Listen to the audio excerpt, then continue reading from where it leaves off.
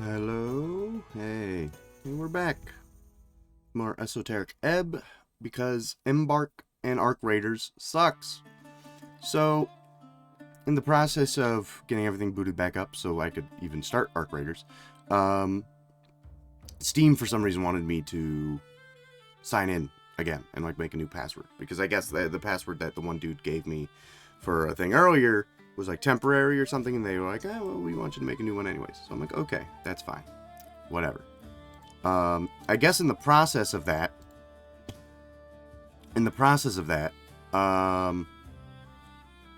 they also were like, hey, by the way, I guess this unlinked me from my Embark account. And since I only play the finals and that through Steam, I guess my Steam was the only thing linked to my Embark. So it was the only thing I ever had, connected. And so their response to my Steam being unlinked from the account was just to completely delete the account. It just automatically completely destroys the account.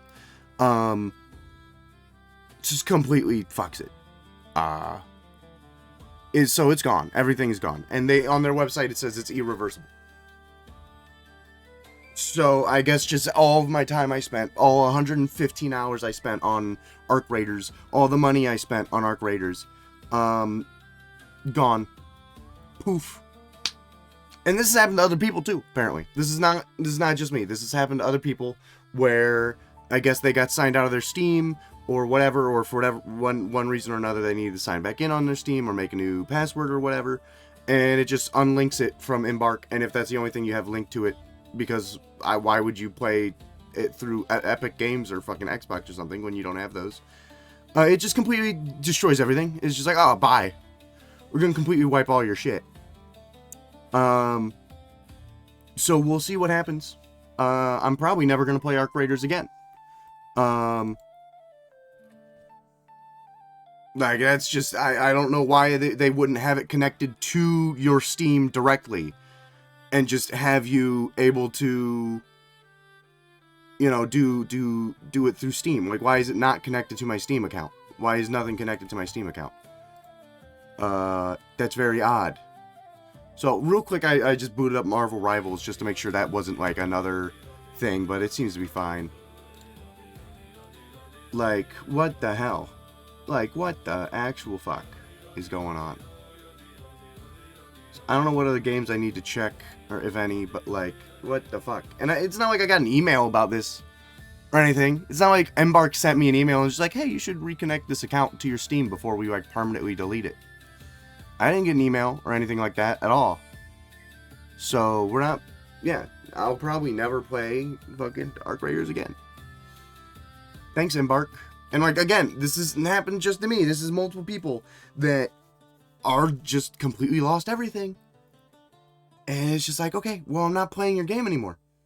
I'm not doing that. I'm not doing that. It's one thing to wipe through the expeditions. I get to keep all my skins and stuff and all the shit I purchased. But completely wiping from fresh, and I have to spend all my money again? Nah, I'm not doing it. I'm not doing it. That's ridiculous. I'm not doing that. So, yeah. I guess we're done with Arc Raiders. And I don't even give a shit to play Marathon. Alright? This isn't gonna be oh, I'm going to the competition now, I'm gonna go play Marathon. I don't care to play that game either. So I'm not playing that either. I'm just done. I'm just so done. And I to be honest, I haven't even wanted to play Arc Raiders in the last few months anyways. I haven't had any fucking encouragement to go back and play it again. So, yeah. I think maybe one other game that might give me issues, I'm gonna open up Fallout 76 and just check. See if it's gonna give me any issues, but I think that's the only other game that might give me an issue.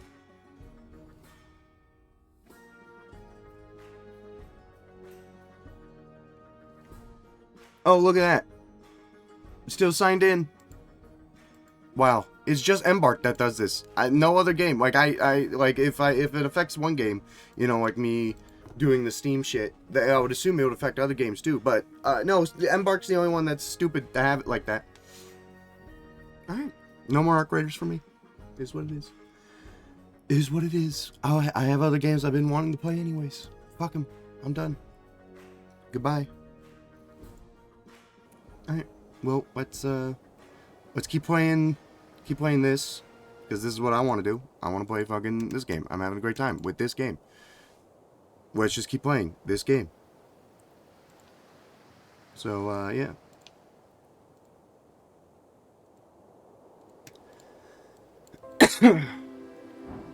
Goodbye, Arc Raiders. Goodbye, Arc Raiders.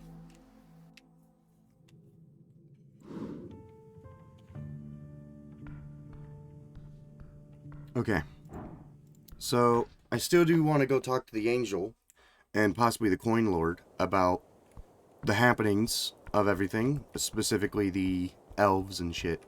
I don't think I'm going to be able to link these two VODs together, so this might be a separate VOD from the last stream I just did, potentially. Where can I find them then?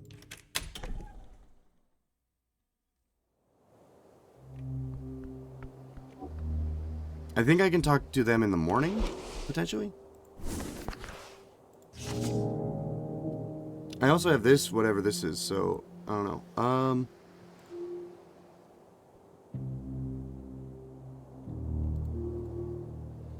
There's a hidden safe in his office in the back of the tea shop. I guess I could go run and open that real quick. So let's go do that. Oh, there's stairs right here. Man, I'm so quick. This is awesome.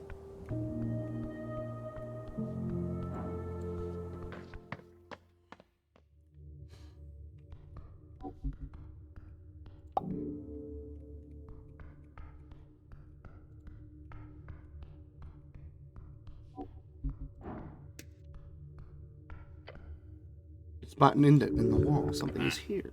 Gavin squints, his eyes going to the hole to you. Pry away the scorched stone. With a faint tug, the wall tile breaks apart, revealing a suit covered but otherwise intact, safe. Right where you said it was. It's one expensive box. That's the type you find in the back of the tea shop. See what the Birdman's got for you. It would contain important evidence. Force it open. You gonna bend solid steel? Just input the combination. Come on, the Birdman told you. Safe is covered in iron studs, having been reinforced by a highly skilled blacksmith. There's a rotating handle at the center. Its position used to input every code. Alright, I entered code. You rotate the handle around the correct positions, and the safe opens up. A layer of soot falls out as the contents are revealed to you. Well done. Well done, clerk. Now let's see what we got. Glance inside. Fire certainly did not reach anything in here. Coins. Grab 101 crowns. Grab the strange rocks. Pocket them all. 3 shards of jor. Grab the exotic container. You grab it. It contains some mushroom dust. A form of light mago drugs, not even illegal, but expensive. Snort it. It's not drugs. It's magical enhancements. Drugs would not be allowed in the towers. No cleric would take such substances. But it's not good for you. No, but it could be useful, and more importantly, you are allowed to use it. The Birdman was into some dank stuff. This will keep you alert a little bit longer. Nasty sludge. Grab the spell scroll. Of detect poison and disease. You grab the scroll. The owner must have been very paranoid to keep this around. Unless you've got nefarious enemies, there's no point in keeping a spell like this around. Interesting. This guy thinks someone's going after him. Technically, we are, but this is before the explosion. Look at the note in the safe. You look at the paper. A single, very long sentence is written on it. Reminder. The third tile to the left behind the painting. If it doesn't work the first time, try 3 more times and the secret passage will open up. Glance towards the burnt picture frame on the right. Now, yep, you can open that secret passage now. Down the stairs of the paper. Right, secret door. And just gotta say, this nefarious shit drummer was doing here, it's a miracle we didn't catch it sooner. Alright, I'm done here. Alright, let's go engage with that. Run your fingers across the surface of the wall. A crack? No, a gap. Follows the tiles. Push. Goes in just a bit. You hear it click.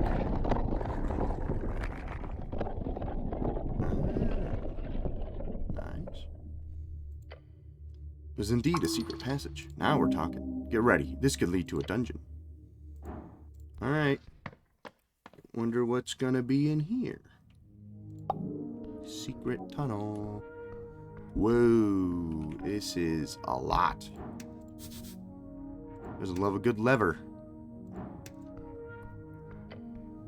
Lever on the wall of this dark chamber. Sure, pulling random levers never ended poorly. It's probably connected with opening an entrance. Gun lets out a single sound, then takes a step back. Oh, Meek knows this. Meek knows this. Pull lever. We'll open secret door. That's how Old Master always put it. Lever equals secret door. You don't want to pull the lever with me, Sneal? No, thank you. Oh, no, thank you. I'm going to assume it will spring a trap or a flood or something strange. Alright. Lever appears stuck. Ah, yes. It's connected with the passage to a tea shop, which you have already opened. Oh, great. Okay, so it just opens the door there. Barely just out of reach. Behind the bars, you see a very, very fancy warhammer. Cool. Looks dwarven. Yes, dwarven. Their craftsmanship is amazing. I'll see a bag of griffin fodder goodies. An expensive treat. Niche, too. Appears almost 100% meat. You could reach it easily. Grab the griffin fodder goodies. Reaching beyond the bars, you easily scoop up a handful of stinky little nuggets and toss them into your pouch of holding. Let us wish, for the sake of everything, that these nasty bits won't stink up all your other stuff.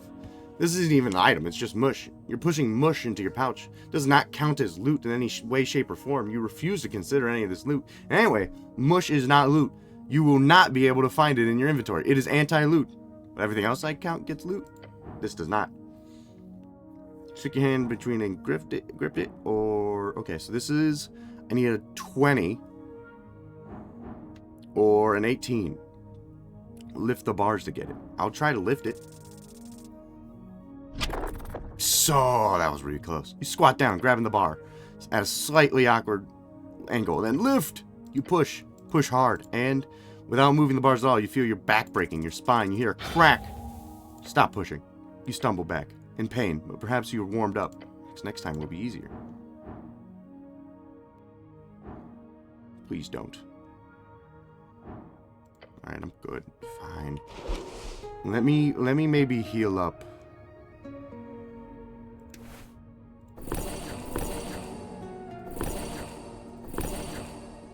That's pretty good.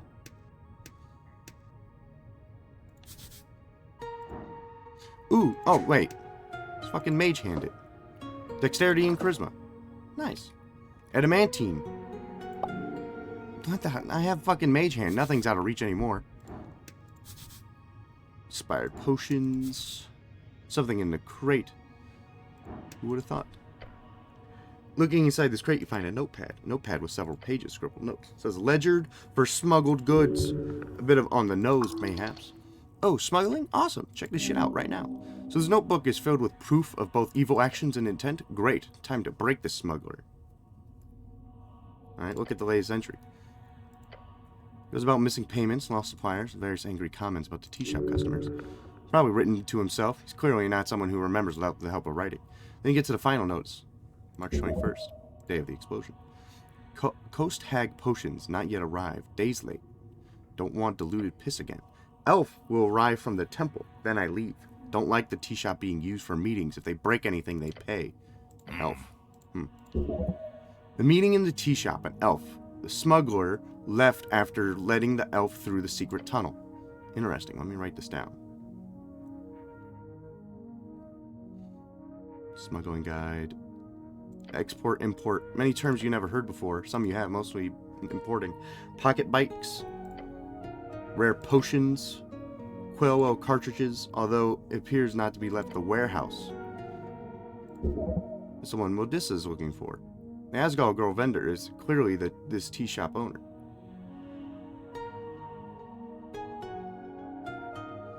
Okay. I'll take it. Start to remove it from the crate. And suddenly it starts to evaporate in front of you. What? Turning into magical dust in your hand. Put it back. Stops evaporating. Take it out again. You can slowly turn to dust once more. Put it back. Stops. I see. Defensive mechanism, an esoteric aberration. It's haunted. Or it's haunted. Somebody does not want it to be used as evidence in a court battle. You have to leave it here. I'll send someone to take a look at it later. Don't worry. I'll make sure not to mention that they should not move this thing just in case. Alright, I'm done here. Several bags. One of them looks interesting. Bag of holding. +1 con, +1 whiz, -1 intelligence. It's barely too far away. Mage hand. You just got ginger drink. Refreshing beverage, blessed by divinity. Why else would it burn so good? Grants minor constitution increase for a week. For a week? Yeah. For a week? Yeah. I'll definitely wear that for a week. Like, that's based. Yeah. That's gonna help me a while. I have a lot of money. Where were those drugs at? Or is it just regular? I think it was just mushrooms. More potions. Potions I can actually use. Peeking inside the lockbox reveals... Oh, holy shit. Okay, something good in there. New helmet. A bassinet, +1 dexterity, +1 intelligence, -2 con. That looks cool. I need to run and use the bathroom again. I gotta go to the bathroom. I'm gonna leave y'all with the music turned up. I'll be right back.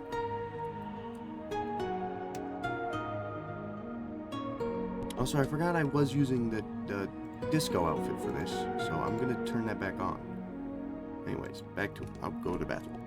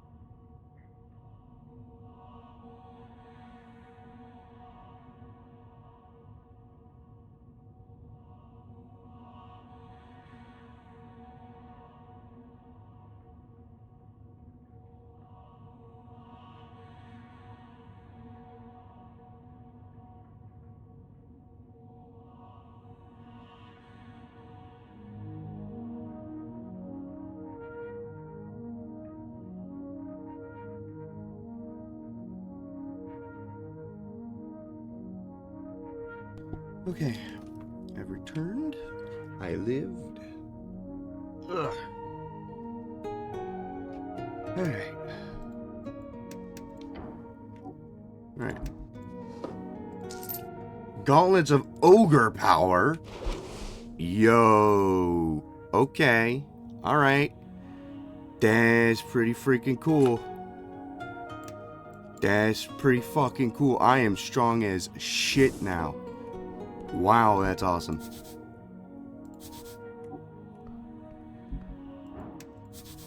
A button. There's also a ladder. Goes down to the pillar crossing. Okay, let's just see where this spits me out. Ah. Okay, so that's where this leads. Let's see what this button does. Button on the wall of this dark chamber. Sure, pressing random buttons has never ended poorly.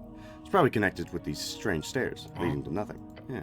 Guy lets out a single sound, then takes a step back. Make knows this new push button will open secret door. I just press it. Okay. You do so, putting a fair bit of force into it. As you do, groaning sound fills here. The passage opens at the end of the stairs. Logically, this would lead to the Temple of Earth, right?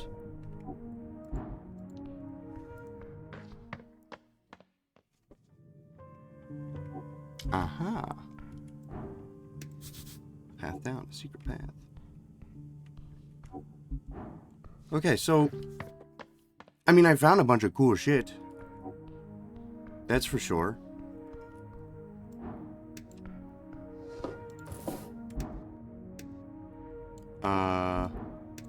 You know, look at these expired potions. Check inside the crate. Potions. Several layers of them, wrapped in decent papers. Are they all spoiled? Appears so. Why they're all here together, though, doesn't make any sense. Check the box. Nothing interesting about it. Except for a tiny carved-out marking of a bird. Check the water one. A bunch of internally fizzing red flakes. This fucking thing's popular with the upper class. Pretty bad for you, though. Maybe how come? Are they cursed? No, it's like... It's not like they don't work. They work fine. He shows you a label. Potion of low body fat. It's, what's it called? A transmutation. People use them to stay fit and healthy. But unlike customized polymorph potion, they just shift around your nutritional intake. Ends up killing you slowly if you drink too many. That's why they're not legal to import or sell here. You know a lot about this. You might have read an article about it at some point.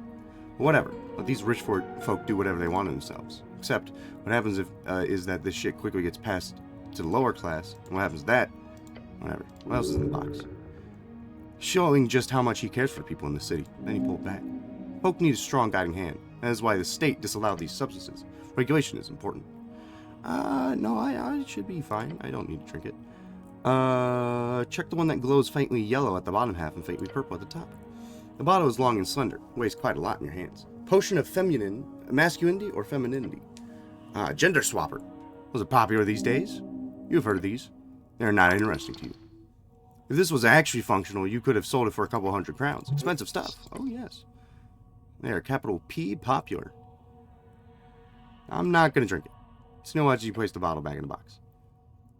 Check the clear liquid bottle with a tiny label and several clear white eyeballs inside. You lift it up and hold it in your left hand. The empty bottle is light and the cork is in your right.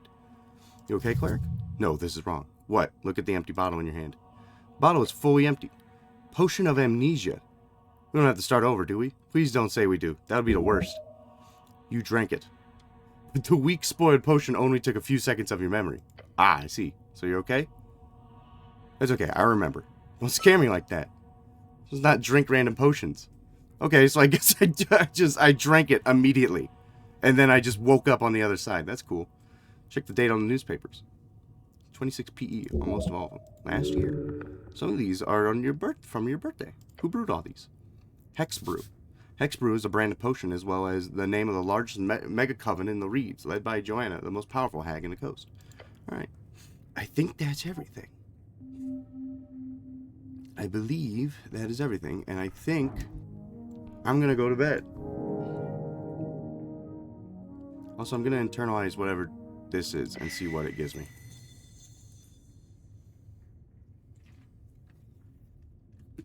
Hey! Doing some great work out there. I'm assuming this is about the asking people about the election thing. Oh, hells yeah. You know what that makes you? A herald. A democratic herald. Doesn't that sound nice? What does that mean? Someone who spreads the word. Someone who gets people engaged with the democratic process. Look, this is what the new world is all about. People talking to each other, sharing ideas, debating, listening. Every conversation is a little spark of democracy lighting. And you're fanning those flames. Here's the thing. All that talking, it's energizing. When you engage with people about what matters, when you get them thinking, discussing, caring, it fills you up, makes you feel alive. Tell me about the Democratic Herald. Every time you ask someone what they're voting for, you feel an urge of vitality. It's excitement of democracy in action. You gain 1d4 hit die every time you ask someone what they're voting for. Here's the thing, all that talking, it's energizing. Yeah. Wait, I don't get any other choices? Great question. In this case, you're just too aware of the fact that you absolutely have no chance of ever subverting, changing, affecting this particular democratic process. You obviously can't stop yourself from spreading the word, no matter what that word is. So here's the thing, all that talking, energizing. Alright, I'm ready. That's a spirit. Welcome to the new world, Harold. Alright. Cool.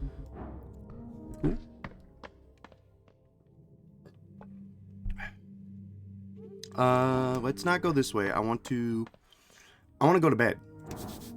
So that way I might potentially be able to talk to the angel lady. Just to, like, have a chance, you know? Because, like, I need to find where this secret door is. That's, like, my next big step. I think I've gotten everything else.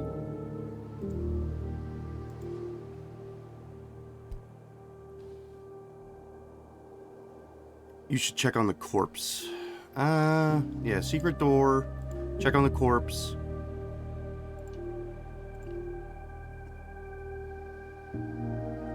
Speaking to the Valkyrie some more. Are things I need to do.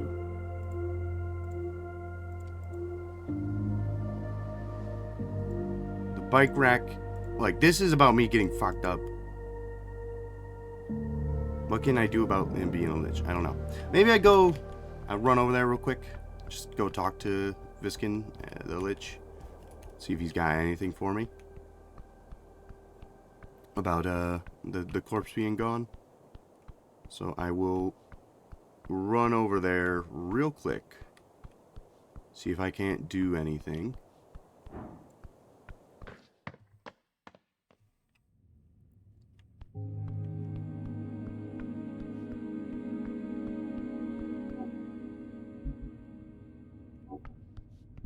No, I don't think so. I think I do have to wait. I think he's sleeping. Alright.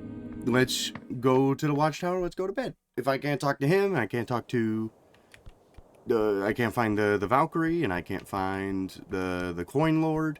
The Coin Lord still wants to keep this hush-hush.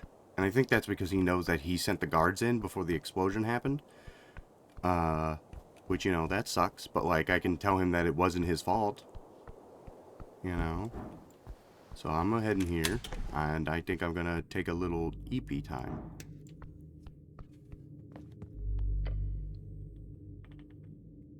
Can I go to sleep now? Yes, body's weary. Yeah, let's take a long rest. Head out. Have a good one, Sneal. Take care.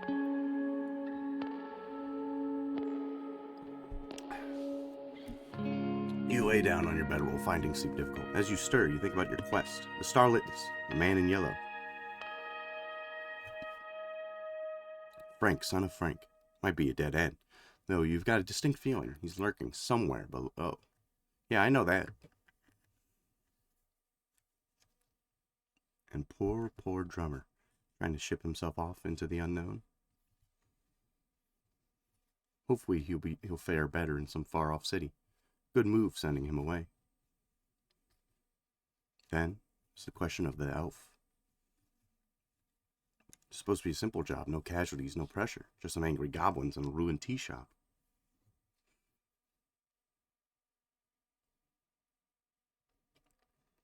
Now it appears to be anything but. There's also the hag. He says suspicious, but beyond her natural hagness, nothing seems to point in her direction. I could go talk to them again, too. So many loose threads, but don't worry. You've got time. It's time to delve deeper, past the below. Among its many secrets, some path has to go deeper. That's what I'm thinking, but I don't know how to get deeper. Before you know, 8 hours has passed. You successfully complete your long rest. Hey, Angel's here. Good, because I do want to talk to them and report kind of what's going on. Whew. Day 3. Another day full of trouble. The end is near. It's time to open your heart. The people of Tulsa cry out for you. You really got to finish this today, or people are going to talk. I have so much stuff to do today. Hells yeah, brother. Time to get to work. Alright. I can't reach that, but if I mage hand some crowns and river droplets. It's cool. Hey, I really got to talk to you about what's going on. Cleric. She's still working on detailed notes. Her halo is spinning around her head. Get to know her better. It is time. Become the man you are meant to be. Speak with the angel about religion. Strength +7. Okay. Pretty good. Woman served Earth. Why? Woman of her caliber, a great celestial of the West. She's bound by some oath? Of course, an oath to serve the city, even beyond his death. She is a sister to the cause. Ask her why she's here. Raise your head. Angel's many eyes focus on you as you open your mouth. Why do you remain here, serving a city of men? She stops her work. The floating papers begin to move out of the way, and the angel descends ever so slightly. It is. She grits her teeth and clenches fists. First time you've seen her perform any kind of physical exertion. Holy shit. Timiasto Rzi Rozimskev. The city has lost its head. A city of fools! You're like, Shake. You stand before a goddess. Stand your ground. Face her. Do not lower your head. The celestial faces towards you.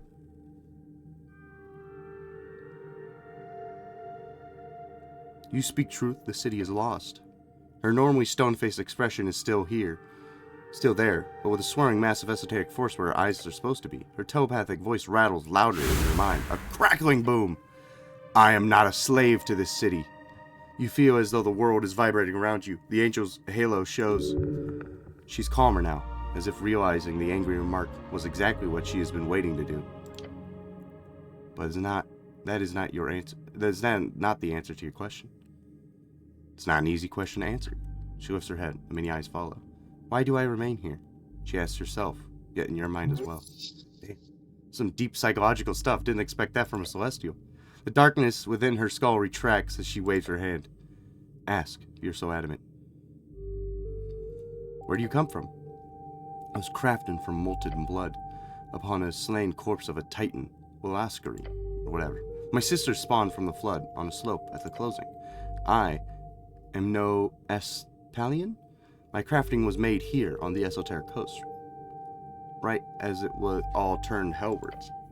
I was forced, I learned, so soon after my first light. She lapses into more dated language when she recalls her birth. This is the life of a celestial. That's where I come from, the eternal battle for the Holy Mountain. Holy Mountain is a short name for the singular infinite mountain set across the coast of Divini Torum, one of those natural world wonders or whatever. So you're very old. You could work with that. I am young, by contrast, one of the youngest among my kin. A colorful storm dances within the hole of her skull. Those before me, they were the ones who actually arrived to this plane. They had no concept of time. Many mortals say my presence is alien. Older Celestians are alien to me. So she's like kind of outcast by everyone. How'd you meet Earth? She's not answered for quite some time. Ominous. At sea, I moved with Yamin Explorer at the time on her airship. Let her continue. I was an official gold dispatch. My job was to watch Mian's movements and report my findings. while acting as an official witness. After a year of travel, the ship went down in the ocean and accidentally flew into its frozen pocket. Oh. I stayed near to watch the disaster as my duty to report. She is quiet for a beat. 20 crew members died on the impact. The other 12 gathered on the wreck. They called out to me, pleading, as they froze to death. I did not have the authority to interfere, as was the Golden Horde's foreign affair edicts at the time. She obeyed. She followed orders. That is good. Horrible. Once the voices were silent, I left the wizard behind. Why would you not attempt to save them? I had orders. Why listen to such bullshit orders? She does not answer your burning question. Instead, her voice simply echoes in your mind. The storm raged. Before making it out of the pocket, I was struck by lightning. Lightning? Yes. And you lived? Her many eyes laid upon her right arm, held out opposite of the floating shards on her left. That is when my wing broke. I fell into the depths. Every angel cannot withstand nature's fury. Even an angel cannot withstand nature's fury. That should have ended me, yet the strings aligned. A fleet of humans were traveling through the rough Ascani waters. Earth. A human god saved me. That's how I met him. I did not join him in his struggle with the low creatures of Ziki, Zimi, Yorisanki, yet in time I served. What was Earth like? You know. You have your tales. I want to know what you thought of him. You see your many eyes gaze into yours. He was meek. Meek? Ah, another meek, sorry. Kind. Reluctant. It was his weakness and his strength. Your god was a complicated man, cleric. He did terrible things. He performed great deeds. He was just a man. Is that your actual view on him? She considers your question for a few seconds. Yes. He built his city in his own image, for good and for ill. How long have you been here? I served him for a minuscule amount of time, approximately 49 years. That's almost the entire existence of Norvik. Almost. We view time at different lights, cleric. Remember that. White Arrow. I am a senior member of the Earth Guard. The Patriarchs set my assignment. I am following orders. Patriarch. Top clerical rank of Norvik, different from the Lord Patriarch, which is traditionally an administrative leader of the city. Only a dozen men currently hold the rank. They manage a section of clerics at each towers. I am head Nicholas Darrow's defense. I head Nicholas Darrow's defense along with a handful of rotating guards. It's not a difficult appointment. Why listen to the Patriarchs? Many eyes look away, focusing on the pile's documents. I have nothing else to do. I'm looking for meaning? Meaning. She looks back at you. Call it what you will. I am here for now. Why not go back to the Golden Horde? Do you believe them to be better? Shrug. The Horde consumes and subjugates. At times they were fractionized, splintering into deadly war bands. Usually by some divine mandate or plot, rather than similar motives of civil wars of mortals. Her telepathic voice changes to an octave lower than before. I was a cog, outside, or inside. I could not see the contraption outside, it is clear. They are a machine, built for divine incursion. One ended millennial past. She damn Conchi? Didn't expect that. Okay. I just nod. I don't know what that is. City's not a machine, it is a living, breathing thing. One that may dance or sing or run off a cliff. There's something good about that. Freedom, baby. She prefers earthfolk and way of life. Do all celestials look like you? No. Too bad. She turns her head away from you. Ah, of course. Come on, that was a decent line. That was good. Celestial creatures are amorphous spirits built upon energies of positive. We shape in time. We form by purpose. Some of us fast, some of us slow, some by physical means, some by spiritual. Celestials are even more diverse than their opposing devilish cousins. Well, I think you're pretty. Not a single one of her many rotating eyes meet your gaze. Aesthetically subjective was not in the discussion, cleric. Please refrain from using such language. She attempts to stifle your manhood. It will not succeed. Simply reiterate your position. Her reaction? Is she flustered?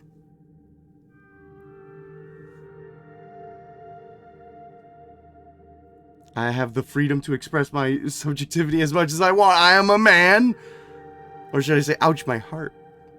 Ouch, my heart. You are hurt. She stares at the wounds less as a question despite being one. I'm fine. Don't you worry, sweetheart. Don't you worry. Sweetheart. Ah! Sweetheart! Why don't you call her a broad while you're at it? Do not do that. I'm sorry. Okay, hold up. Let me try again. Let me try again. No, come on. Come on. It's cool. It's cool. I'll die a little bit. But touch my heart. Don't worry, everything hurts a lot these days. Okay. I don't know what else to ask. Move on. You have not inquired about assistance. Assistance? The tea shop. Alright. Forgot. You forgot about the tea shop? It's the only reason you're here, man. It's your job. Don't fuck up this paycheck, too. She then descends slightly. You can almost look at her without bending your neck all the way back. This incident is to be investigated entirely of your own accord, cleric. I will not interfere. However, my duties include keeping watch over the ruins, the city below. Are you entering the lower parts of Norvik? I've entered the dungeons, yes. Good. If I find the time, I will assist you, cleric, in the Undercoast path. There has been interest in dealing with the dangers entering through that trail, and should be dealt with once and for all. Glorious. Dangers? She stares at you with many eyes. What kind of dangers? Monsters? Even when explaining these things, she may feel are ominous. She has an immense amount of patience. She continues, enemies of the state, a type that festers. There are many. You will need to be wary. Meek, see many bad things come from the dungeon. Always bad thing. Angel is scary. This will help. All from dark is scared of burning light.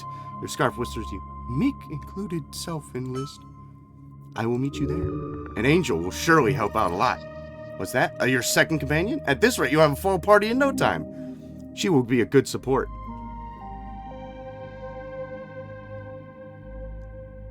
That's kind of you. I really need the help. I assume so.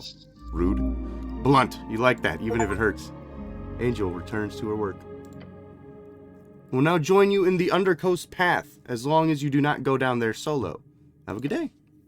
Yay! Alright, then I probably will be doing that.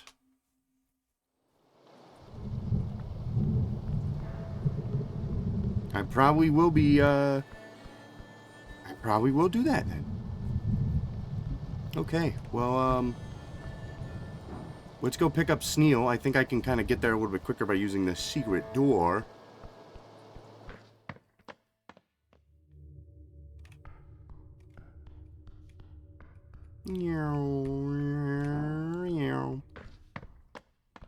Yeah, fuck yeah, dude. Based. I have to figure out exactly where to meet them, but fuck yeah. Right, is that Sneal? No, RNA. I think this is Sneal. Yes. Let's go pick up Sneal.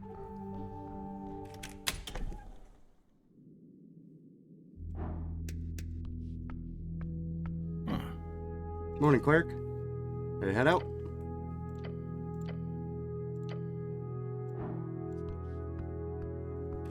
All right.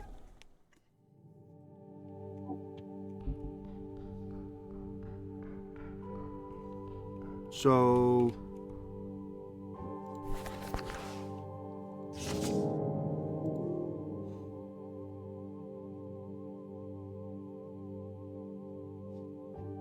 once you reach far below the city, which is, I mean, where I have to go anyways. So maybe they can help me out with that. I just need to find out where to pick them up.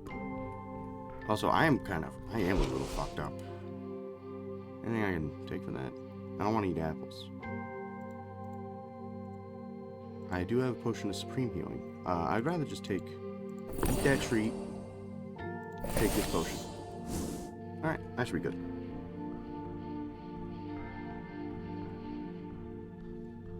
So, Goblin Garden. Path to Tolstad. I think the Goblin Garden can lead me to the Underdark. Not Underdark, but Undercity. I think.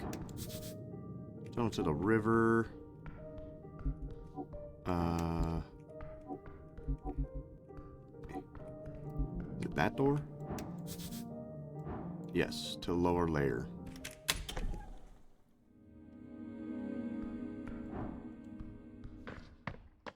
This is the most consistent way I know to get down.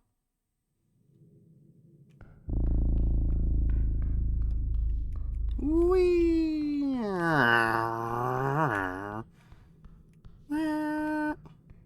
Hey! Porcelain Inspector hangs delicately in the air before the pillar, her face lit up by the dungeon glow. Cleric. Sneer. Yo! Ellen shoots her a finger gun before quickly retracting it and taking a step back. Finds her horrifying. Wave. Her halo spins slightly off her head, eyes gazing up and below. It changes. It is in constant flux. Yeah, I've heard. Day by day, little by little. What remains constant is the tamed quarters, the halls people wander.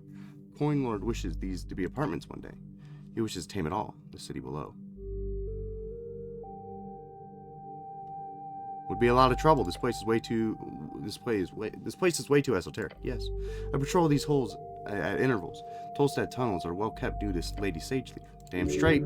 He looks proud. However, Tolstad is a strange case. The pillar acts as a beacon, a center for esoteric activity. She places a cold porcelain hand on the stone. Cleric, do you know how far it goes? It will hurt you. It will hurt if you admit it.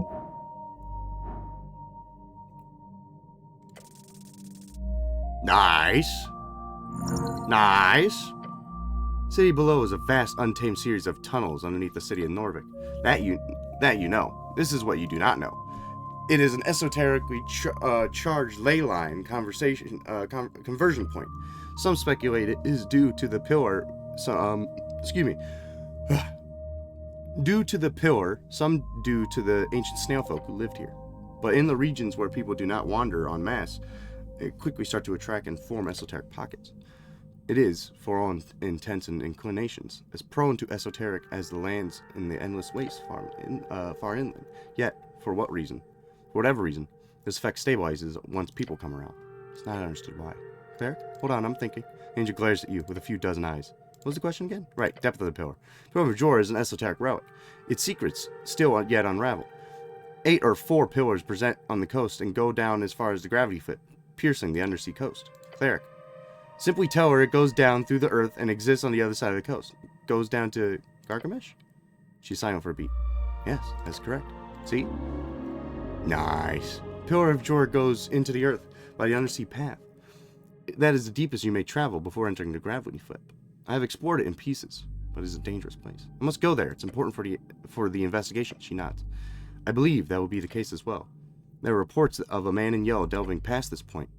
Same man in yellow who was reported at the tea shop. I really need to get down there and check it out. She nods again.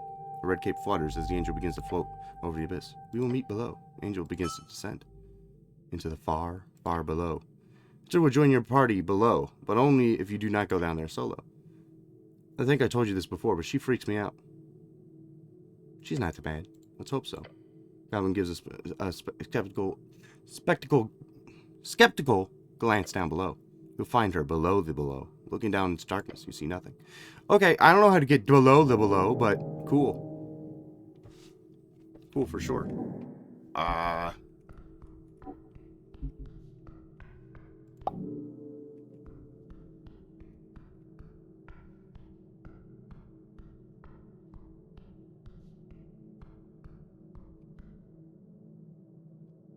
Was what? I don't know. I feel like it has something to do with this book. Doing something wrong.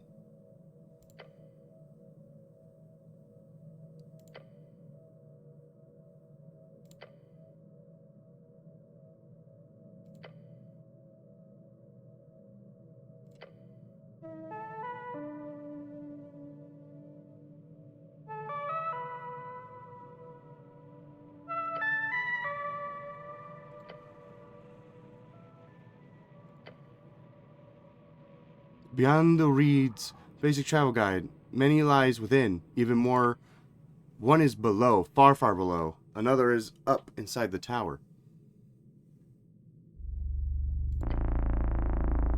Okay, so I know that it's below. How does one get the below?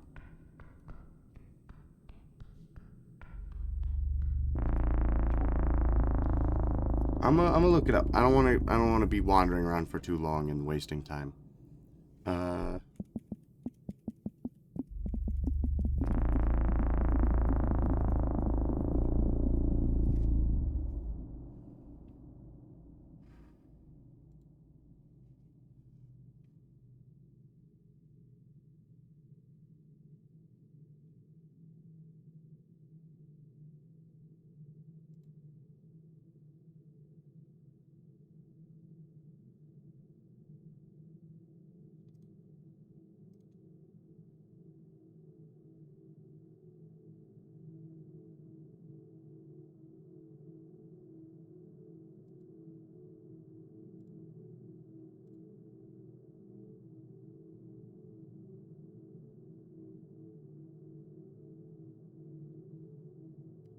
Detect spell.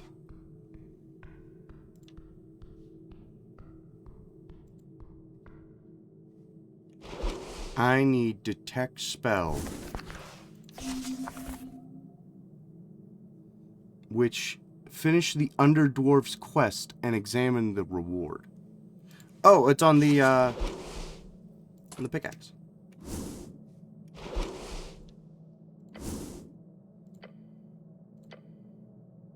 We use to cast detect secret. Secret. Then, as if snapping into position, esoteric force pushing it point forward. About 3 seconds, it holds perfectly vertical alignment. Okay, let's figure out how to extract the spell. It's nothing like your regular memorization. Spell scroll or codex is often nothing more than taking the original content and transcribing it, putting various esoteric stages to memorize the process.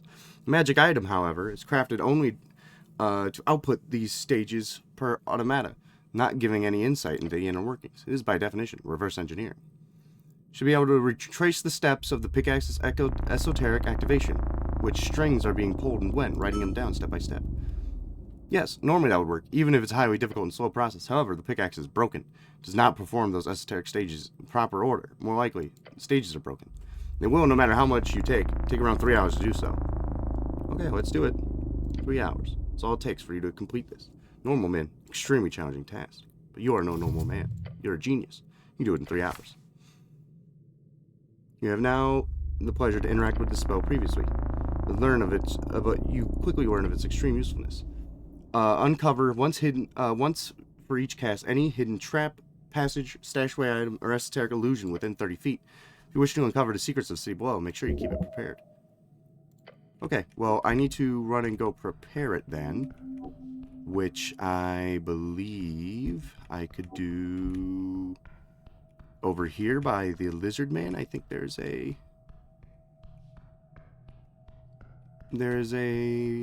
spot for me to pray.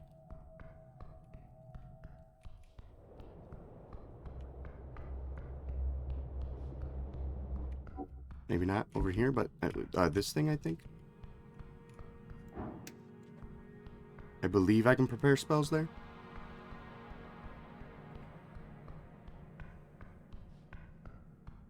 Because I know there's a secret door there. I keep saying, what is that?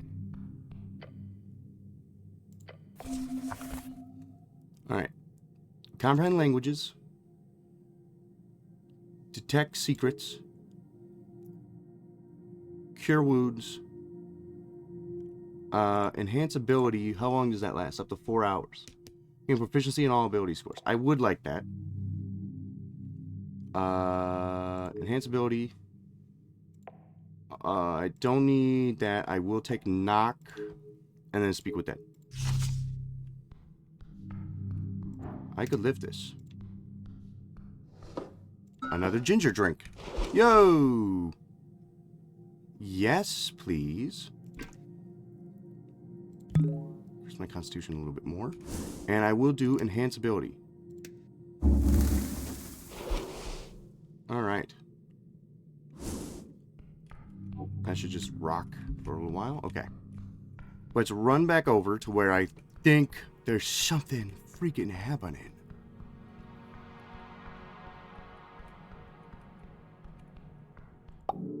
Turn on my light.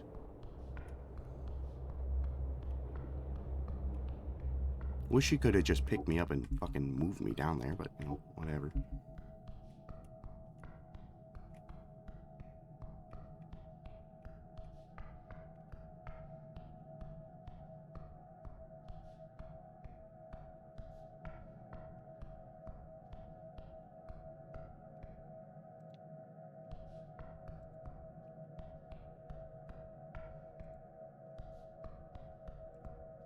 Okay, where do I cast it?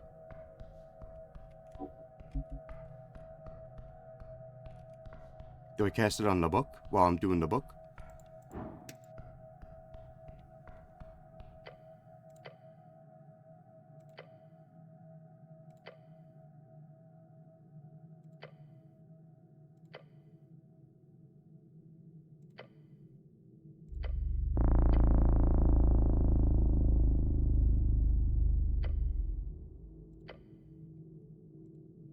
Hmm.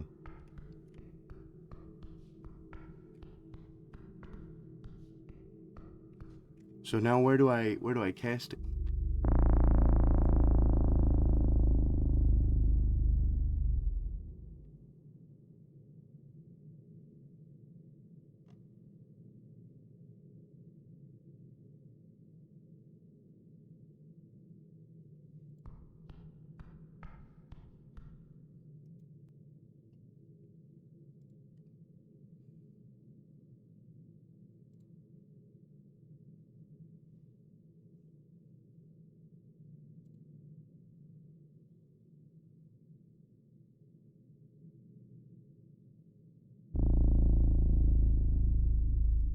Okay, so I'm gonna go back to day 3 then.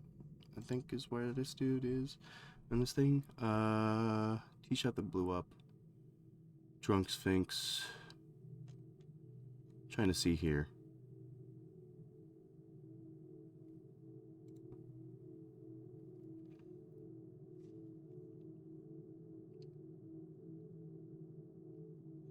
We'll join you at Keeping Familiars. Yeah. Esoteric artifact that will locate any book. If you write Book of the Mind, 6th edition by Kivix, a door will open. You are now in the living library.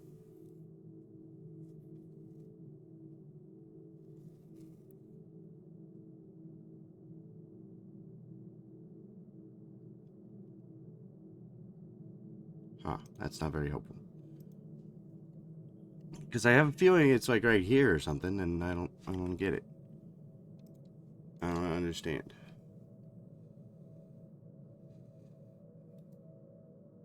Like, is it, I need, because like when I walk through it, it gives me something.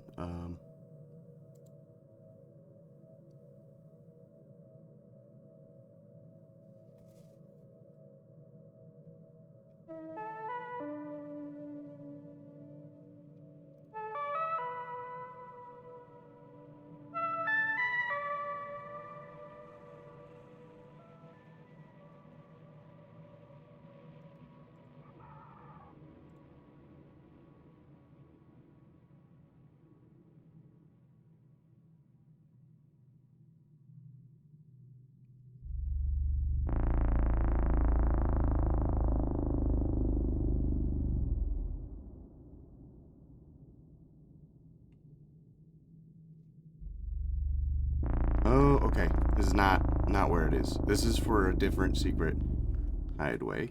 But it seems like I need a wisdom check. So I need to crank up my wisdom. Okay, +1 wisdom. +1 wisdom. +1 wisdom.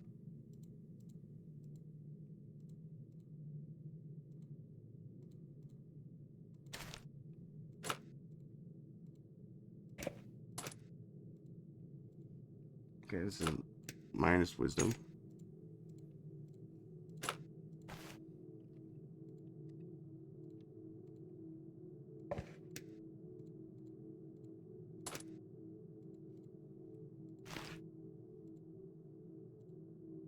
Scroll of detect poison and disease. +1 con, +1 wisdom. That is actually a real good one.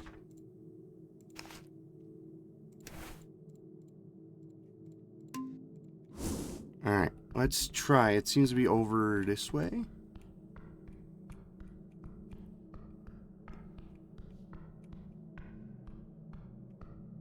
It's right here.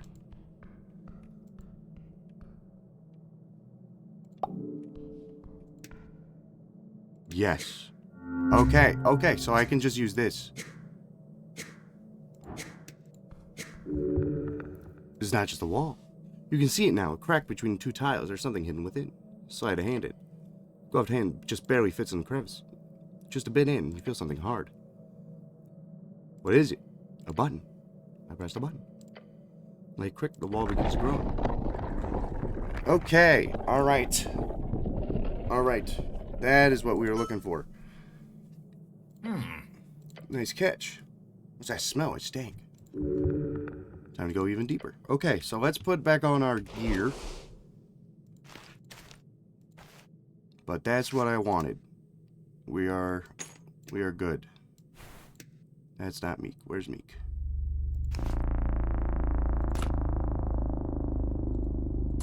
We're gonna put on this one, Strength and Charisma. I like that one. Weaponry, let's do Dex and Charisma. Where's my good pal Meek? Oh shit! Another masked assassin! Seemingly out of the air itself, a masked figure appears. Master! Bad vibe! Behind! The intimidating shadow stands ready with a dagger in hand. Coward's weapon for a creature who prefers a sideways fight. Ah, shit. Not this again. That's an assassin. His eyes fall on the dagger and he immediately reaches for a sling. Let's go! 17. She got a nat 20? Okay, so did my boy.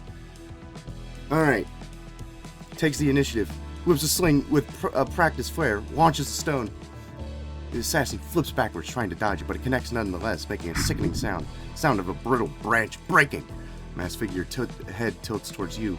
A flick of the wrist, a quick motion with the hands, and dark energy surrounds you, but only in your mind. You feel a deep unease permeate your bones just as the assassin hurls a blast of sickly energy. Ooh! It lands square in your chest, causing an eruption of pain. That easy feeling turns you to a sensation of needles stabbing you. The assassin intends to use distance between you to their advantage. Focus. Throw something at him, anything. Look, obviously, you have to get closer. Cleric, there's a hex! Okay. +7, throw something at the attacker. Steal yourself. +1. Yell something surprising under the effect of enhance ability. Close the gap. I'm gonna throw something at him. I got a +7. +2, you die. Yeah, dude, you're fucked. Oh, ooh, hey, I got lady thingy. This is a lady. Grab a handful of... It's a clod of dungeon dirt and moss. It speeds through the air and explodes in the assassin's chest. The masked one looks down at the dirt, seemingly checking for injuries. They are surprised when they find none, but you do seem to rattle them by the experience. Playtime's over. You will not allow some filthy sneak to kill you. You are in danger. Cleric, you've been hexed, he yells the goblin, whirling another stone. The stone misses the masked one. They glance sharply at Sneal. The masked one once again lifts their hand, shooting a versatile blast. You endure the pain the best you can. Oh! Fuck you, I live. You need to get up close and personal, move forward within the reach of the assassin. That's enough, that's perfect. What are you gonna do? Okay, so this is a fucking warlock or some shit, dude.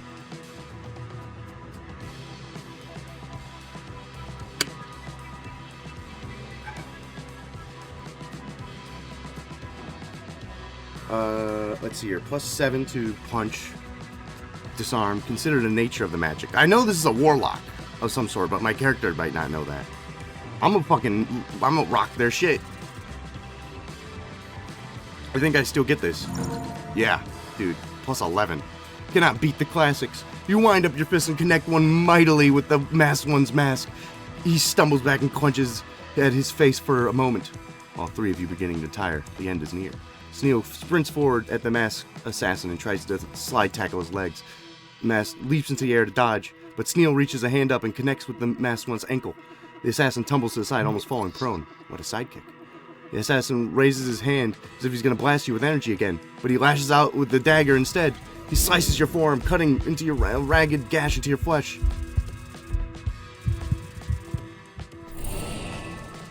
Again, the pain of the hexes usurps its grasp. Oh my god.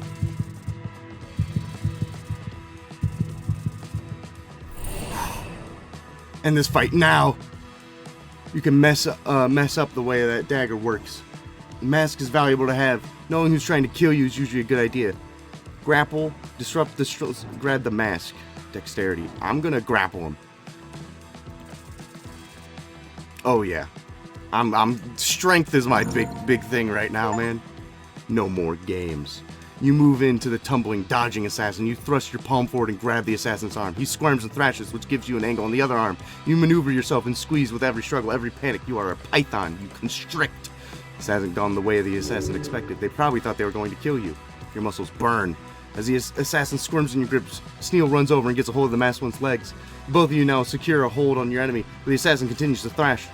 The assassin puts both hands on the dagger and channels a swirl of green energy into it. He slashes at you with blade, connecting to your torso. A horrific pain follows, striking you even deeper than real physical damage. Great. I mean, that sucked, but like, yeah. Let's try that again.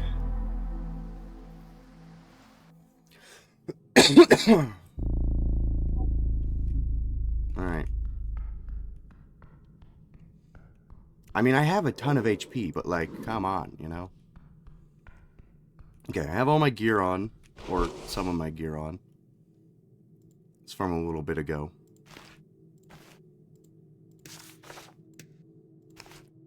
I want a blade. We're gonna do...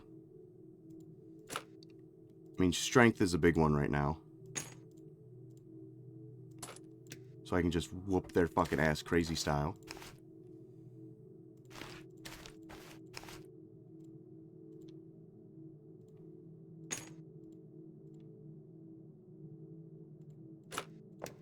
Bucket time. I'm fucking maxing out my strength crazy style. We are beating the fucking shit out of this jabroni. Alright, do we have enhance ability on? No, we still need to go and replace our spells. Fuck, that was before that. I wonder if I can cast inflict wounds in the fight.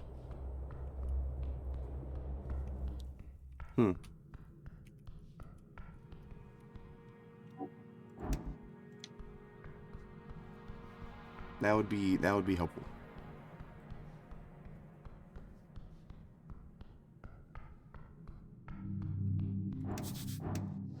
Grab this. Oh, did I not grab it? Drink it.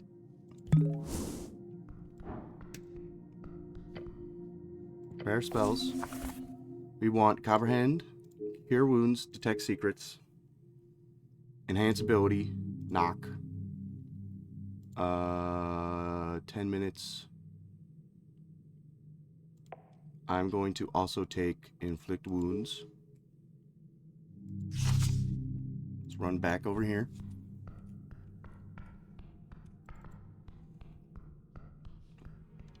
Let's Enhance Ability.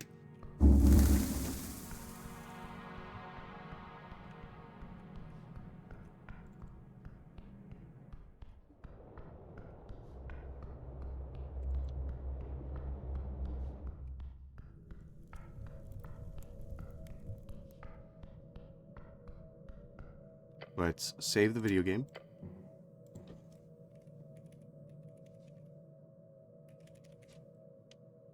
Assassin dies today. This is the second time they've done this shit. Open.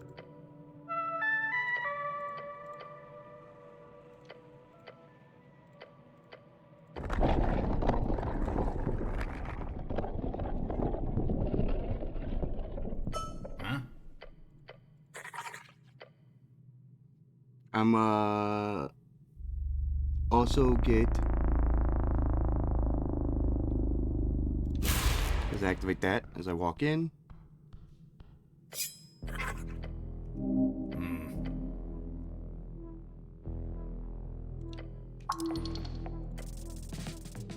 13. Not great. They're still gonna... Goblin goods go first. Same kind of order.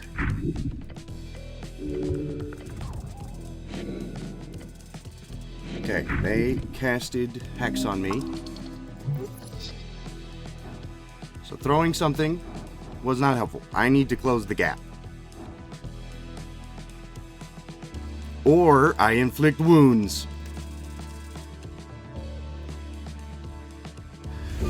Bam!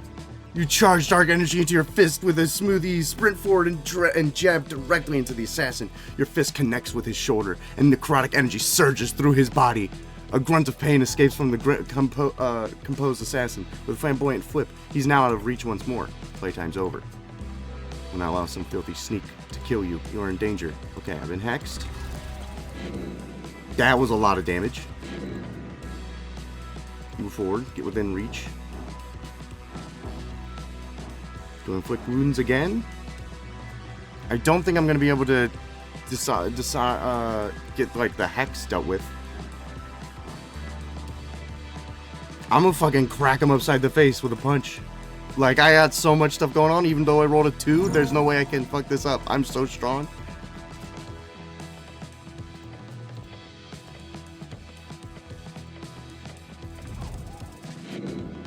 Okay, Hex is gonna drop me to death's door. 17, 14, 8, sit 19. Alright, I live.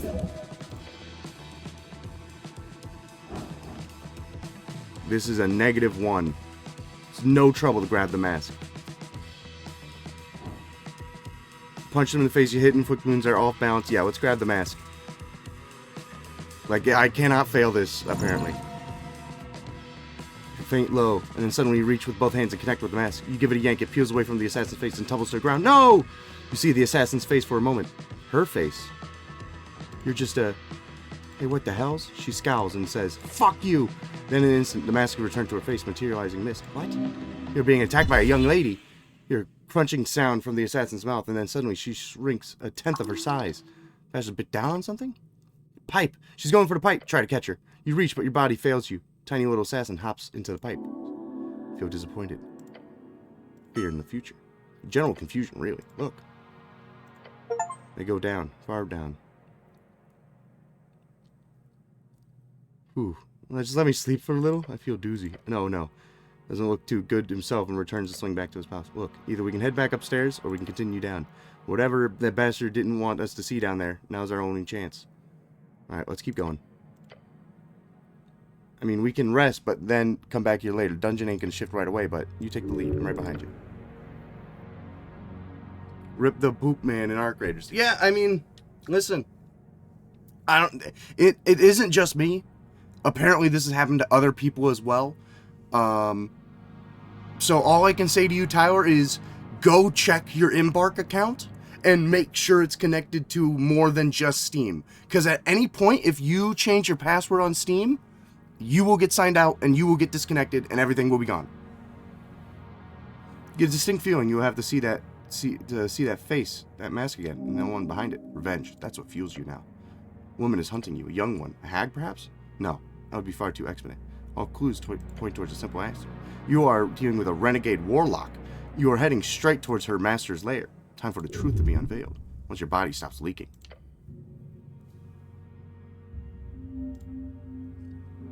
Do have it connected to everything, thankfully. Yeah.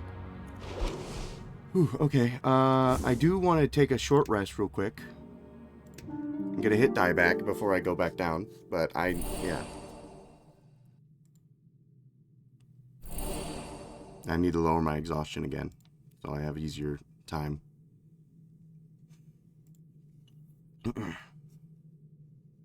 Cool. Alright, and then I can go from there. Let's heal up. I do have a lot of potions of healing. There we go, all but one. That should be good enough. So, Warlock Lady is trying to assassinate me.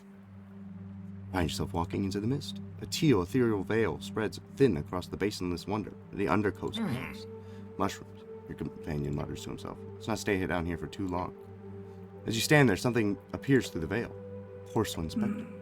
Shards of her broken wing gently flutter in the damp chasm winds as she descends from above. It is vast, the center line of this realm. Lovely to see you again, Lady Angel. You too, human man. Is that a joke? Angel spins around in the air and places her hand on her sword. Nescus Boski Witchery Paja, the upper hollow ridge shall be explored. Her words invoke power beyond mortality. Valkyrie completed. Let us dive, cleric. She's joined you as a companion. She will follow you while you explore the underpath and beyond. Bow your head in respect. Yippee! She's not exactly the most talkative person, but damn if she's not useful. Let's try and keep on her good side, alright? You have any info on this place? Yes, Claire. Beyond the pillar lies a complex Tunlin-Catly origin and its wicked aura. Down that path, there's an esoteric pocket of the biome kind. Alright, let's head out. Alright. New area, new party member. Let's ride. Things are gonna go great. Let's get the light on. Hey, you can walk here. Whoa. Whoa. Whoa. Whoa. Okay, there's nothing here. La la la. La la la la la. Labyrinth ahead. Okay, seems like the only place for me to go. Stand before an entrance. Beyond, you see dark tunnels, winding passages, and forlorn chamber connecting to them all. Seems like one of those paths would lead down. This is correct. It's the only way to safely get down. Alright. I got nothing better to be doing today. Musky air invades your holes of your helm. Not lingered here, okay? This is the exact type of place where poor clerics get gutted by enkhegs, gricks, or what are those land shark things called again? Bloot. Land shark predator. They burrow through the air with intense speeds, known to invade Norvikian streets at times, taking many lives in the process. Those were in Baldur's Gate. You fought a bullet. Yeah, one of those. Alright, which way, cleric? Through the fallen hallways. You move through the collapsed hallway, stepping over rubble and rotten timber. Watch your step. The floor is uneven, treacherous. Some debris everywhere. Ancient construction fallen to ruin. Clicking sound echoes from the halls. Ah, fuck. Move! Trap! Master, it's a trap! Before you can make another sound, the floor gives way. Nice. Angel grabs you by your uniform and throws you. You roll into a roll across the broken stone. Blades whistle past your wake, missing you by inches. Ah, shit, that was close. Goblin takes a breath, as he too managed to move to the side. Pick yourself up, breathing hard. Passage is clear now. The trap is spent. Find yourself in a low-ceiling chamber. Water drips from everywhere above. The sound echoes in the enclosed space. I think we're close. The goblin is correct. You can see a light flickering from the passage ahead. The exit! However, there's another path, descending into darkness.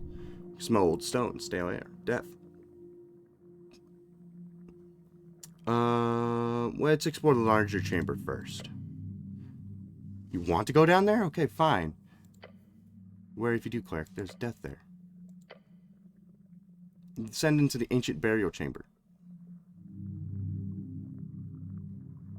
Walk through the cracked entrance. The doorway appears to have been sealed for millennia. How strange. It's not been pilfered before. No one must have found this for over 1,000 years. Stillness, heavy with centuries of disturbed rest. Your footsteps splash in hollow water. Pools on the floor, ankle deep. Chamber is vast. Columns of carved stone rise into the shadow. Snail motif spirals. This is a tomb. Tons of bones. Look around. Don't take too long. And an altar at the center. And a mummified corpse. Not human. A snail. A giant snail. Careful. Its shell is crystallized, preserved. The body itself is wrapped in ancient cloth, covering in strange runes. One of the appendages is extended, held out in its grasp. A ring, entirely silvered. Examine it more closely. You step forward. Water ripples on your feet. Okay, look around the chamber. Other snail corpses. What is that thing? Dead snail? Really, really big dead snail? It's also holding jewelry. Yeah, that too. Great observation. Make a decision. You stare at it. So, are you gonna take it? I take it. You reach out. Gauntlet closes around the ring. You pull. Slides free of the mummified grasp. For a moment, nothing happens. Look at it.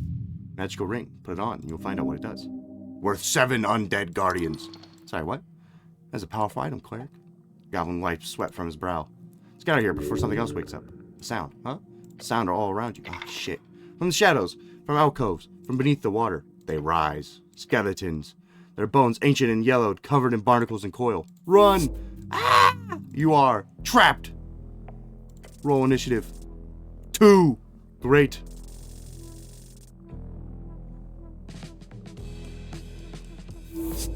This is bad. This is very bad. There's too many. Goblin draws his sling and lets stone fly.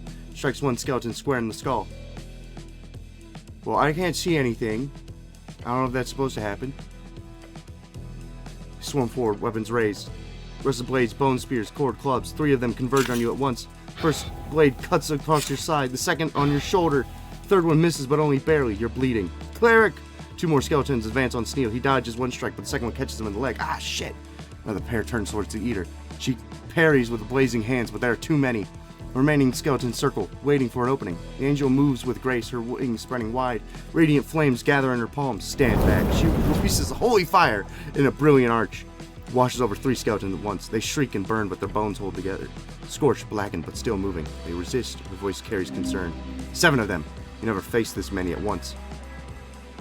Death surrounds you. Look for a pattern in their movement. Dodge and weave. Swing at the nearest one.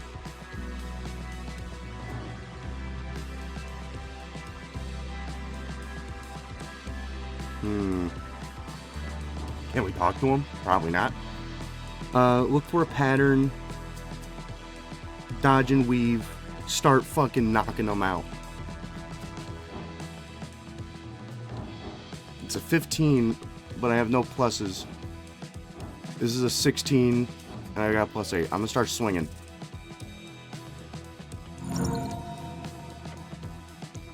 Your mail fist crashes into a skeleton's ribcage. Bones shatter. The creature collapses, 1 down. Shit, 6 more. Shit, I don't think. Still surrounded. Tide might be turning. Sneal's wounded. You are wounded. You can take it. Bring on the abominations. I got an idea. Goblin rushes forward, sliding between skeleton's legs. He emerges behind and kicks one hard in the spine. He stumbles forward, knocking into 2 others. Now, while they're clustered, the mass of undead presses in. Braids from every direction. You take hits. Multiple hits.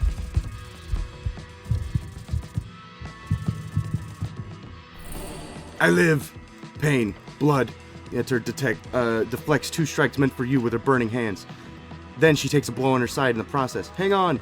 The angel's flames burn brighter now. Desperation fuels her power. She sweeps her blazing hand in a complex, practiced motion. The searing radiance catches multiple skeletons. They stumble, burn, but do not fall. Too many opponents at once. She's breathing hard now. Even angels have limits. We must retreat. One more push. You can end this. Your arms are heavy. Your breath comes in gasps. You need to end this or run. Charge through him.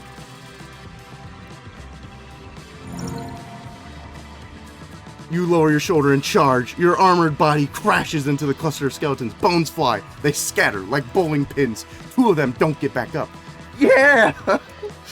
But 5 remain, and they're closing in again. This isn't working. Run! The angel's voice cuts through the chaos. She's right. You all know it. This is unwinnable. Fall back now!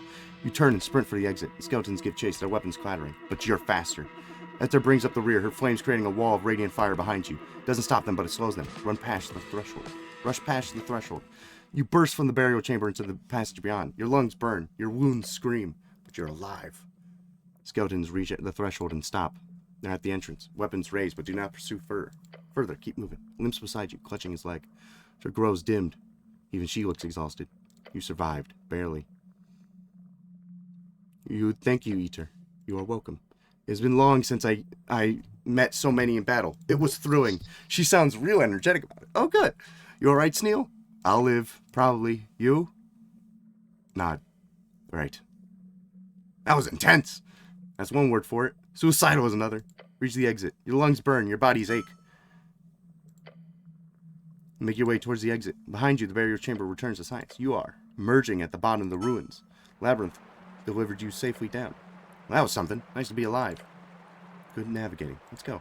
Well, I thought I was going to come down here first before going in there, but, you know, it is what it is. What was it all for?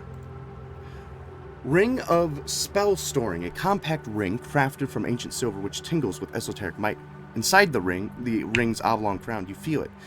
You know there's a hidden scroll which has become inscribed within the spell's ring stores. It has 5 charges. While equipped, you may expend charges to cast spells if you do not have the spell slots available. The amount of charges needed is relative to the level of the spell. It regains 1d4 charges each rest. You have no clue how many charges are in the ring at any given time. Very confusing. Oh. I mean, I don't really need it. I don't use my spell slots very often at all, but cool.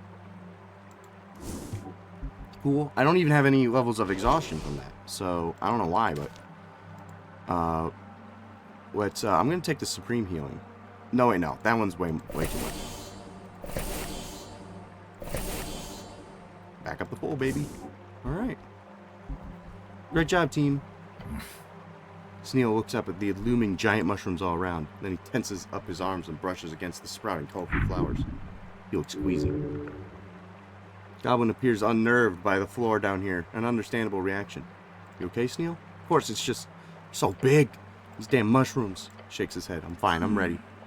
Your angel companion gestures towards the overgrown road, leading down into the mist. This is the Undercoast Pass, a trail which leads to the gravity flip, and further even still. That deep, we should not travel. Let us proceed cautiously. Meek has not seen so big dungeon in forever. Reminds Meek of Colony. Colony was placed like this. Oh, so your colony was way beneath the city below then? Yes, or Meek thinks so. Old colony, many plant, many rock, wet too.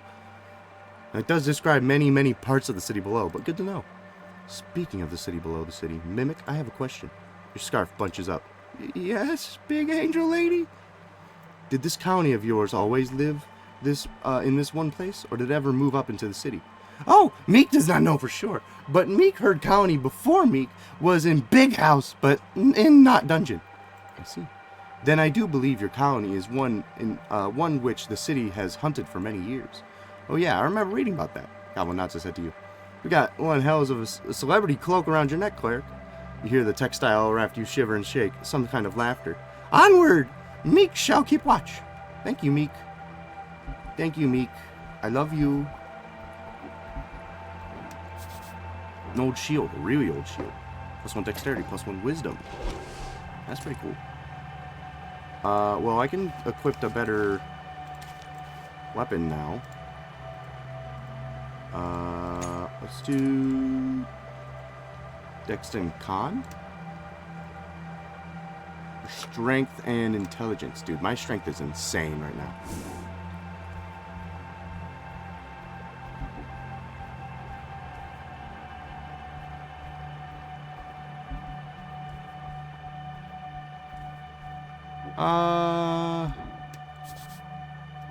Something's frozen here. I don't think I want to walk into this. I'm gonna go around. Seems like a bad idea.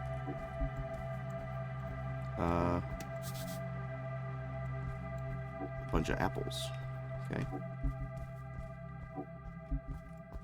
And look at this mushroom. A long mushroom. Sure. I can grab this mushroom too. I will need these for HP. What was that?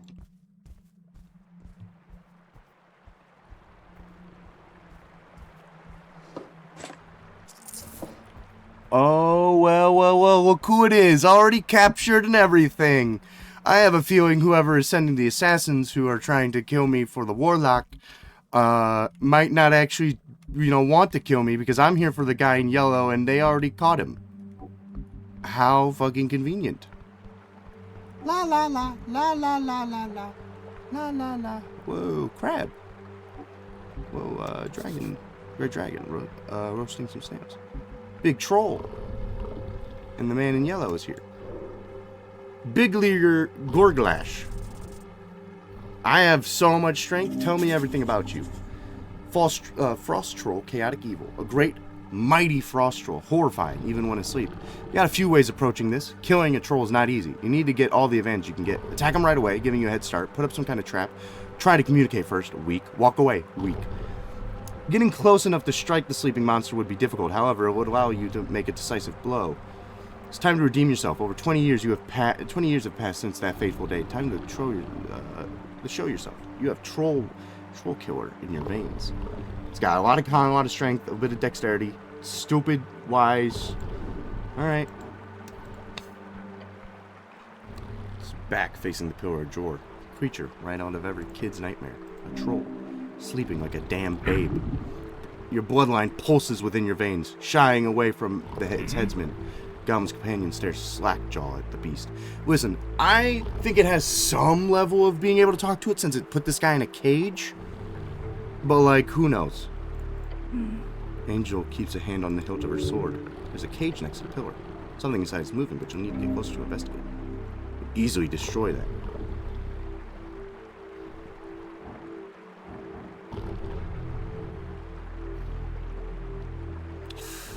I should go prepare first. Okay, here's what we're gonna do.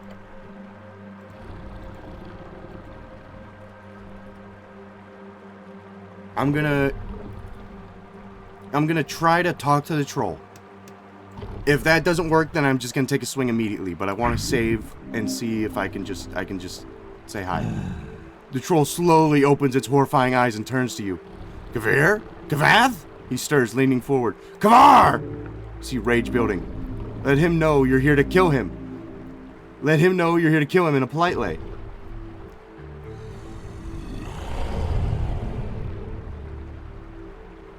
I said good morning. Troll looks at you. He can't believe his eyes. Good morning. Great day, isn't it?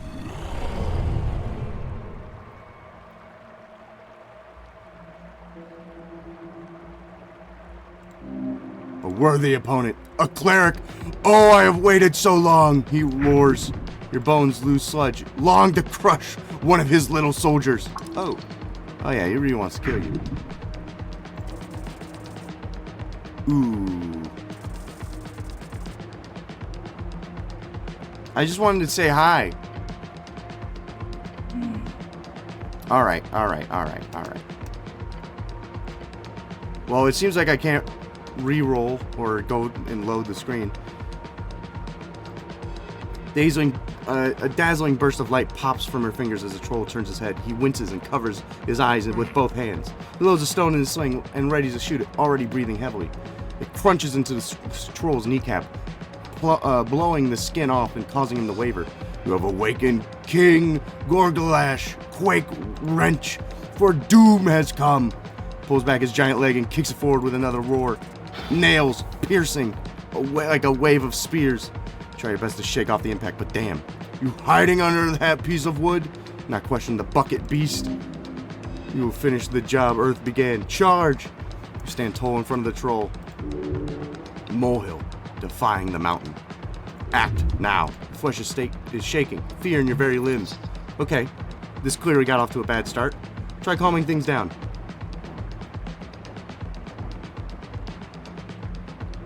Yikes. That's gonna be hard.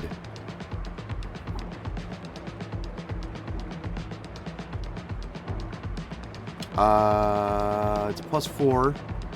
I might have a +6. I'm gonna see what happens. Diplomacy is what I'm gonna try to do today. And if this fails, then it's fine.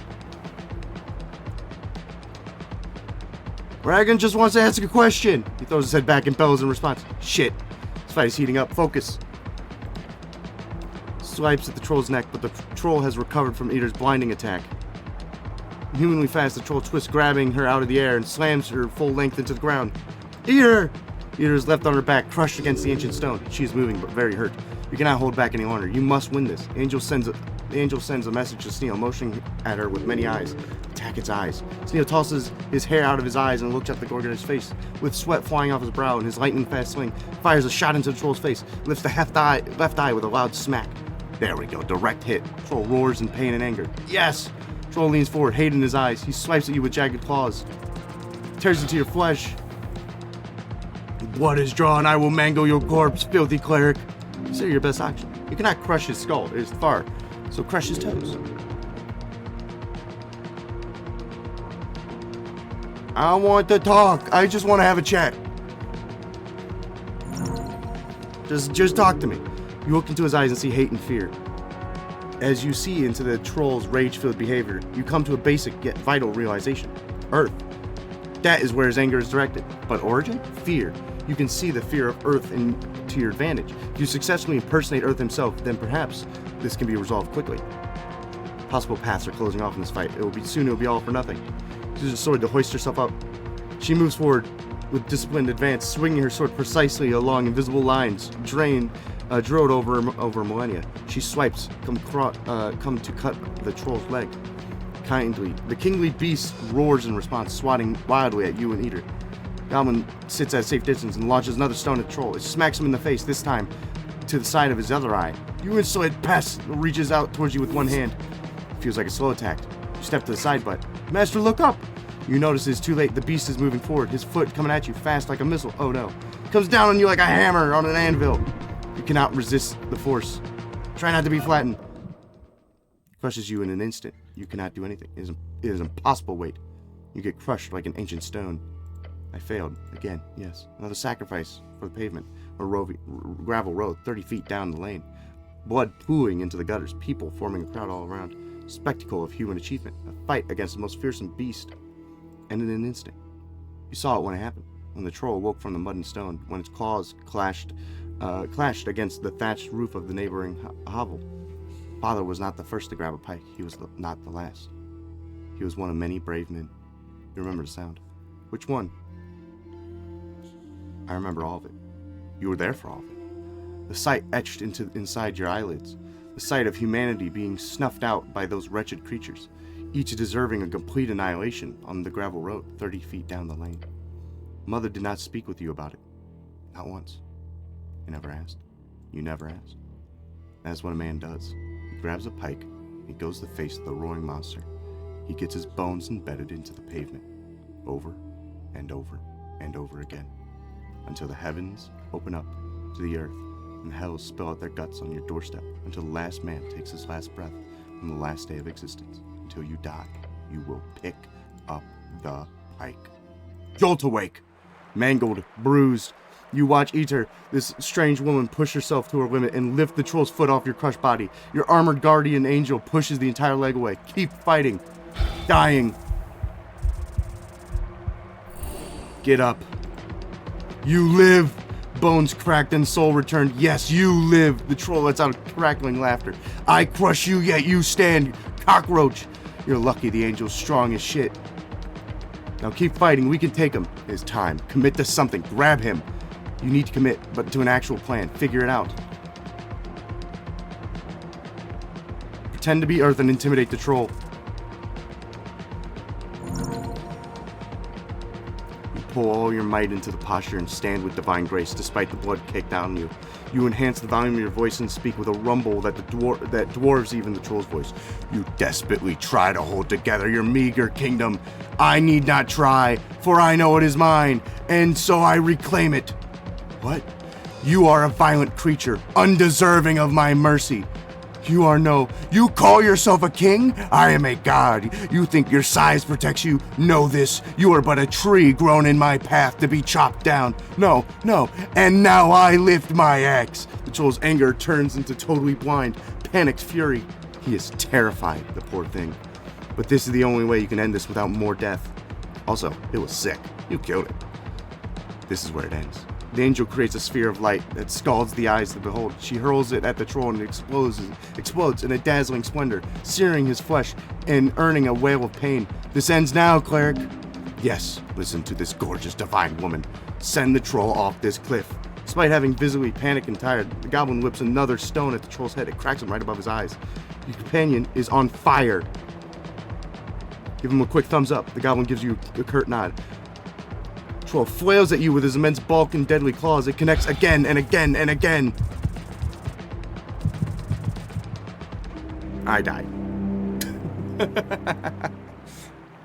Listen, I was about close to fucking convincing him. All right. Okay. I think we can convince him that I am Earth and that this dude should lock the fuck in.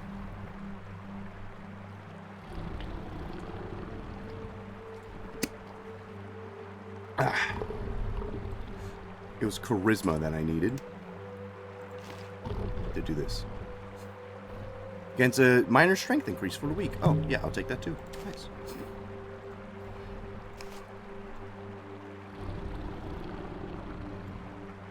You know, I like all that. Helmet time, strength and charisma. What's up my intelligence? Dexterity and intelligence, charisma, but mine's some dexterity. Yeah, let's get some charisma on. Also some dex. And then dexterity, wisdom, constitution, wisdom, dexterity, constitution, strength, intelligence, constitution. Let's do not wisdom, let's do strength, just in case. Alright.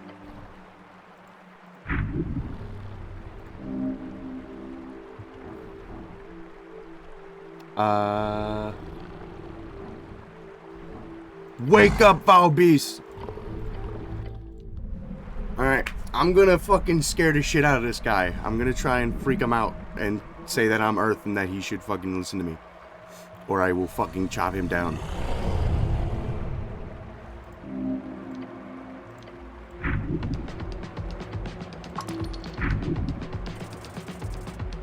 Nice! I will go dead last.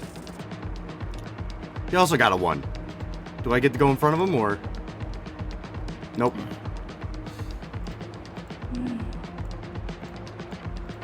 Okay, so, yep, they do their thing. I get half my HP taken away.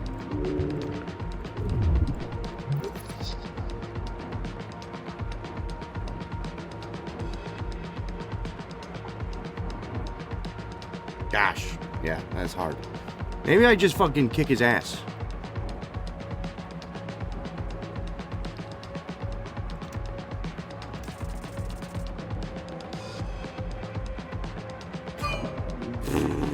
Okay.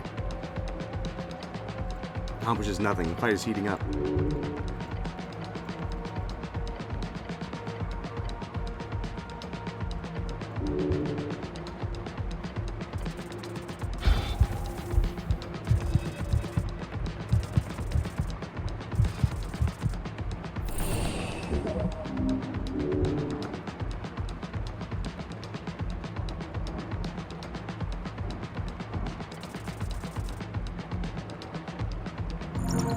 Okay.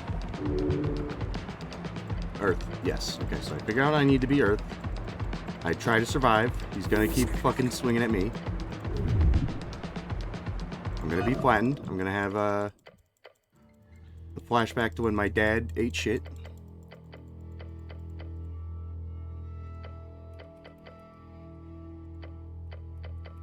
It was fucked up. I jolt awake. I live. I don't live. I'm living. I live. I live.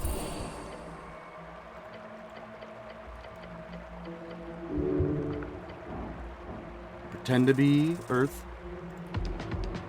I start freaking him out.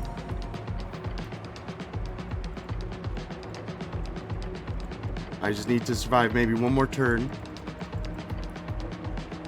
Give him a thumbs up.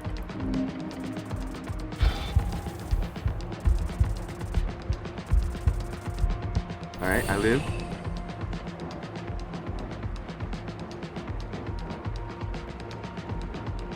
Channel Earth. Here we go.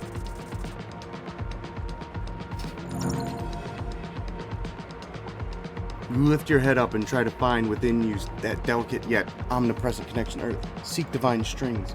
It is there. You draw it into yourself like you're siphoning from an ocean.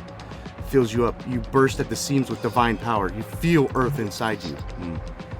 If you weren't deep in battle right now, we would have think about wording that. Troll. Kingly Troll looks at you, his face twisted in pure panic. Be gone. You will not get me, no!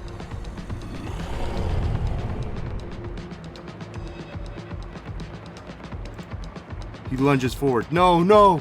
Now's your chance. Don't let him get away. This is the end. Take him. Break him. Become the Troll Slayer. Rush up behind the Troll.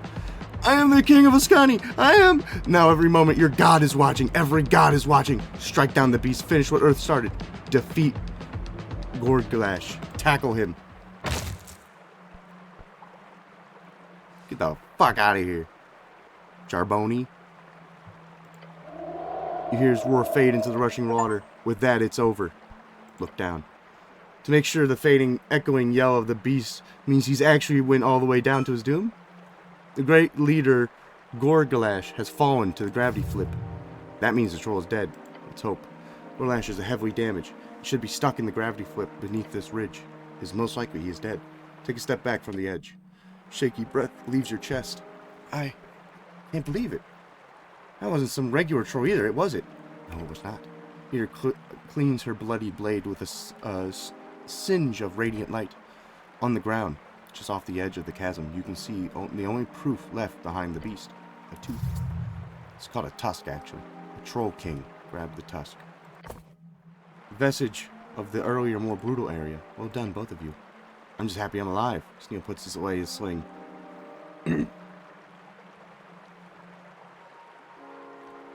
Take any hits, Sneal? No, nothing. You and I tanked most of those hits all on your lonesomes. Speaking of which, how are you holding up? You look like you took some pretty nasty blows. I'll manage. Figured you'd say something like that. Goblin turns to Eater, who's floating near the edge. What about you? I'm fine. See traces of her armor from where the troll grabbed her before slamming her onto the ground. This woman can handle anything. Oh, sure. Sure, Eater? I can heal you if you need it. She holds up a palm. No, not waste your soul slots. I will recuperate. She swings her sword, clearing it of troll blood. It's an embarrassing mistake on my part to let him grab me. It's been many years since I fought such a foe. You did great. Don't worry about it. I'm not worrying, she says, sheathing her blade. But thank you. She floats closer to you. I am happy you did not die. Me too. About you. Her many eyes move to Sneal. Wonderful sling attack, Sneal. Thanks. If neither of you require any more rest, I suggest we investigate the man in the cage. I'm shocked she's not going to say, like, why'd you impersonate, like, God? Why'd you, what the hell? +1 strength quickly regenerates HP over time. Well, I have a bunch of mushrooms I'm going to start eating, so give me a second. And this potion of healing. And these mushrooms. That'll do. That'll do. Troll's most expensive piece of loot. Potions of healing. Bottle of milk. +1 strength, -5 constitution. Dream patch. Bone dust. Cage. You can't open it. You can open it. You approach the cage. You hear a faint voice inside it. Ahem. Won't you help me out of here, good fellow? On the ground, you see a key. Hey, the troll dropped it. For the cage, of course. Yes, it must have fallen off the troll during the fight. You probably asked for some kind of reward. Alright, who are you? Apparently, I am but a man in need of a great savior. Think I should open it, Sneal? Yeah, I think you should. Dragon slain, time to save the damsel. You hear a laugh from inside the cage. A damsel, eh? Now, I'll take it. Now, please. You have an opinion, Eater? No.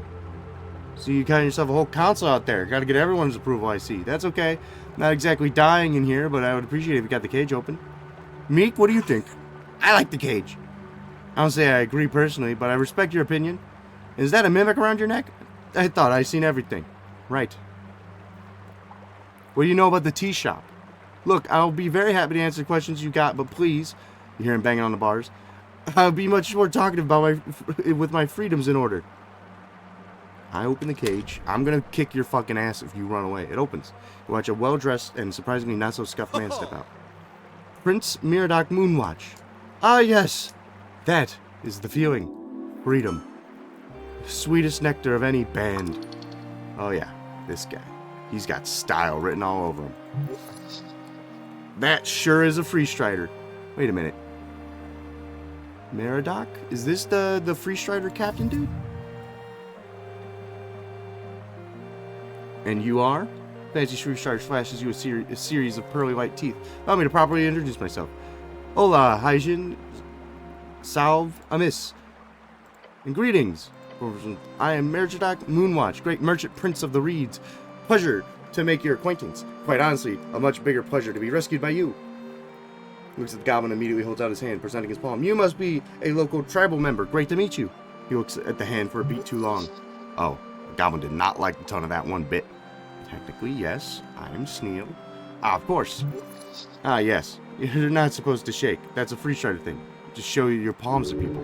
Showing one's palm is quite ironic visual for such a well-focused ideology. You must be the city angel I've heard so much about. He bows his head before your celestial companion. These Dren Dabri. Yes, to you too, although I'll admit I've only picked up a few words of Celestial during my travels. Prince? Merchant Prince. It's a plutocratic thing, okay? Okay, I get it. Great! Do a thumbs up. He returns the gesture with a goofy smile. He lifts his head. And who might you be? I'm the cleric. The cleric? That's right. I'll be damned, the one and only, eh? Love it. He claps his hands together. You, my good fellow, have just saved a top-ranking member of the Free Strider Revolution. So, let's get down to business. What can the son of the Free Thason help you with, if anything? Is this guy who dropped the yellow hat? Yes, most likely. Yeah, here you go. Oh, won't you look at that? Found it in the city below, just upstairs. I must have lost it at some point. I did get in quite a hurry. He reaches into his collected packs and pulls out a book. This is at least I could give you in return. A signed, limited edition copy of Beyond Reads. He hands it to you. Oh. Okay. Thanks. I try to infuse my writing with Free Strider ideals, and it's proven quite popular across the coast. Hopefully it's a sign of good times. Gee, it's good fortune to come. He smiles and puts the fancy yellow hat. Does not look good on him. Sadly, does not suit him. It will continue imagining him without the hat. Gods, I love this hat. Been on a lot of adventures, you know. Anyways, questions? I can convince him to pay me. I'm pretty good on money. Why are you here? Great question. I'm on a covert expedition, you see. Expedition? Yes. I'm on a journey to document the experience of the esoteric wonders beneath the city of Norvik, meaning the maze of the Water Temple, and the depth of the Fungal Valley, and of course the Great Undergrowth Pass itself. Water Temple? Water Temple, half frozen, half submerged, spiral maze in the city below, found underneath the mouth of the River Torma, and is said to be suck a portion of the river's water, setting it to the undersea. A similar temple is said to be found at the start of the river, far inland, near the edges of the Infinite Waste. Okay, why here? Because the wonders are truly wondrous. And quite honestly, reaching the gravity flip isn't as easy as it used to be. Back in Thason, it could just be a week's travel to get to this kind of depth. I'm currently writing my next book, A Free Strider's Guide to Askin. But writing a travel book about a place you never visited sounds a bit silly, doesn't it? He laughs. It's quite the thing, this job of mine. Be quiet. I use my trusty collection of spells to make my way down. Some invisibility, some detect magic, some charm person.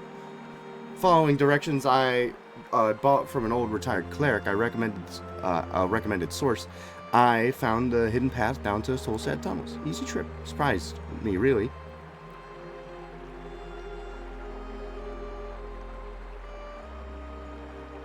No fair amount of spells. Stretches a bit, looking uncomfortable. It's not something I like to advertise, but yes, I've been trained since I was a lad.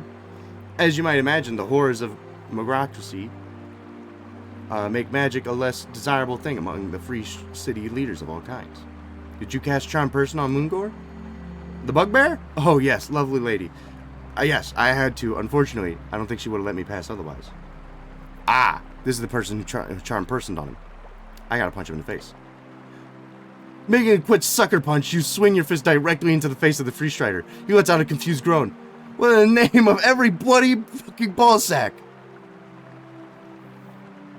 Moongor says hi. He groans. Yeah, well, don't say hi to her. He touches his nose. Make sure it's not broken. Shit, gods be damned. He mutters to himself and throws a glaring look at you. Then he clears his throat and straightens his back. I forgive you, if you don't do it again.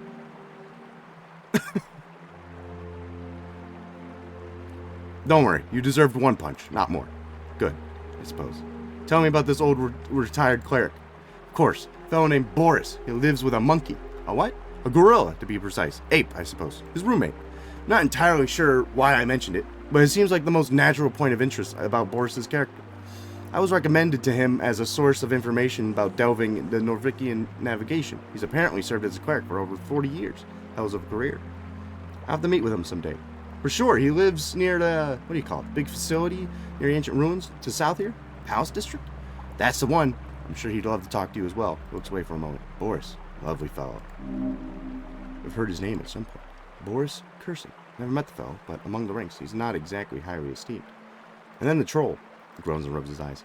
I really should have been more careful. But once I reached this far, I figured there wouldn't be any trouble if I just rested a bit under one of those mushrooms. Mostly regained my spell slots. And well, it's not much to say. I was thrown into a cage, interrogated a bit by the brutish troll, spent my remaining spell slots on him. Nothing seemed to work.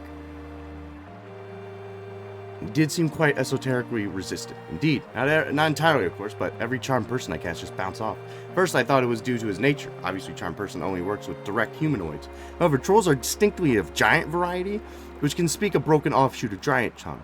So, I'm quite confused over it. Considering the esoteric freezing around the beast, I'm sure there's some sort of strange pocket or biome effect he carries with him. Did you manage to talk to the troll? Sure. If by talk you mean him screaming at me and threatening to eat me for a bit of time, lovely experience. It will go straight into the book. Last vestige of Veskini's brutal past. That'll work. So no useful information? Well, the brute did mention how much he hated Earth.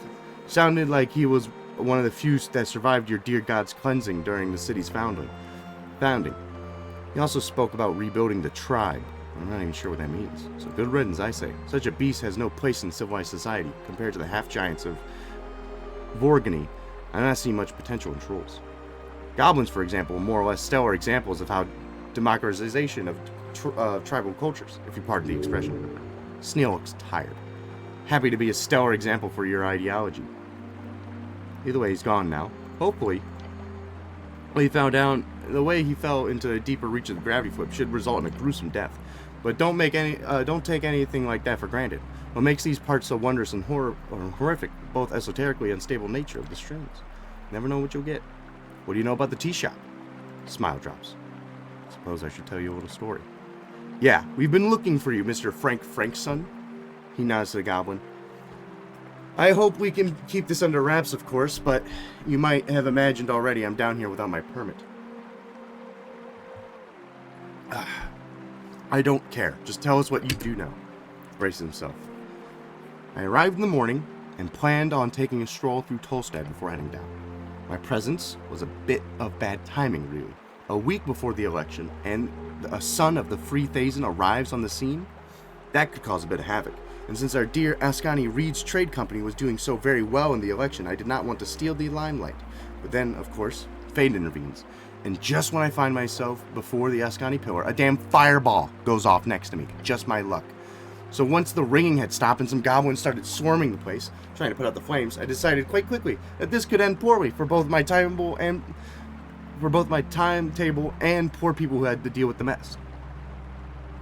Sounds like an awful coincidence. Like they say, Furis Gia frowns upon my path. That's Lady Luck. I rushed down the stairs, since I already had my direction, so I figured I'd postpone the upstairs sightseeing, head straight down to the below, as you people say. Stumble upon anything on the way? Bruce Strider gives you a solemn frown. Saw something. You see, I have a pair of glasses. They allow me to detect magic, unlike other things. Where are these glasses? Lost, sadly. The troll shook me around, so they ended up somewhere down in the river, I presume. What did you see? I saw a man on fire. What? Specifically, I saw an outline of a man, invisible. An invisible man? Perhaps I should describe it more as... Scratches his chin, perks up. Ah, yes. The invisible, smoking man. My glasses allowed me to see him, or at least the faint outline of his esoteric illusion. Where did you see this? I had just entered the area right below, with the apartments and the big ravine. Pillar Crossing. You saw an invisible man at Pillar Crossing? Yes, that's it. I saw him heading across the bridge, or rather towards the pillar. What time did you see this? Couldn't have been more than minutes after the explosion. How many seconds does it take to walk down the pillar upstairs? 60 seconds tops? And perhaps not. I was rushing to get away from all the drama. Could you see any other details about the man? It was clear that he was a man, and he was on fire, probably wearing some kind of armor. The silhouette was fairly obvious. A human, I would guess. Too tall for a dwarf, too short for, I don't know, half-giant? But really a humanoid, slightly taller than either of us. I'm sure you experienced with detect magic, but my spells are not as powerful as they usually go. I know what detect magic is. Yeah, well, I was supposed to see stuff. Sadly, I could not see what was the silhouette. What'd the man do? It's a question worth 1,000,000 tens, huh? Tell me. Takes a deep breath. He went inside the pillar. Inside the pillar, he says. The pillar of Jord. Elaborate. I agree. It seems reasonable to do. It's strange, but let's be clear. I first thought I saw a strange esoteric event, or a ghost, because the silhouette I saw, it went straight into the pillar of Jor, right in, as if it walked into the stone, and the stone turned into, how do I describe it, a magical mass, warping around the invisible man, his flames being put out, and his being merging into it. A miracle. Sure it wasn't a ghost then? I've seen ghosts, good fellow. This was no ghost. It was an invisible, very real man. Wherever he went, once he was inside the pillar, his presence disappeared immediately, along with the esoteric force emanating the stone. Never seen anything like it, but I have read about it. Pillars of Jor across the coast. The Arcanists performed many experiments with them. There's been reports found in hidden documents during the rebuilding of Thazin. You see documents from high-ranking Arcanists. They all kept very secret according to Free Strider's ranks, of course. Please tell me. I can tell you perhaps one thing about it, perhaps. Yikes.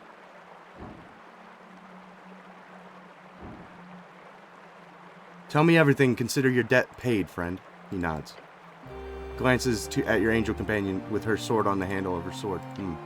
Yes. This man clearly accepts logic, a rational human, a wizard even. Mr. Meridoc Moonwatch, any information you can give me will help with this case. Now push the most rational thing you obviously desire, as any one foolish free strider desires. If you know something about the pillar, then telling me will not only help the case, it will also, most importantly, keep your first ever election in Norvik safe. Clasp his hands together. You said the magic word, didn't you? Yes, I do worry that this whole event will curse the Free Strider cause. If you can keep things clean up, fine. So, as I said, this is top secret, so you did not hear from me. Crosses his arms, looks into the mist. Free Strider ideal is a metocracy without magic. However, obviously, we inherited the massive esoteric caches left behind by the Arcanists, because of the beheadings. A terrible and idiotic waste of talent. While magic itself grew weaker over the years due to the Arcanists' greed, many of their findings are still quite useful to this day, especially their scientific data. So what's so secret about this then? They appeared to have been in contact with Jor. That is fascinating. Oh, how? It's not exactly a conversation or anything. They received esoteric messages, not unlike the ones recorded during the Gate era by, well, civilizations like the Snailfolk who built all these ruins around us. It is an omen, we might call it. What did he tell them? Free Strider taps his hand on the pillar. Some strange codes, taught them some new spells. The last message was found to be written down by one of the Arcanists in the Hagen Shags. It was an order to stop. Stop what? Stop opening the gates. You see, then he places his hand upon the pillar beside him. They found cracks in the gates of Jor, leading to the outside. It's a place where we all come from.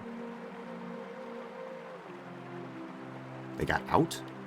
Teams of Arcanists, back when they still wielded 9th, 10th, and even 11th level spells, they could enter the pillars, just for short stints.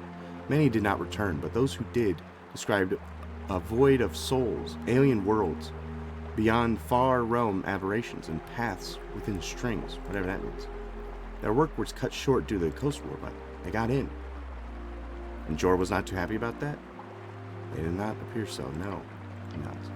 I believe that the invisible man, who most likely fled during the explosion, he too entered one of those cracks in the ancient gate, and as unlikely and wondrous as that seems.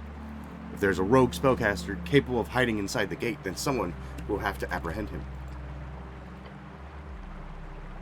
How would you even deal with that? Like, do we follow him through the crack? Yes, Neil, we must follow him through the crack. Glare at the pillar. Meridoc chuckles. A nervous chuckle. Gate of Jor. Good luck with that, I say. But unless you happen to know some ancient beings or gods forbid still alive Arcanists, then I'm afraid you're out of luck. We found no realistic way to replicate their attempts to enter the pillar. It's not like higher tier spells are exactly common, you see. Could the Sphinx count as an ancient being? Oh, you speak of the Geno Sphinx upstairs? She's quite a celebrity. Hells, if you can get her on your side, then hell, why not? I do know some Free Strider researchers attempted to get on the good side of the Sphinx, in one of the layers near Kriiv, but that didn't exactly go too well. What about a Lich? Squints at you. What about it? I might have acquainted with one of those. Not sure I believe you, or maybe I just really hope you're lying. Look, liches come in all sizes. We had entire cities run by liches back in old Diamor. Some of those arcanists who went inside the cracks and survived were liches. So yeah, if you happen to know a lich, sure. Lich might help you. If they don't, they might. If they don't, just consume your soul first. You are aware they're quite literally life-sucking horrors. Doesn't sound like the lich I know, but sure. Yeah, I know a couple of liches. What about an insane demi-lich?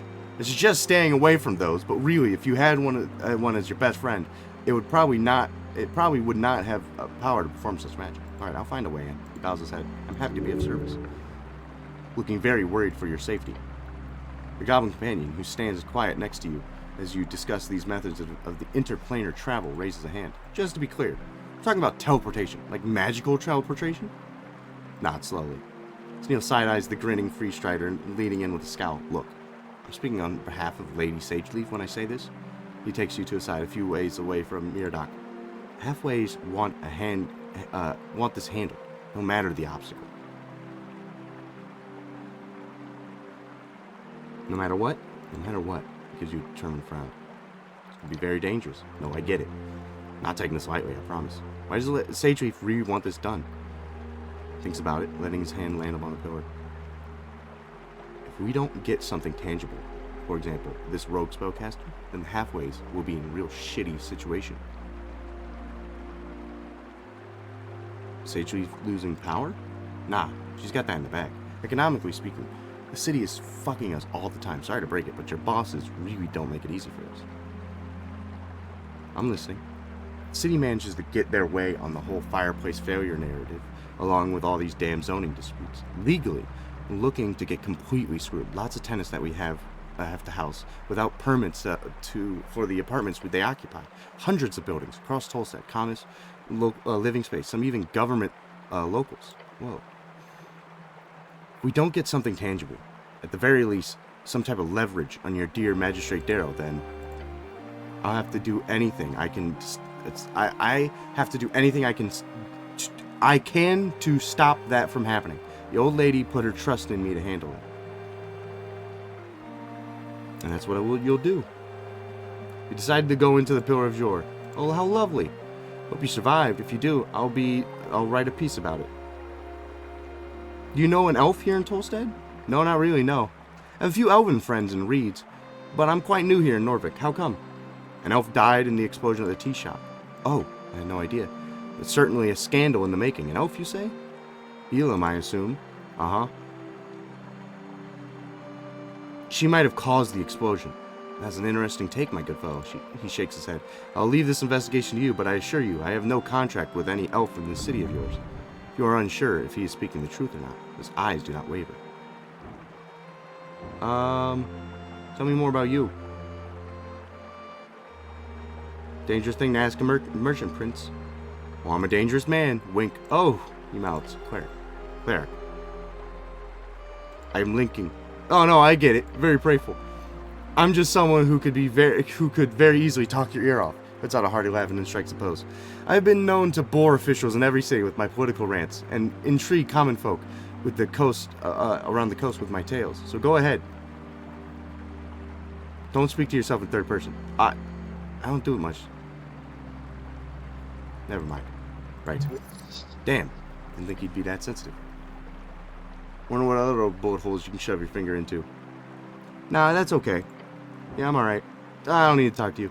Yeah, I'm good. That's all I need for now. Very well. I think I'll pick myself up here for a bit. I think that darn bastard troll tossed some of my belongings into a riverbed. Hopefully, I'll be able to recover them again. But either way, thank you again, good fellow. You've performed an amazing service for me in the entire revolution. If you believe some of my fans, he presents his palm to you. I owe you again a great deal. If we ever cross paths again, I'll be sure to repay you. Don't shake his hand. You look like a fool. Yeah, don't shake it. Present your palm. Pretty sure I showed you his palms in the opening gesture. Well then, if you need anything else, I'll be here for a little bit. But good luck out there. If I have time to speak, let us speak again on election day. We'll be sure to hang around Tolstad for a time. All right, goodbye.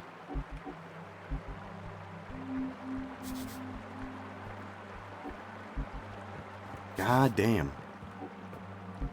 What a fucking... Alright, I was originally thinking that this guy did it. But, Ningon berries. Hey, nice. I can enter this room? Ooh. Old prison.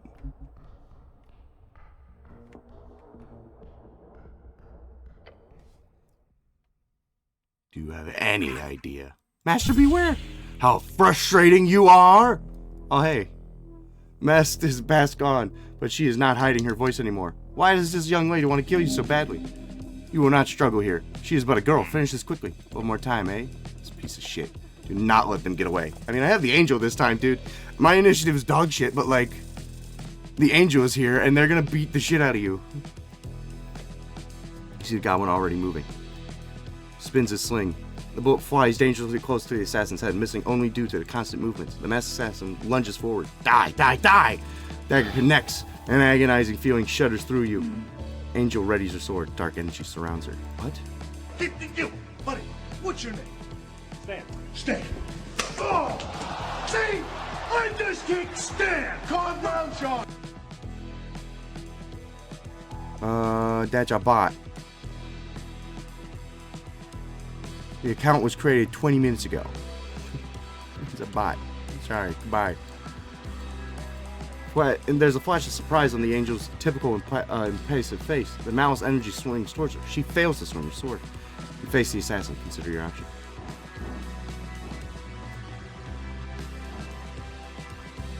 That's gonna be hard.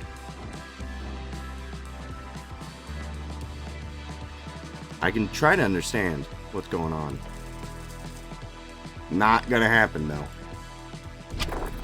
Close, though. Attacker seems different this time. How? In what way? Can't figure it out. This is serious. So a squirming shadow has already started forming around the assassin. Why do you keep doing this? Stop! Assassin tries to fake out the goblin and winds up another shot. Fuck you! He fires with stone, hitting squarely in the upper thigh. The last one, while actively channeling potent dark energy, lets out a high-pitched scream. Jesus! Are you a kid or something? We don't want to hurt you. Stop fighting. Fuck you! Shadows form to begin to writhe and spit out tentacles. Oh shit. Ow! Goblin is struggling with tentacles as well. Eater seems to be faring better, but also occupied by squirming tentacles. Seems to be able to touch the energies. Editor seems to be able to touch the energies that specifically swirl around her. She simply grabs them. You watch as the ornate hex turns into a stark yellow white blindness. She crushes the desperate tendrils together into a sphere of scalding light. May darkness burn, and then hurls them at the assassin. Incredible. Once again, the woman is a beacon of light in this mirrored world. The assassin jumps out of the way, just barely avoiding getting hit by the radiant flames. Gah! You horde fascist, die already! Die already! The tentacles aren't done trying to rip you apart just yet. They're placed such that you can't make out the assassin before you deal with them. Smart.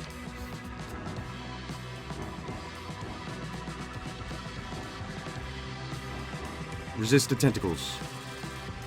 God, dude, what are these rolls, man? Brace your body against the tentacles, confident you can resist damage this time. They cannot. They tear deeply into your very spirit.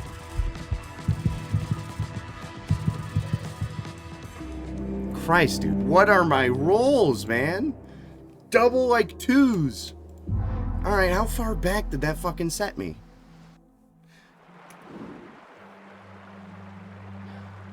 Alright. I think I already talked to him. I think I just finished talking to him. Yes. Okay. Alright, here's what we're gonna do. I'm gonna grab these mushrooms. And I'm going to short rest right here.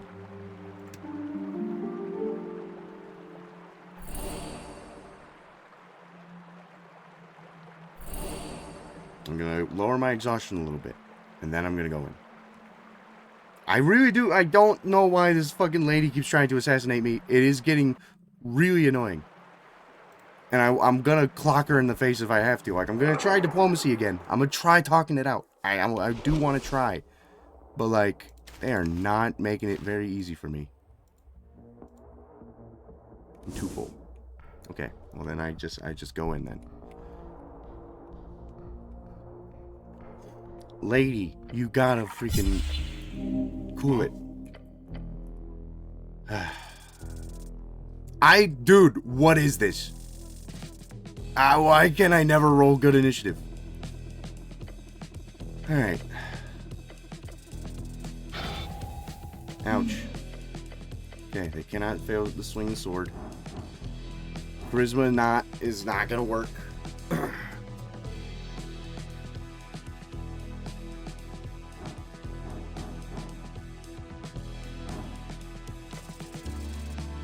Okay. I understand. There's desperation here. This assassin goes to great lengths to remain concealed. They want an M&D. I don't know. They don't want to be known. But today, there's no such fear. Well, they have a greater fear that triumphs it. That's it. They're being pressured into this attack, forced into this attack. This is their final chance, which means this is your final chance to reach them. This is serious. Okay. They're being forced. Ow. Okay, she throws it back.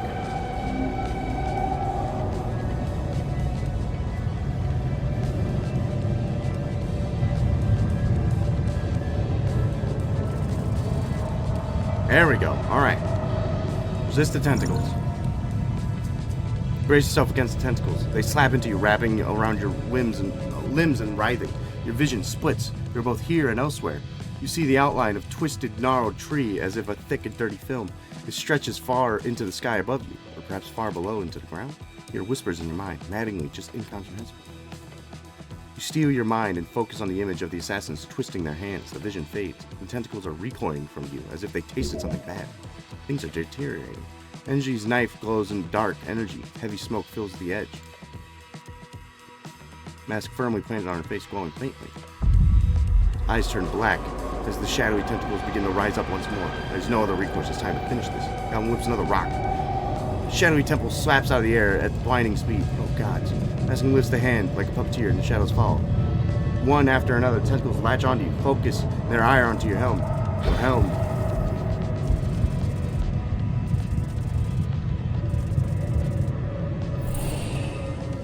Queasy death throbs your blood. Cleric, this must end now. She grasps the blade and flies towards her target. This swing cuts through thick layers of the shadowy tentacles, clearing most of the path for you. One last chance. You will finish this. Strike. Strike true.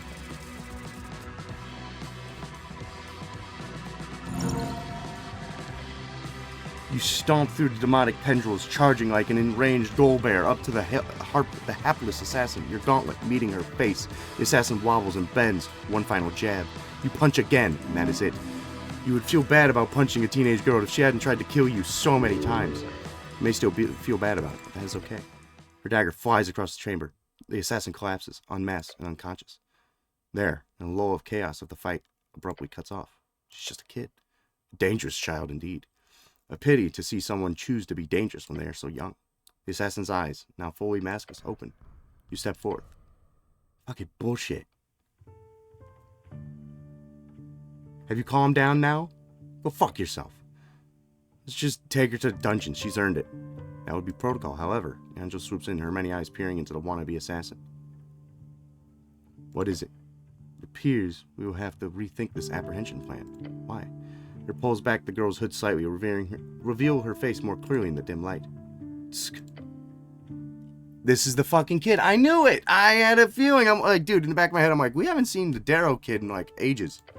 Oh shit. Wait, what the hell's? That's. Where are you? Take a step back. If you tell my dad about this, I'm actually gonna kill you. The girl scowls. Oh, magistrate is not gonna like this. That's what teenage girls do these days when they want to act out. They sign eldritch contracts and stab clerics. Holy shit. Yeah. Take an LR. It'll last longer. Common short of light reflection. Referring to image capturing method. Okay, camera. Now will you let me go? What makes you think that is even remotely a possibility? Because I'm so nice? She gives you a sad smile. That's good acting. You can barely see through it. She's good. It's scary, by the way. No. You don't get to be snarky after what you've done. No? Go shove that stupid slingshot up your ass, Goblin. It's not a... Shakes the leather strap. It's a sling! It's a weapon, not a damn slingshot. Young lady. She tenses up. I have a duty to your father. You are included in that duty. That you have tricked me into assaulting you is highly annoying. Her normally monotone telepathic voice is instead a shot out into all the minds like a rumbling volcano. You are going to immediately take a... Freydis laughs. What are you going to do? Kill me? Lets out a strange wobbling. She's furious, so she can get mad. Lovely. Let's put it like this. I'm going to walk out of here, and you're going to not mention a single word about this to my dad. In return, I'll stop trying to kill you, huh? So you've been stalking me all this time? Not exactly difficult to find. True? Yeah. You do realize how loud you are when you're stomping around with those boots? Alright. Where'd you get all the cool gear? What do you think? Did your dad buy it? No. Alright. Tell me about that magic you're casting. No? Now let me go. Sure, I'm just wondering one thing. Why? Why what? Why the fuck are you trying to kill me? She scoffs. Girl glances at the mask on the ground beside her. Sneal kicks it away. No, answer him. Fuck it. Guess it doesn't matter anymore. Signed up for this stupid deal, okay? What deal? I needed easy spell slots. He wanted an extra pair of eyes. Win-win. But then when he started asking for these night outgoings, or reconnaissance missions, then he tells me to push some dumbass cleric into the river. I don't like killing people, but sure, totally worth it. Oh. But then you come back, you asshole. Oh, so they're the person who pushed me in the river. She took a pact with an eldritch demon and they said, go fuck with this cleric. And then when I came back, they're like, oh shit, kill him. Whatever I do, you just keep fucking... She speaks. Her mask next to Steel begins to glow. Get down. Oh shit. Oh, there goes the demon guy. Damn it. Knew that would happen. Esoteric bullshit. Whenever weird, unstable magic around George Coast makes things a little too wacky, people tend to say this. Explain. You happy now? You just broke my damn contract because of you. It's a blessing, young lady. She lets out a loud groan. I'm a warlock. Or was. Had a whole thing when I worked out with Mr. Toilet Warm. Your patron? Ugh, whatever. I don't care anymore. This deal was ass. I didn't want to do it anymore anyway. So there. I'm actually perfectly fine with my awesome mask being turned into dust. It's fine, really. She does not sound very fine with it. She gets up and drops her cloak. I'm gonna leave now. Leader, don't you say a word about this to my dad. You believe for a moment I care about your puny commands? Oh god, it's puny commands. Do whatever you want then. Like, I'm actually going now. No. Fuck you. I should shoot you with a gun. You tried to kill me like 3 times. Like, I will break you in half like Bane, alright? In front of your father, and then beat the shit out of your father if I have to. Alright, like, fuck you. What the fuck? Fuck you. No. I'm not asking for permission, you dumb fuck. Poof of smoke, she disappears. Misty Step. No need to pursue Cleric. This will be handled at a later date, I assure you. Ha. God lets out a series of silted laughs. Fucking hell, is a teenage girl and your boss's daughter? I mean, that's pretty funny. Oh well. Let's go see Mr. Toilet Worm is hiding in any of those tunnels. It's just caution. This will surely be a more dangerous thing if this is a cursed place. Meek agree. Bad thing here. Deeper. The grand hall around you, the one so filled with the sound of clashing blades, now grows eerily quiet. You see 2 paths leading into the darkness. Let's see what's here. God. Okay. Well. Alright. I'm starting to think this Patreon dude, this patron, I mean, might be, you know, not just like, oh, you know, just go fuck with this cleric, it'll be funny. I think he might be involved with the elves who are trying to do this thing. Like, the elves hired this evil demon thing to ruin shit for us. Is what I'm thinking. I am going to short rest again. So I am fucked up.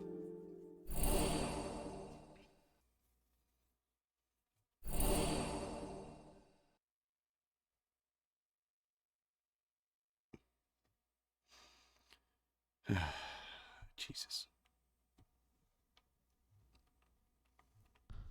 Alright. And then we're gonna cure wounds on ourselves as well. And do it again. Alright. Good enough. Alright. Go up.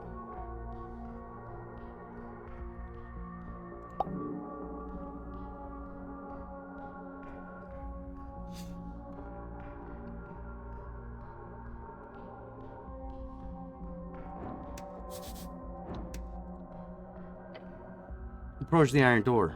One bears a symbol of chains with the comically crude little devil drawing underneath. It is simply how these folks wrote language with images. I don't like this one. It's wrong. Air feels wrong. Oppressive, heavy. Infernal oppressive force. Comprehend languages. Cast the spell. Words shift. Meaning clarifies. Then comprehensive words emerging.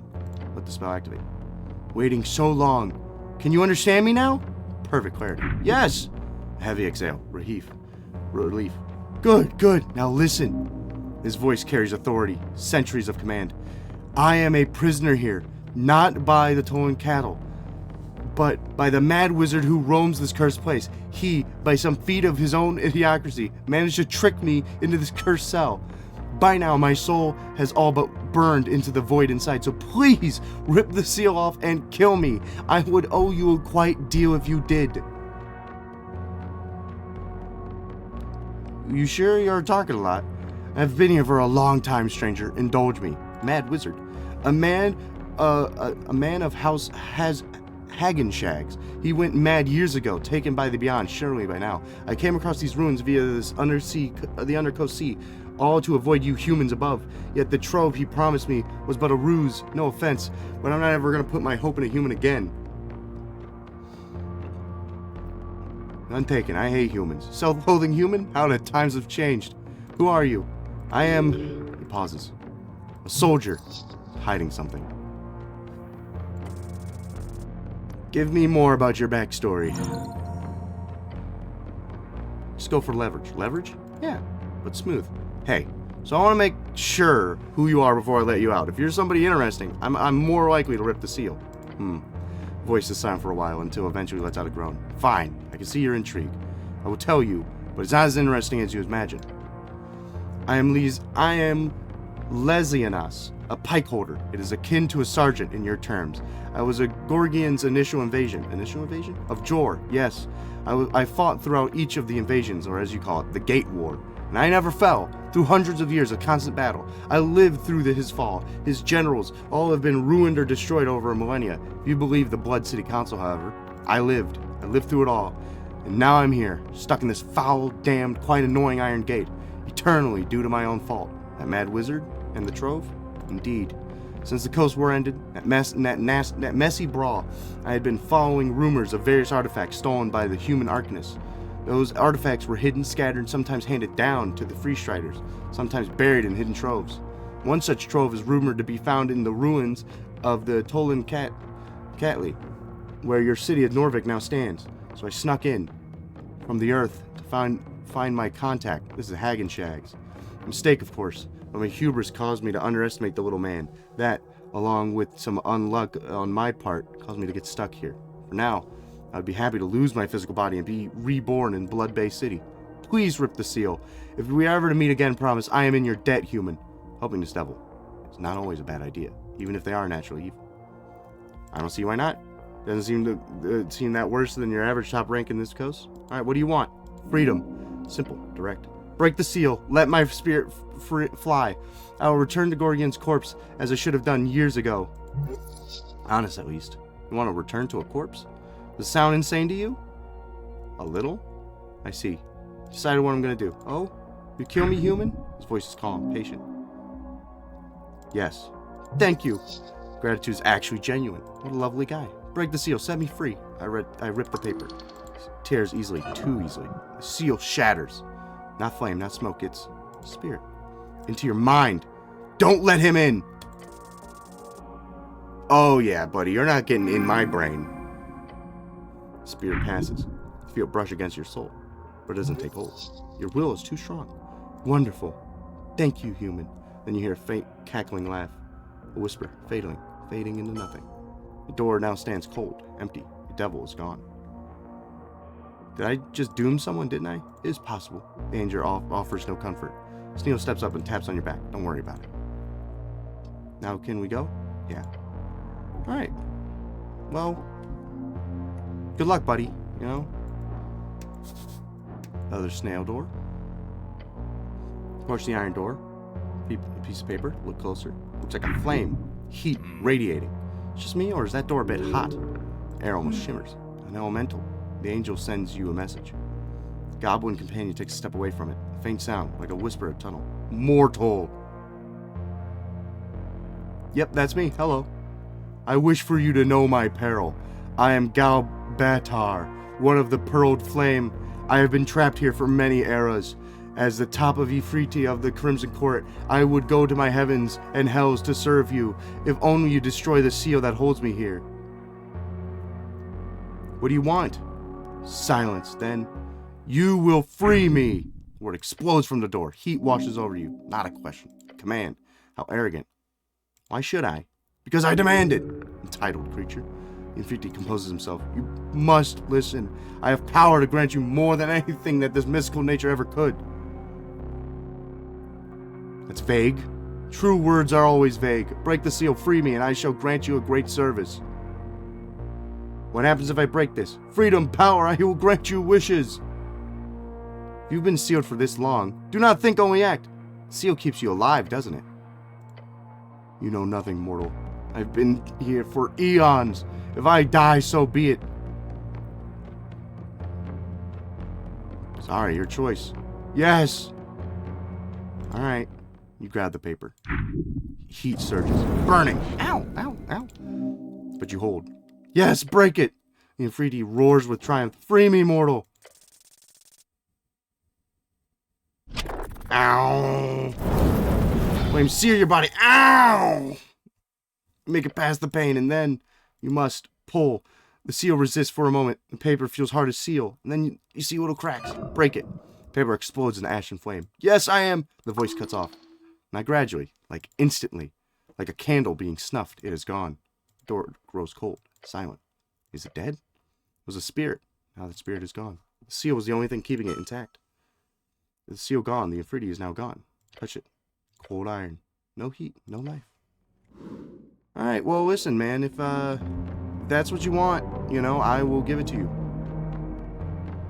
Like, fair enough. I mean, being stuck in there forever sounds miserable. So, like, I'm a little happy to at least try to help. Okay, let's, I think this connects the other way, potentially.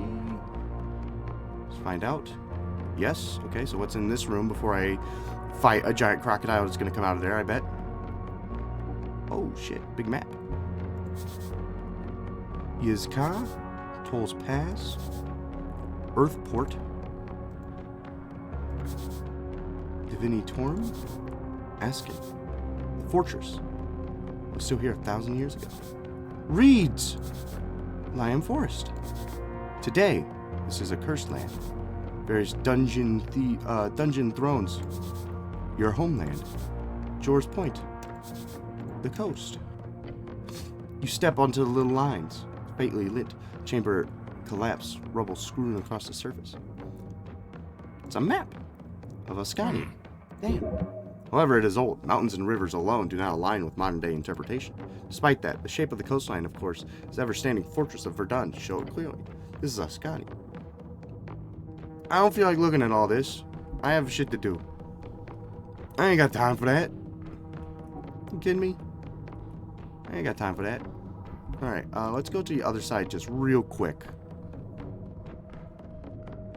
Okay, we got more doors. Okay, a couple more doors. I feel like this might be a big thing. I'm gonna go pee real quick, though. And then we're gonna go check out these other doors. And then I'm gonna, I guess, drink the green nasty water. I'll be right back.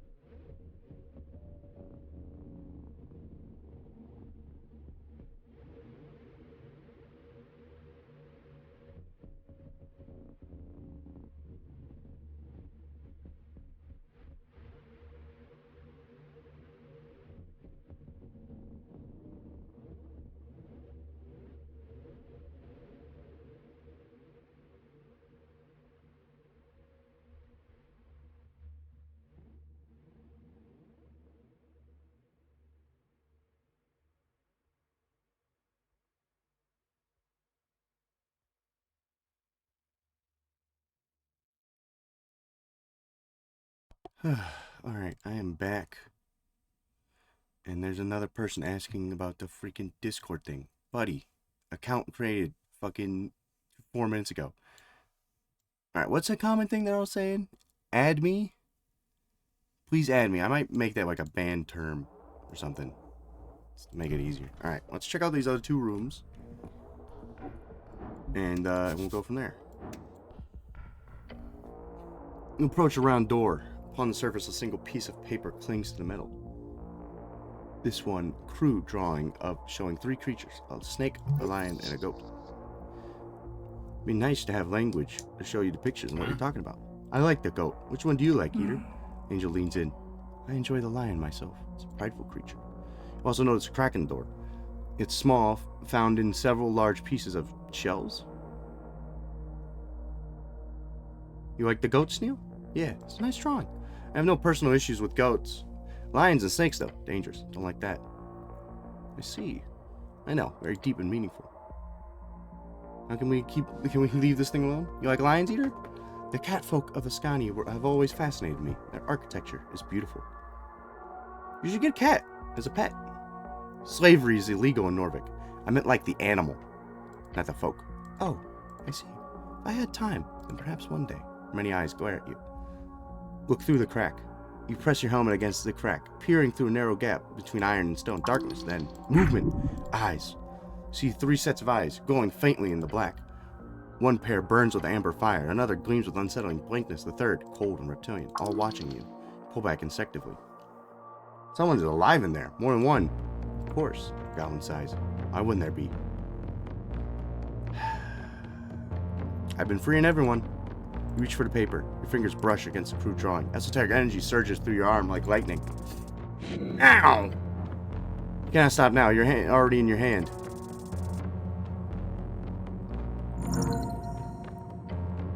Grit your teeth. Ignore it. Palm flat against the seal. The energy fights back, burning, searing, but you hold. You hold. The paper begins to crack. Glowing lines split across its surface. And break it. The paper crumples to ash. Nothing happens with the door. It remains shut. Appears whatever was inside has been lost along with the seal. That was awful. And this one's got like so many seals on it. Alright, I kind of want to keep my spell slots. What are they doing? A little jig. Okay, can I eat? Alright, that'll have to do. You approach the ominous door. The tunnel lay silent, only your breath is heard. Placed across the surface, you see pieces of paper covered in ancient writings. Seals. They keep the spirits inside stable. This is freaking me out. Seals. Esoteric shackles. Yes, this is a prison. Indeed. These are cells. Cells of the soul. I have heard of these.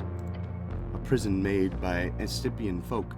Look along the crevices of the door, underneath, along the sides. Press your head against the ground, against the walls. You can see clearly this door does not lead anywhere. It is not tightly sealed, nor is it very fastened against the end of the tunnel. It's simply an iron door, set up right against the wall. Oh, okay. So it's not like a prison in the traditional sense where, like, there's a room on the other side of it where, like, prisoners are. They are sealed in the door. They are the door. That's interesting. Okay. Oh, that's really freaky. Feels cursed at minimum. It is, in fact, a magical way of capturing creatures. Not cursed. Sounds cursed to me. Does it sound cursed to you? It does not sound cursed to me. Well, it sounds cursed to me. Look at the symbols. You lean in, checking them closely. The symbol is clearly magical in nature. A glyph. Hello? Your voice echoes in the tunnel. The angel beside you appears to freeze midair, her eyes focused on the iron door. Then, after several seconds, you hear, There's someone here. A light voice dances in the air. It gives you chills. I am the cleric. Who are you? Silence for a little while longer. The voice says, It's been long. I see not. I feel not. Yet you, I hear you.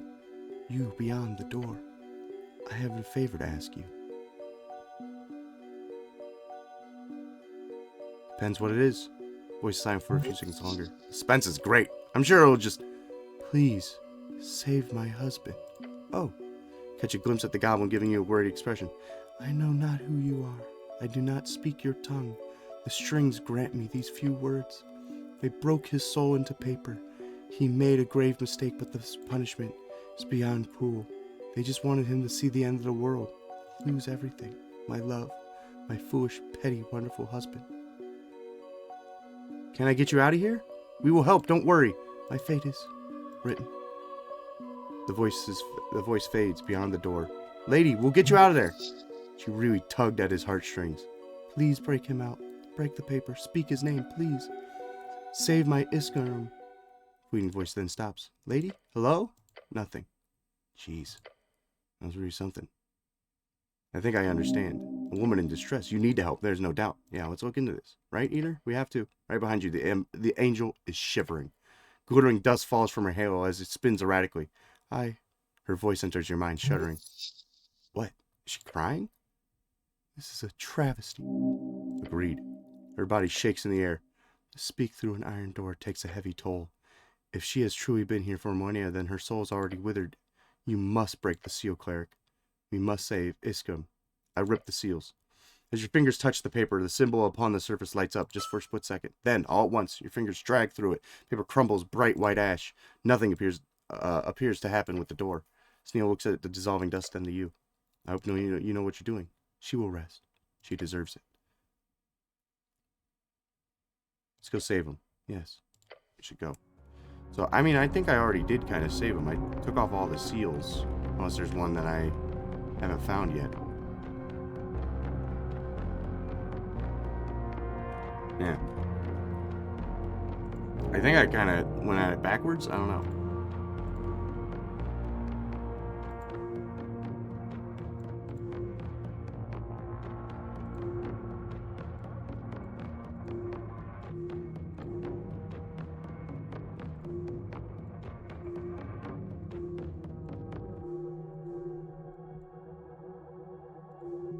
I'm trying to see if there's like a thing talking about it, but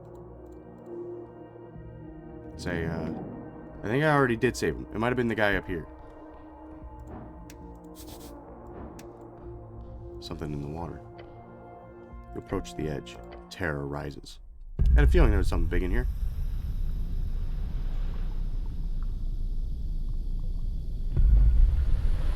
Oh.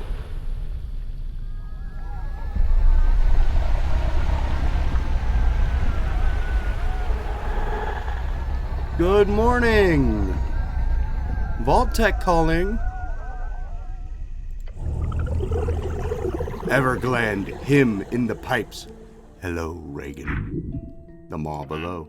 You hear the hyperventilation coming out of the goblin. Beast of the far realm. She looks ready to strike.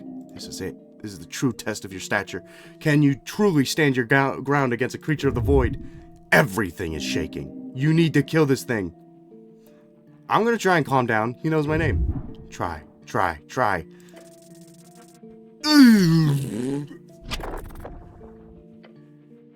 You slowly and methodically get on your knees, then on the ground entirely. Your companions both follow your movements. Eater appears rather intrigued by your choice of tactical positioning. Her many eyes glare at you all at once. Does my visage frighten you? Yes, please don't eat me. Fear is good. It keeps the meek alive. Cleric, just get up, okay? I think it wants to talk.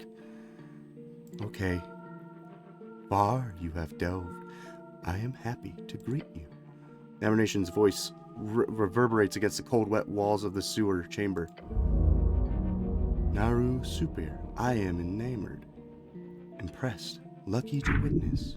Shivers. Thousands of eyes focused on you. This is something evil. Now speak.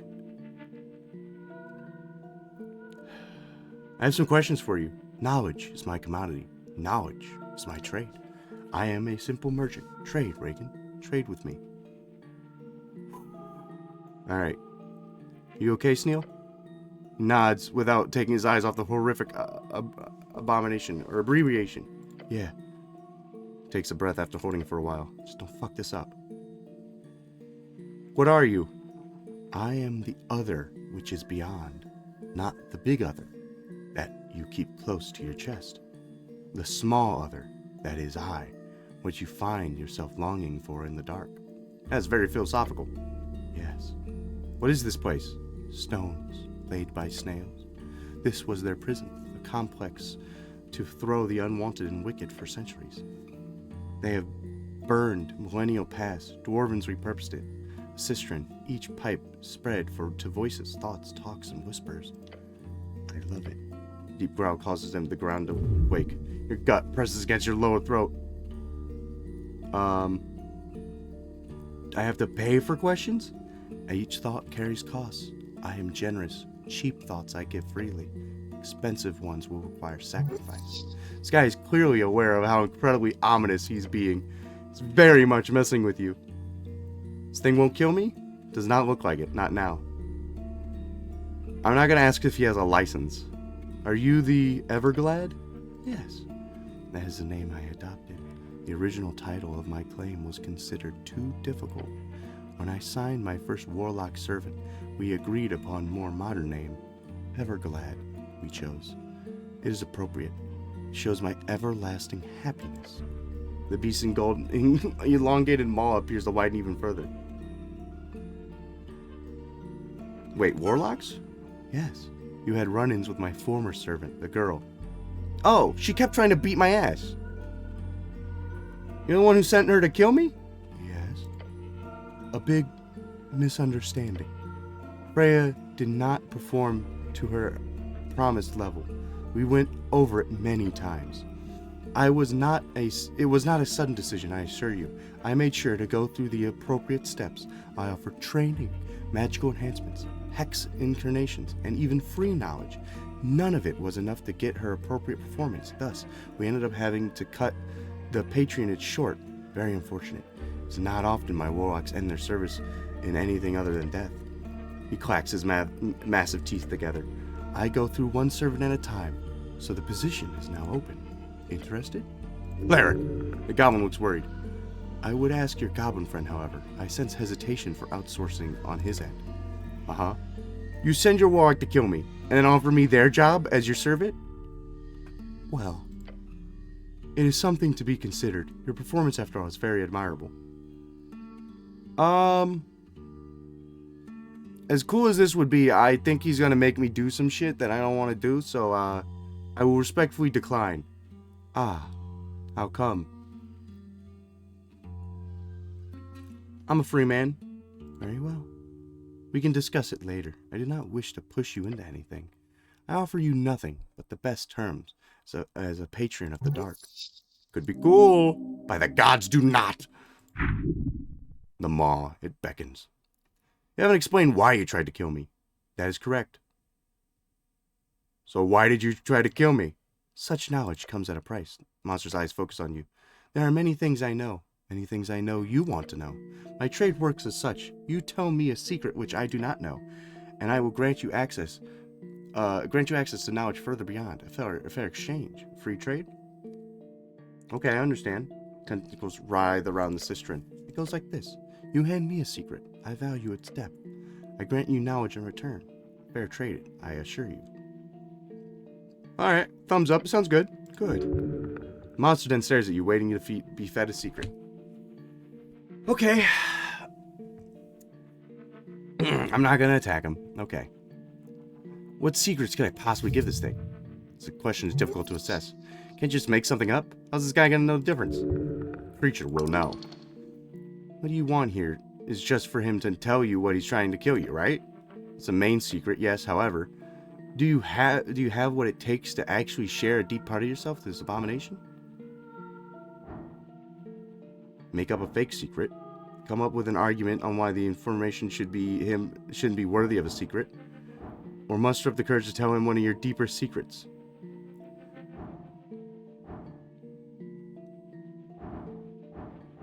This one I have advantage on, but is still impossible. I can share something deep in secret, but only if you explain why you tried to kill me. Let's out a low growl. Deal.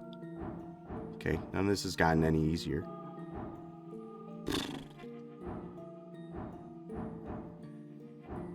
I'm gonna try Constitution, I guess. Fucking Christ, wow. No, not possible. Come on, I need to tell this thing something deep, something true. You do not have it in you. Everything is wrong. The earth is gone. From your throat to your dong. Should not be done. Don't be so dramatic. Yeah, okay. Try to come up with an argument? Nope, that's not happening. These are some shit rolls I'm getting. Sadly, no, you do not have an idea at this moment. You'll have to spend more time on it, perhaps. Make up a secret? I can make up a secret. Right. Clear your throat, shoulders back, held head high. It's time to lie. What kind of lie? The only tie that works. The sort of true one. Alright, I have a secret trait. Oh yes, do tell. Hit him hard and not true. It should be about work, some industry secret that's kind of true, you know, embezzled, but just say, the towers have a secret registry of non-wizard people who have encountered esoteric events. Oh, I have not heard of such a list. Why is it interesting? Improvise. There's almost no one who encounters only one event, despite their rarity. Oh, so it is shown that people hold esoteric attunement of their own? Potential sorcerers, perhaps. It's very interesting. Thank you for this information. Now, you wish to hear why? Why you targeted me? Lets out a grumble and squints his many, many eyes. Let me tell you about the blood-tongue prophecy. Just listen. A night, dark as ink, some years past, a young scribe is overcome with its maddening visions. On the morrow, the writing is received and kept secret by the council. Yet the whispers of the contents reach me nonetheless. I will not share the content in full, as that is all too valuable secret, but I shall share you this one passage. Scent of Urkel, mist flame amiss. Loyal death upon the day of suffrage consumed. Laid at the feet of necromantic doom. The lair of a lich. 1,000 clamors for iron's wrath. All wrought in sunder, troth beneath stone. Their time itself as witness standeth mute, first by west, south, east, then north. An esoteric era marked forth. Necrocrat, like a necrocracy? Yes. He opens his maw and clicks his fangs together. It is unlikely as it appears. It is as unlikely as it appears. Confirmed to be a truthful prophecy. Not yet come to pass fully in our era, as we are in fact not in an esoteric era to be born true, since the ebb still lingers. What does that mean? I wish the ebb to end. I saw in this prophecy my part to play. I saw the truth I would create to bring about this fire to the legislative mass, a plot brought by the Mender's followers, the Elam elves. I had a fucking feeling the elves were in the plot. It was them. I chose to support a player in this game of intrigue, the one you seek, the rogue spellcaster you hunt. You know who I'm after? Of course, I know things. I know most things to know. Just stare at him. Do not worry, you will find out in time. So you tried to kill me to stop me from finding this rogue spellcaster of yours? His tentacles snap around the cistern. Freya was to destroy this government cleric sent to investigate, to make sure the prophecy was given space it needs to breathe. There was no doubt in my mind of this plan of action. Until you stepped into my chamber, I see more than truth in you. It is obvious. I backed the wrong guy. Now I will look upon you instead, Reagan. I still don't get it. That is unfortunate. Bring me my esoteric era, Reagan. I am fully convinced you will. He's not interested in the debate here. He's not even interested in your opinion. This guy literally just wants to watch you do whatever it is you're going to do. How ominous. The beast knows you are a mythical figure in the making. He should fear you.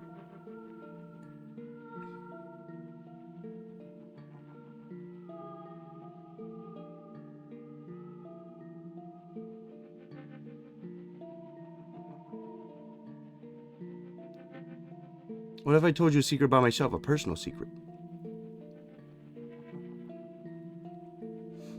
I once ate an entire bucket of apples to make other kids think I was cool. That is rather sad. An entire bucket? That would not be healthy, cleric. You are aware. It's not that sad. Monster closes his many eyes and growls. Yes, that I did not know. Let me share knowledge in return. You might have heard whispers of another creeping beneath the city, one hoarding knowledge Not much like myself, a rival, you might say. That fool refuses to do business, I am afraid. But one of my favorite secrets is the tale of his past. The Northic hidings under Norvik, the last of the Hagenshags. Last of who? Let's out another growl. The Hagenshags. The House of Arcanus, masters of alchemical productions, as well as necromancy. These, if you excuse my tongue, wannabe warlocks were destroyed a long time ago. Unlike certain other houses, they did not survive the fall, publicly. There's a Hagenshags Northic Nothic under the city? Himvark. His lair moves along the esoteric shufflings beneath, having mastered their chaos a long time ago, a truly mad genius. He arrived in the city alongside the first settlers you see, hiding among them, back when then he was a human. He set to turn the Tolan ruins into his own personal flying fortress. Yet he gathered more knowledge than he bargained for in those halls and tunnels. The esoteric madness brought him into the darkness. His petition to Earth was only showing he did before disappearing permanently from human life. A petition rejected. I think this is the Skull Lich dude. In his gravity flip tower. The plots and plans. Oh, maybe not. What's he plotting? His empire, of course. Not it would ever come to pass. A lone wizard in the time of Ebb does not even a party make, let alone a kingdom. And he stalks the halls, hoarding books, stealing artifacts. And the most important secret here is one none of the city knows, even those aware of the sulking Northic below. He's building something, Naru. Despite decades of planning, all in secret, what is he building? That I do not know. No guesses? A cursed item, perhaps? Maybe a masked charm to bring the people under his sway? But I see it as a tip in this future. If you learn more about the Hagenshags, come back and share with me, and you will be rewarded. To think another remnants of Arcanus hides in these tunnels, you must seek him out once the election is over. You can learn much about the Arcane Era.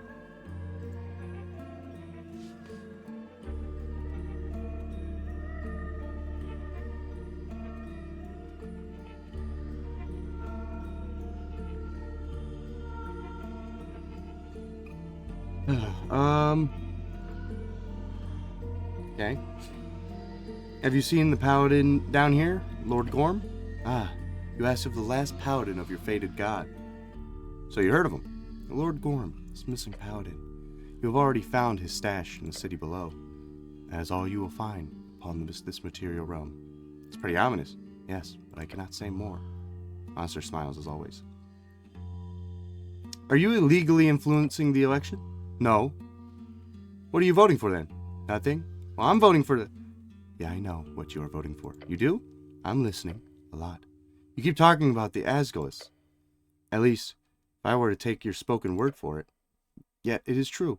Only you know what is written, intend to write down on that piece of paper. So I retract my statement. I have heard what you have said, not truly what you believe. Are you legally influencing the election? No, not that either. I've played my part. You know a lot of Matherin. Fate cannot sway, huh?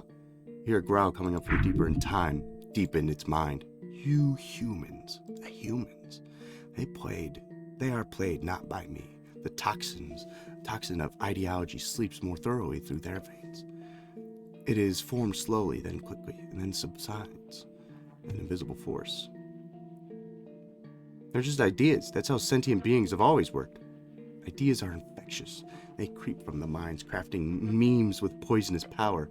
If I had such control, we would be one, you and I, but alas, it's beyond my reach. Perhaps through indulging in your secrets, I too am a puppet of your collective dream.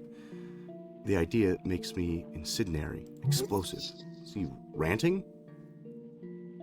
I'm sorry? You have done nothing beyond your nature. This is all simply my frustration against sentience itself, I suppose. However, simply by being aware of a problem, one can envision and unveil new powers of thought, including the ability to view past the illusion of choice. Not too dissimilar to Jor's viewing, I imagine, to watch the strings of fate collide and fray across the eras. Jor's viewing? Yes, the ability to view like him, beyond the third dimension.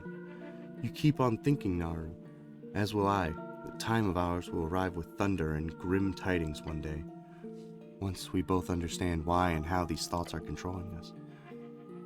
It is the start of the esoteric era. You do not forget, Naru. The gates shall rebuild. Just stare. We will see once the blood is proven.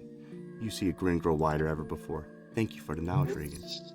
You mostly just listened, but hey.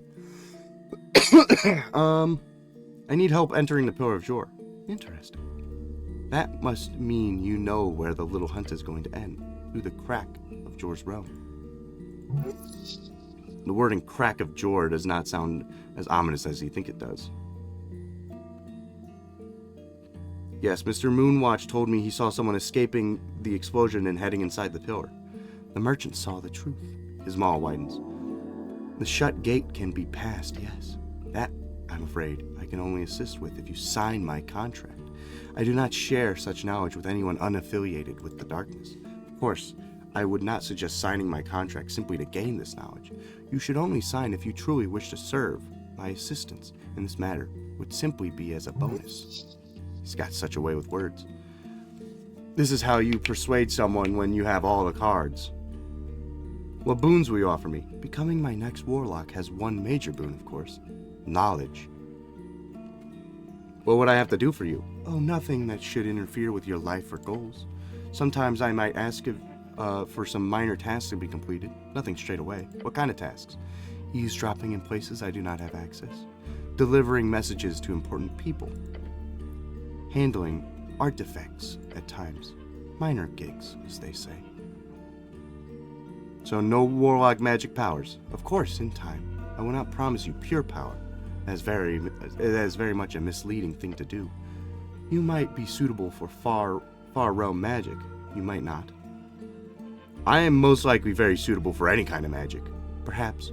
But I will not know until the contract is signed. So I will not promise anything I cannot deliver. Isn't it illegal to serve for you? Somewhat. Wait, actually? In Norvican code, there are some clauses for fiendish cults, as well as far realm creatures. So sadly, yes, I am an illegal entity. Even speaking to me without reporting is illegal. Of course, if you were to report my existence, I can guarantee you it would not end well for you. Is that a threat? Not at all. However, I must inform you, there are agents of mine all over the precious city. If you wish not to work with me, I suggest you simply stay quiet, and I live your life as normal. Nothing bad will happen in that case. You should not mess with this thing. It's clear about that at least. If only you were stronger. You could have broken this overgrown, mutated fish. Good to know. Indeed, I hope I explained it well.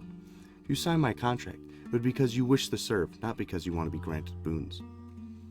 Thank you for your time. You are welcome, Reagan. I don't think I want to become a warlock. I don't think I want to do that. I reckon I've done everything I needed to do in here. Yeah, this is the map room. Yeah, I think I got everything in this weird prison. So, this was a snail prison. Ooh. +3 dexterity, advantage against lawful creatures. Nice one, con. Unlucky blade. I mean, +3 dex is kind of sick. I can get the con back with something else.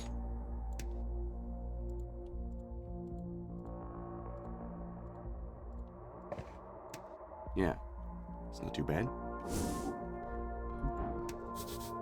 All the crystals are glowing. Oh, what's this? I didn't really fuck with this. Approach the magic circle. Each of the 4 stones around are glowing. This is the place. The goblin looks around. Looks clear, I think.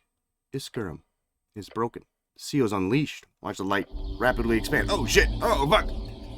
Oh, hello! Oh! Hey! Hey, man. What's up? It's a snail.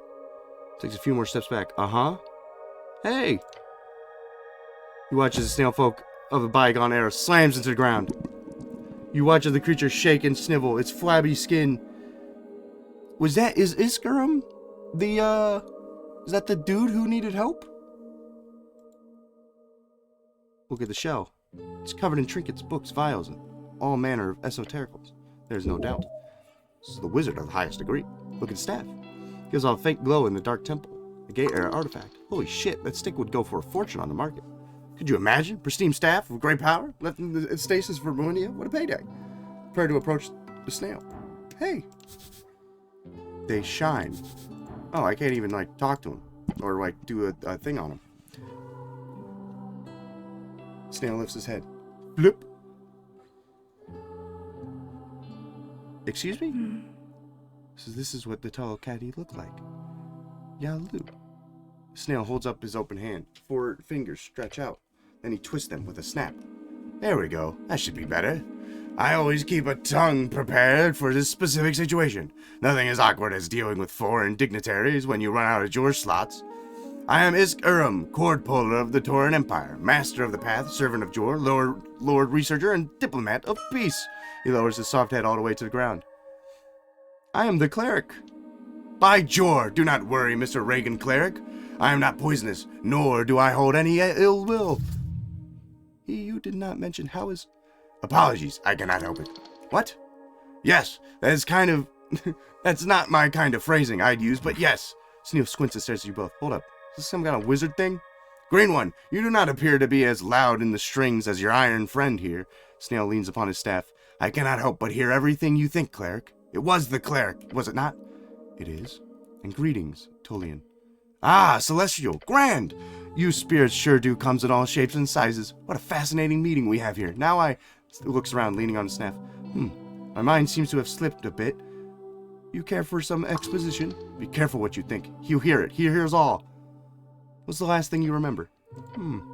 His eyes retract closed at the base of his mutters. Oh no. I was on trial! What? I doomed us all to the flames of Esuth. It was entirely my fault. What did you do? I made a deal with the Red One, he mutters to himself, trying to remember. It's difficult to read his body language for obvious reasons. However, you get the feeling, as he recalls more, he grows more shaken. Esuth, the great dragon of Talaman, our band.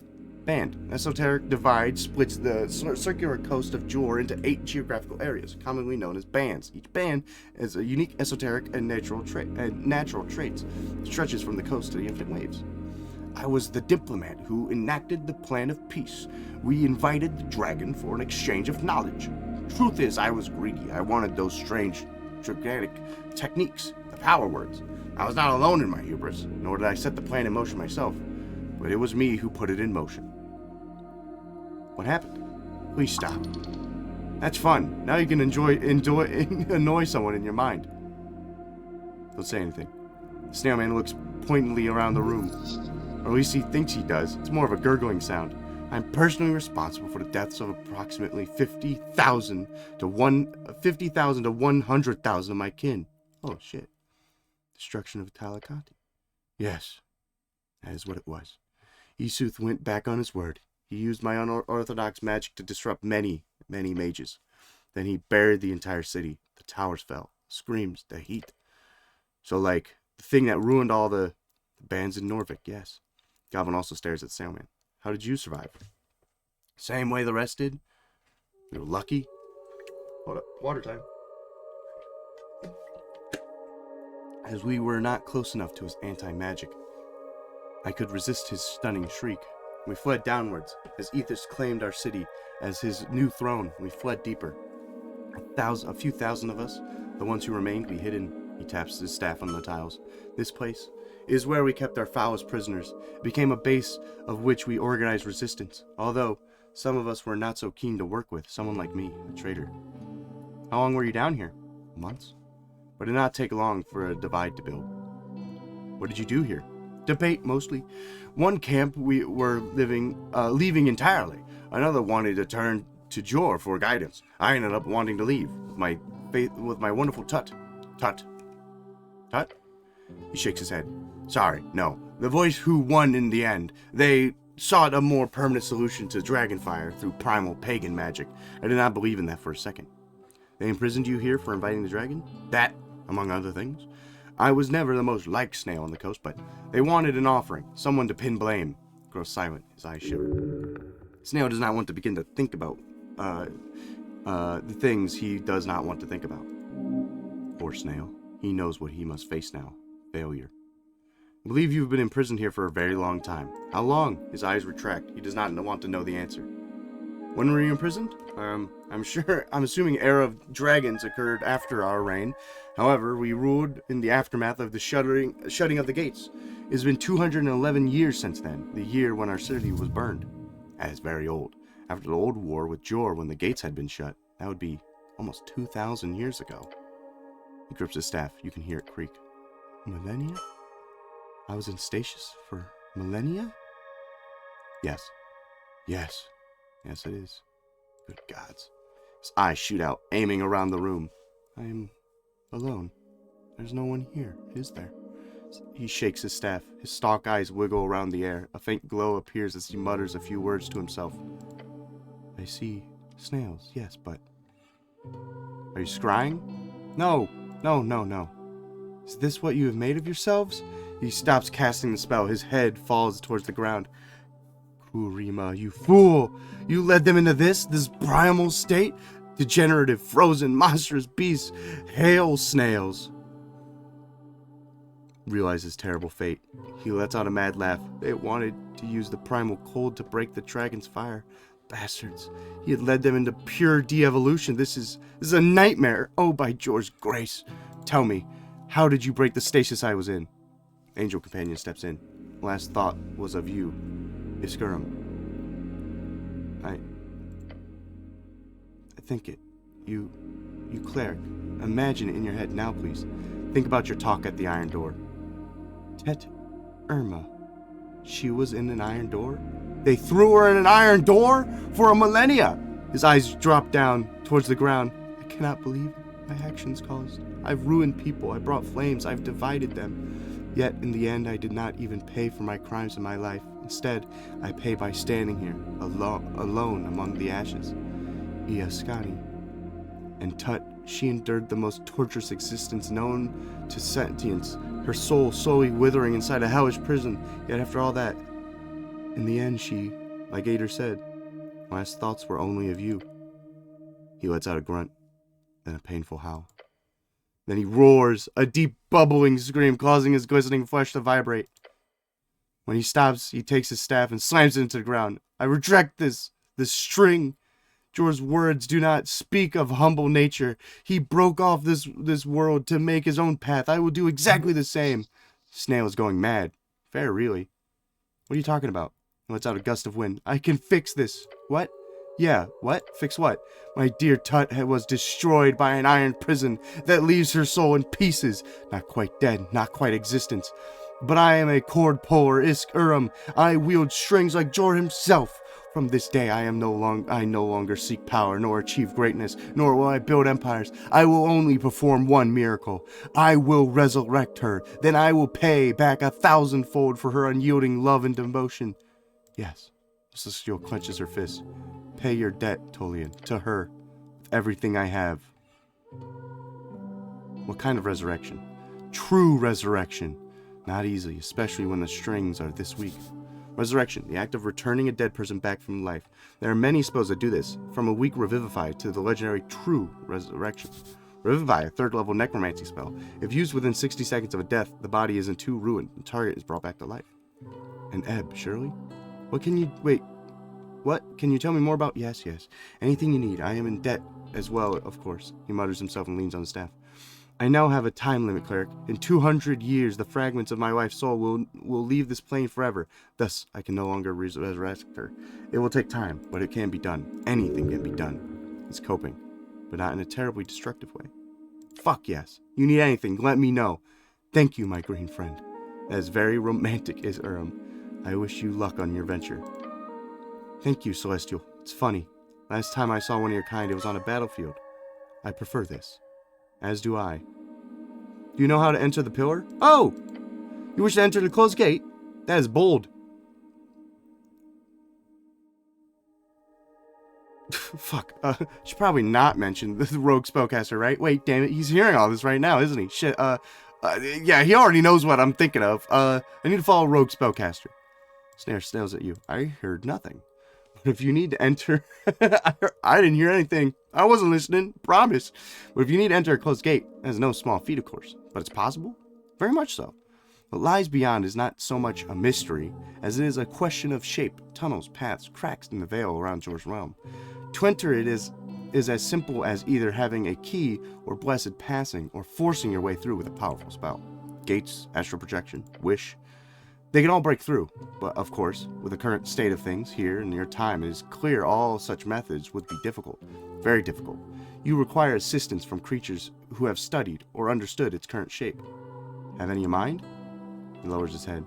Tut was a genius on the planar travel. She could have helped you. You made him sad again. That's sad. Sorry.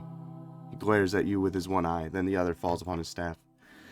You have a great friend in me, cleric. That will be rewarded. Staff of strings! Staff? Grip it. You hold it out, feeling the power surge through the rotten wood. I call it Mirvesh. You may call it Staff of Tolankati. As remembrance of my fallen people. It will be returned to me once you are finished with all this. The crystal on top lights up as he speaks. You are now attuned to it. If you wield it while dealing with the gate, it will grant you assistance, information, attunement, so on. My dear wife's research can be found within its core. It will help you, I'm sure. Thank you, and Tut. As for who you should speak with, I have no idea. But unless you want to write a contract with some powerful devil or serve some far realm monster, you might not have too many good options. The only creature I knew beyond my people who understood the mechanics of the gate was the gate guardian herself. But she was ancient by time I could count, so I would not count on her still being around. Talking about the Sphinx? Excuse me? Ulziz, the Sphinx. She's still around? Yeah, do you know her?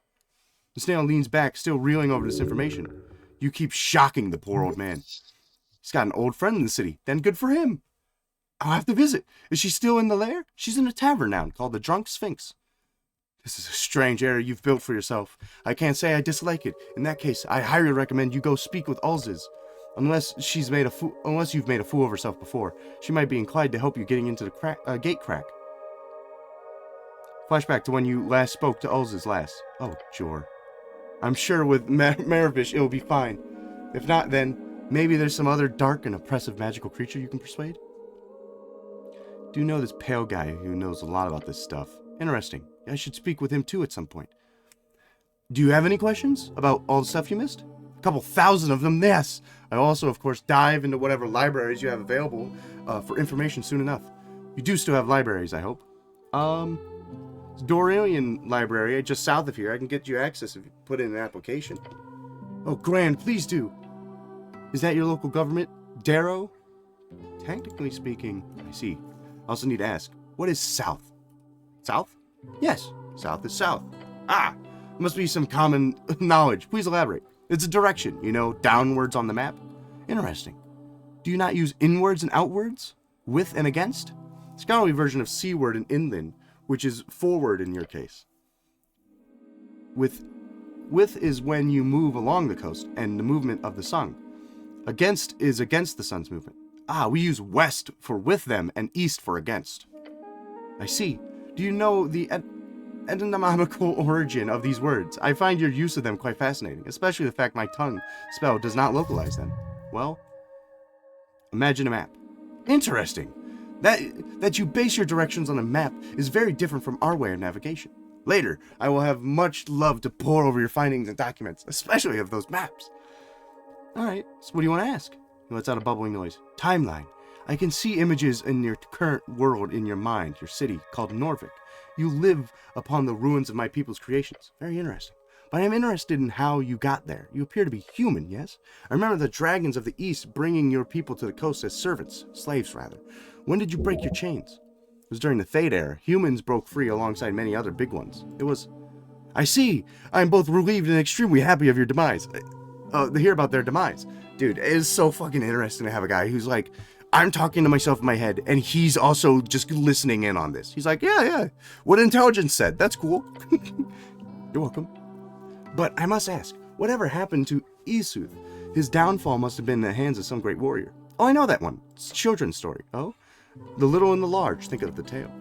A gnome befriended the mist titan of Ascani, and together they defeated the great red dragon.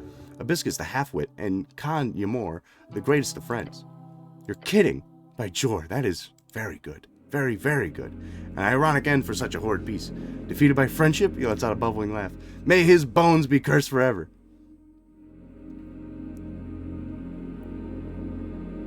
Many gods were born in the next era, the divine era. Hold on, let's see.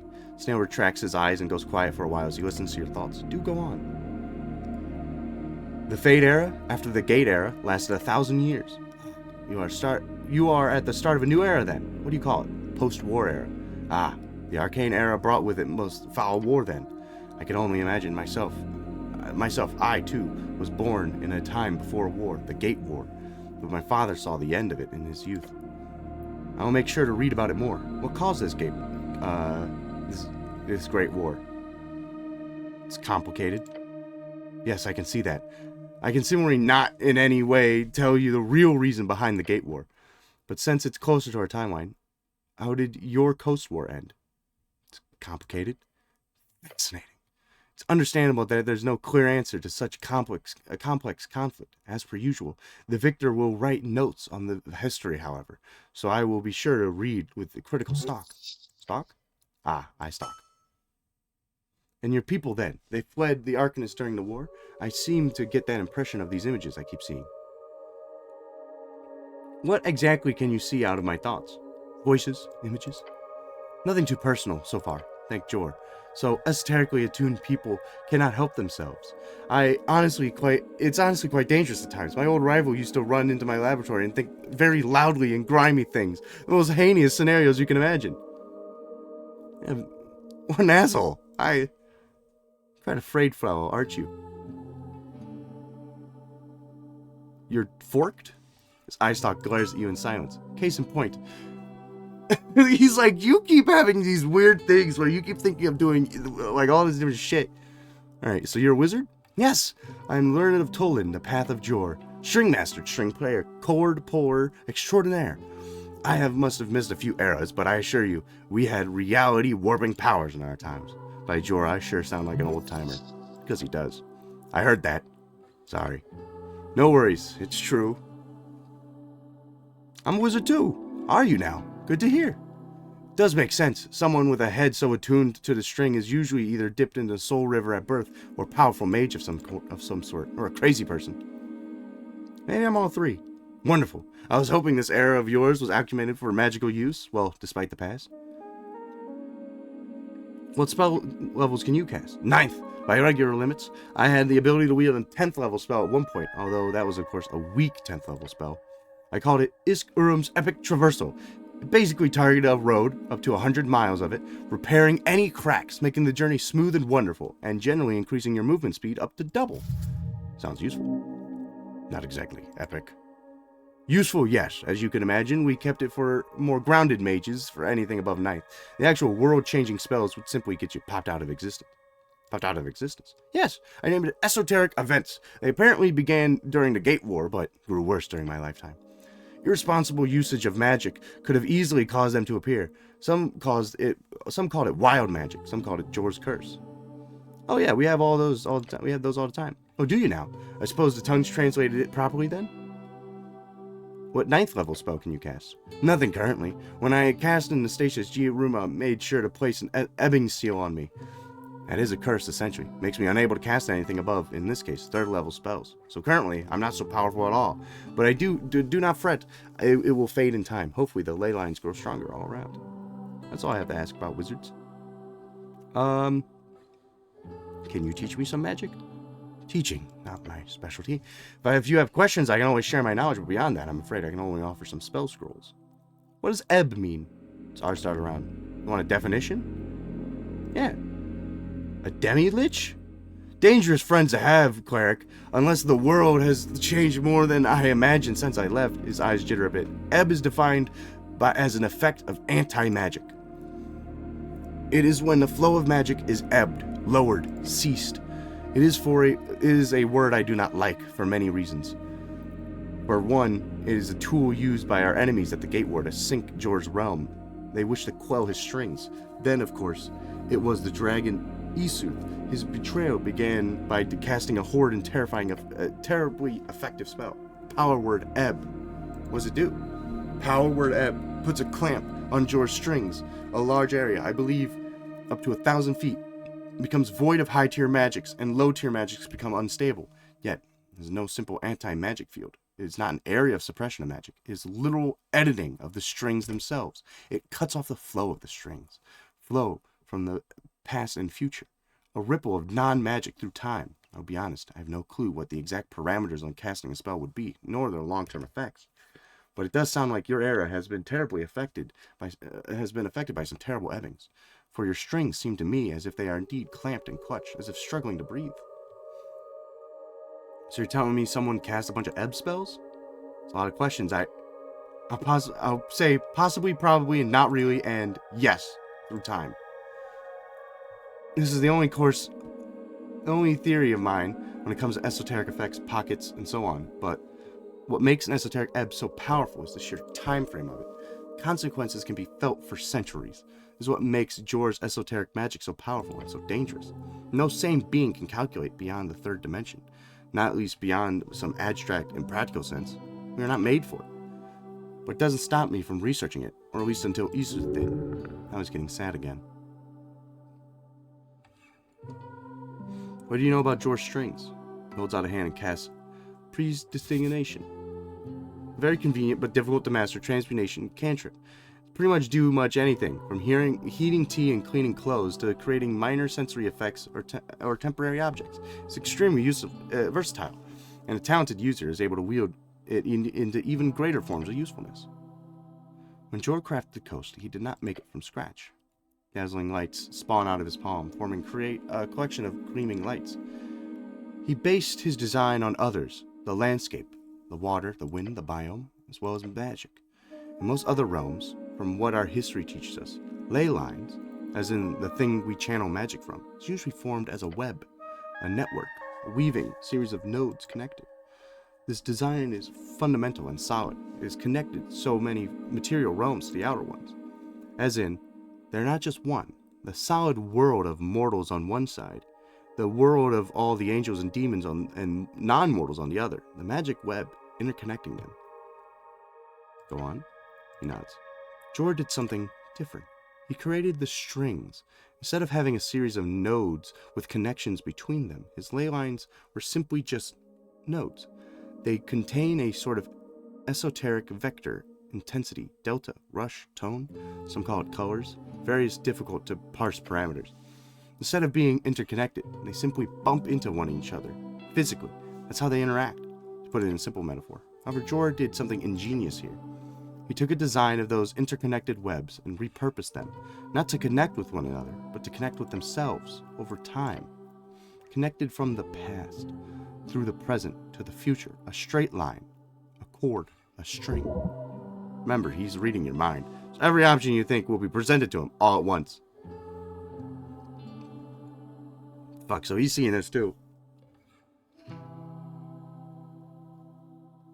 Why do you think he made it in such a way? Okay. There's a lot taken all at once.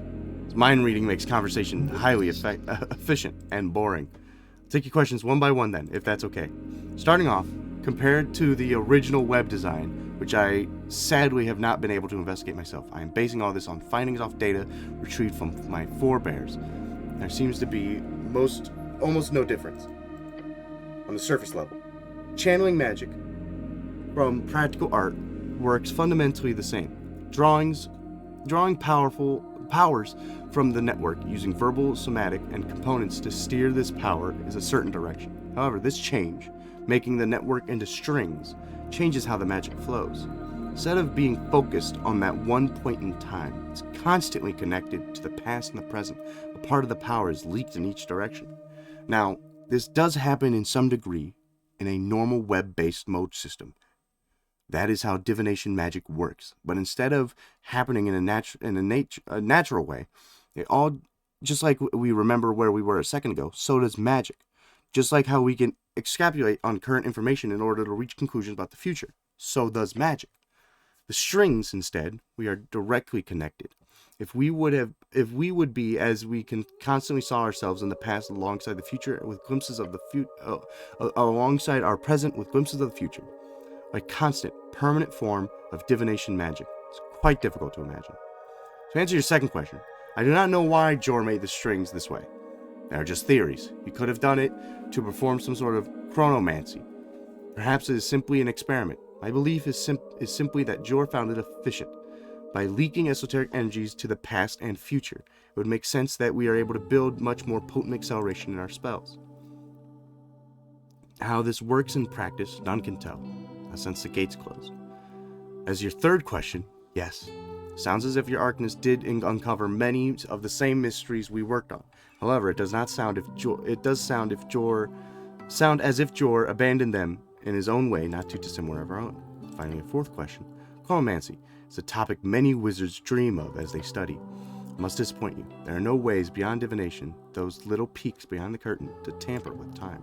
As the strings move forward and watches us along with them, there's one message we received from him all those years ago. He is watching. This is our chance to make our choice, so make him well. Thank you. Okay. What do you know about this Jor guy? About Jor? Oh, just everything and nothing. The enigma of the wizard Jor is. First, I would like to ask you what you know about Jor. Died in the Gate War? Stay on and listen to your thought intensely. Yes, Beasts of Jor? Is that what you call us? It's a term that stuck. I see. Recent Arcanist trouble humans cause for themselves, not to help. Okay, this keeps popping up. Ruled before the Coast War, very minor political party. That's true. Term Anticipian appears good. It is draconic, yes. Before the closing, very good. His eyes close up slightly. In the old world, Timan Kalti, we worshipped oppressive gods. Oppressive in the sense of absolute power. My forebears left willingly at the invitation of Jor, never again to serve. So it is important to remember our love for Jor was not subjugation. It was a partnership, in the purest sense of the word. So to be clear, I am not a numerist. I have no religion. I do not worship Jor. My people were raised into self-idealization by Jor, given power, esoterical forces. When he fell in the Great War, and no longer was directly involved, well, we all had the same hope he was alive, just hiding, or having gone into some other state of being to shut out of the gods. Logically speaking, he has to be alive. That is my input in the discussion. Why? Because his realm still stands? I do not believe in a natural existence for his coast. I believe, although my evidence for this is faltering, the realm would collapse if Jor was truly dead. This place is held up by him, thus his existence is proof of his well-being. Not to mention the handful of messages we received, at least hint at something still existing out there. Unless you believe those messages were false, which they could be. I do not believe so. So, like, he believes in Jor still existing, not necessarily as, like, a religion. He's just like, oh, this is matter of fact to me. Like, this is just is. Alright. What will you do now? I'll build a base, a laboratory, somewhere in this city of yours. Build upon our ruins. Any tips on who I should talk to?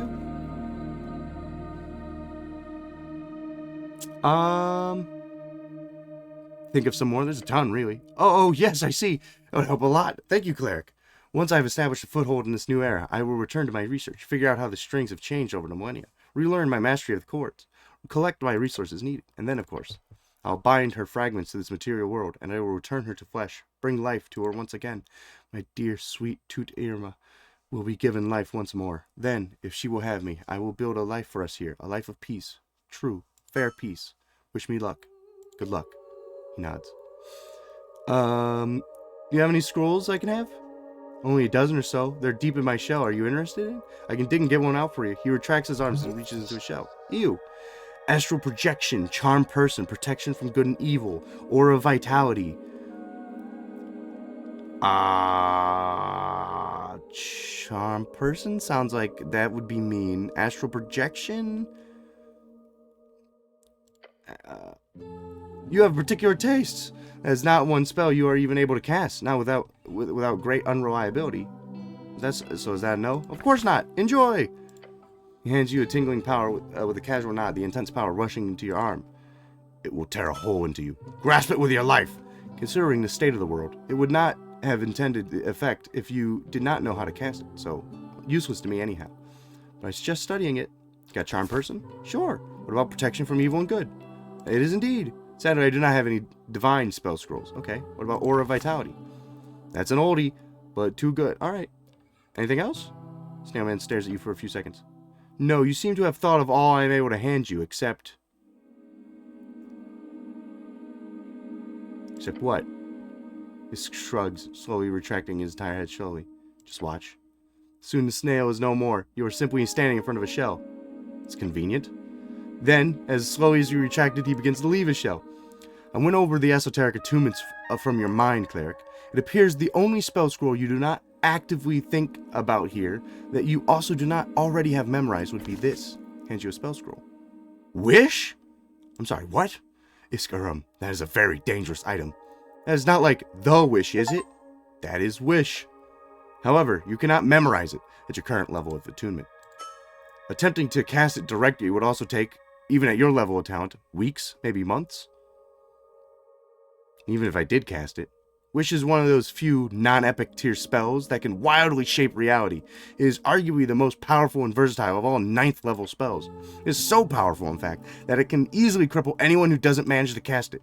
The only truly safe usage of Wish is to use its power to ask for a casting of another spell, 8th level or lower. You could ask for a weaker effect, which has been proven to be safe at times, but if you word over your wish poorly, the effect is broader than intended. Then you are, as they say, screwed. Awesome!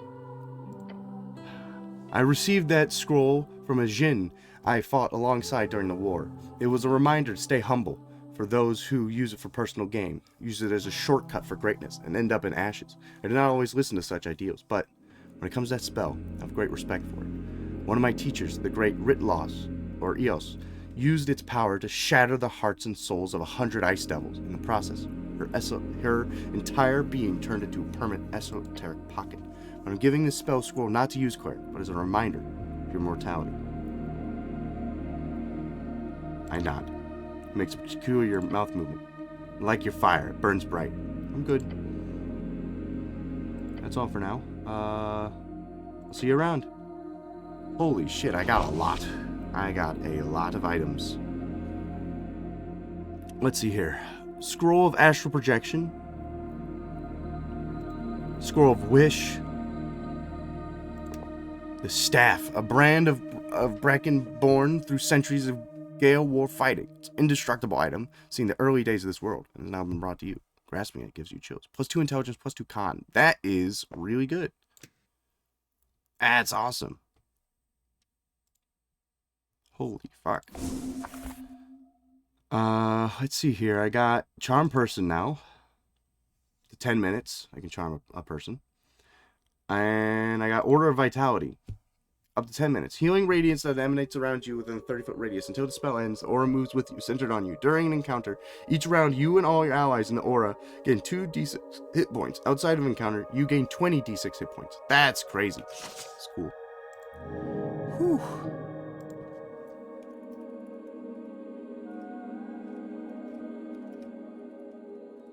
I feel like I'm going to discover that Jor is like the guy who made the game. And that's how they describe it.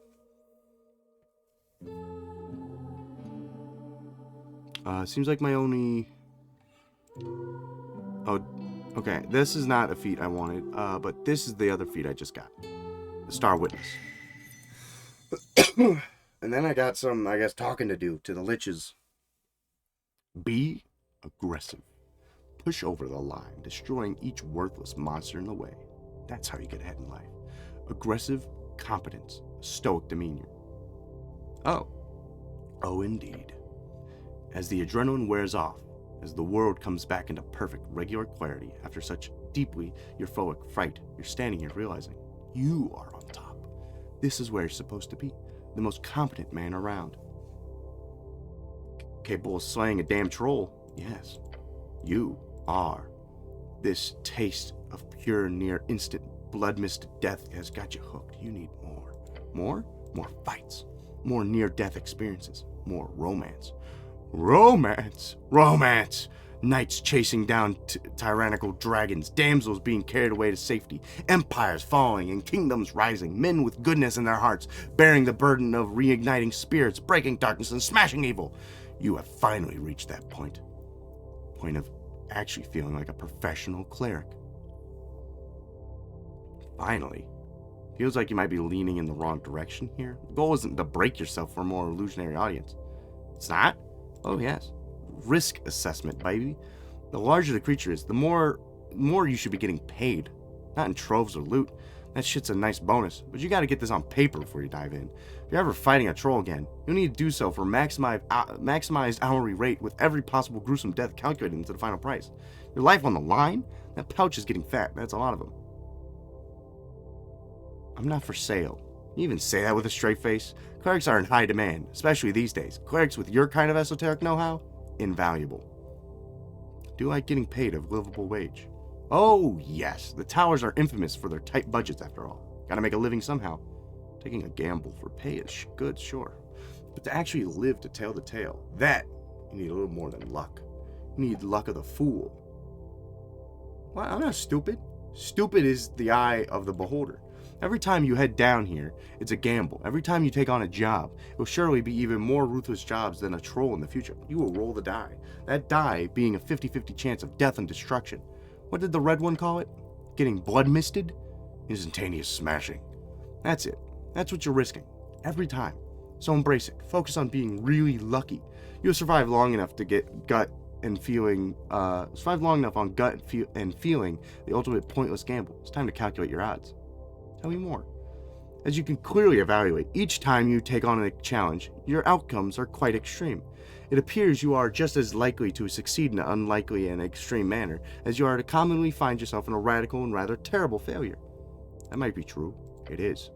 Even by recognizing your personal skill level involved in any particular task, the overwhelming power of chance is evidently your clearest ally. This is bad. Indeed, let us lean upon the strings for balance. A tightly strung balance, yet born out of a beautiful curved yet balanced bell. A bell curve? Yes. If you before had an equal chance of each outcome, which is quite volatile, this would instead allow you to take control of the outcome, aligning each attempt around the center, the average. This would reliably increase your odds at succeeding at tasks you are equipped to handle, while dramatically decreasing your failure rate of those that you are not.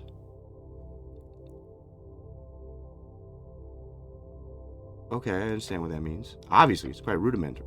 Of course, this would impact you, both of you, and your opponents. Joy strings are universal. Okay, so I got 4 different traits to pick from. Holy shit. Luck of the fool. You're gonna gamble, might as well save yourself from the biggest fails. Luck of the fool. Whenever you roll a natural 1, you get another result and take 1d4 damage. This effect can repeat to infinity. This damage cannot take you below 1 HP. I do roll 1s and 2s quite a bit. Dungeoneering reflexes. You dodge enough shit to get down here. Future, you'll be ready for anything. Whenever you roll 10 or below, add an extra proficiency to the roll. Just at all times? That's not bad. That's not bad at all. Professional cleric. This is it. You feel it. Finally, you are competent. You cannot critically fail. Tell me about the curve, yet balanced spell. Naturally, you should only take on challenges you are capable of succeeding at. This will lower any risks involved. Whenever any d20 is rolled, the strings of Jor causes the outcome to lean towards 10. The chances of critical rolls are diminished.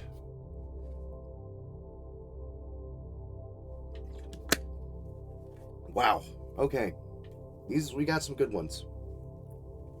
Alright. Here's what I'm thinking. I'm not going to choose this one. I don't think I want this one. This one seems really good. I roll below 10 a lot, and my proficiency bonuses are pretty good. And if I double up on them, I feel like that's really good. Cannot critically fail. Sucks, but like it is what it is. And then I can make it so I'm less often to critically fail. And it leans more towards 10. It leans more towards the average. I kind of want Dungeoneering reflexes. Whenever you roll 10 or below, add an extra proficiency bonus. Each one will help you in some way. Your choice here is focus on one path, the gamble. Dungeoneering reflexes. Time to make a proper living. Thus it goes. So I'm a troll killer now. That is really good. That is really good. What I'm going to get rid of, I don't know. Lady Fair is extra proficiency, which is a +2. Healing spells are increased by an extra proficiency. Your heals can also be increased by your strength modifier. So I would heal better. Reading the room, advantage on behold checks. Friendly company during a short rest, always roll hit die with advantage. Sneal going first isn't too crazy. He usually goes first anyways because he's got such good dexterity. I think I can heal better without it. I think I ditch friendly company and I grab the new one.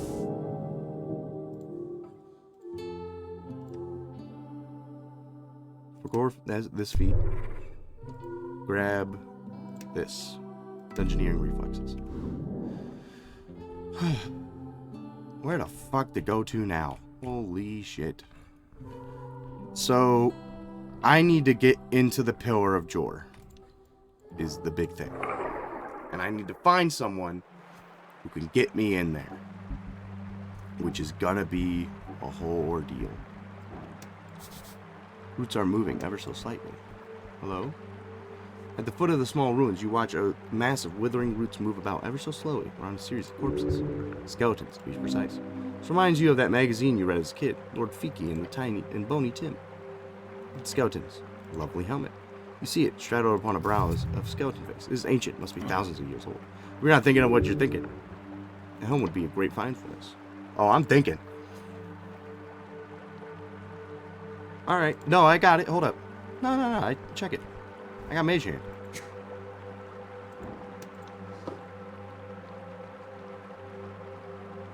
I have to pickpocket it? It's an intelligence check?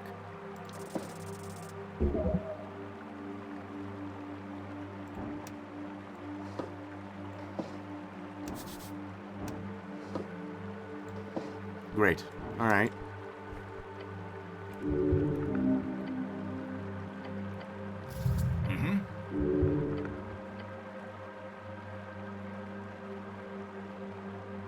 I really want that helmet. And you better take it, quick and easy. Just don't get caught.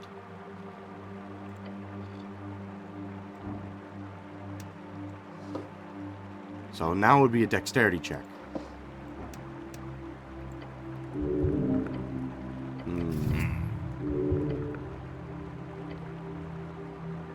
Can you burn this bush down or something? Hurting nature is a fool's choice, more than usual within these green paths. I would advise you to leave it alone. Smart thinking. What? I agree with her. Stop. I can't. I just want the freaking helmet. Alright, what does it even give me anyways? +2 wisdom. Okay. Alright. It's not that crazy.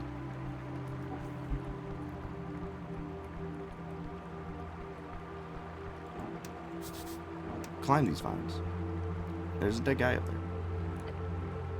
there. Vertical ascent is roughly 20 feet. So now you climb. Mucus. Raw muscle. Pick a path through the tangled. Yeah, I'm just fucking strong. I just climb it. I just climb it because I'm really strong. You grip the rubbery plant matter and heave. Slime coats your hand, but your grip is iron. You ignore the burn on your shoulders. You ignore the spores in your face. Just pull up. Dominating gravity. You are at the top of the ruin. Alright. Hey, dead guy. Headless decaying corpse. Some kind of druid, it seems. Speak with plants! Yo! Yo! Thank you! Speak with plants. That's awesome.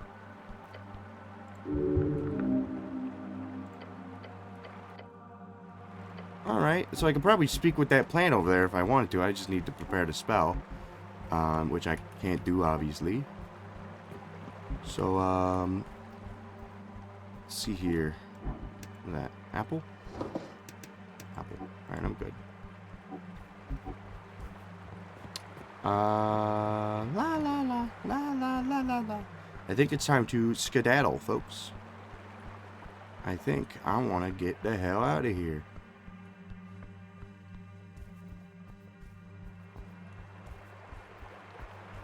I ain't fucking with that.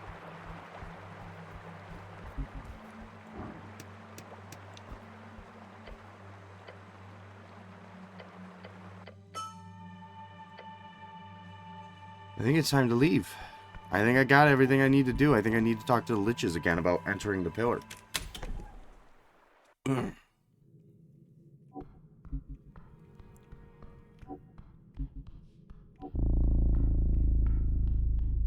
It's 10 o'clock. I'm gonna try to get to, not this guy. The lich, like, Viskin? Because I bet the other skull is just awake at all times, so I don't think I need to, like, worry about that too much. But Viskin might be in bed. So I might want to talk to him first before he goes to sleep. God, I'm so quick. I'm so quick and so nimble. Meow. Meow. Meow. He is still awake. Hey, man.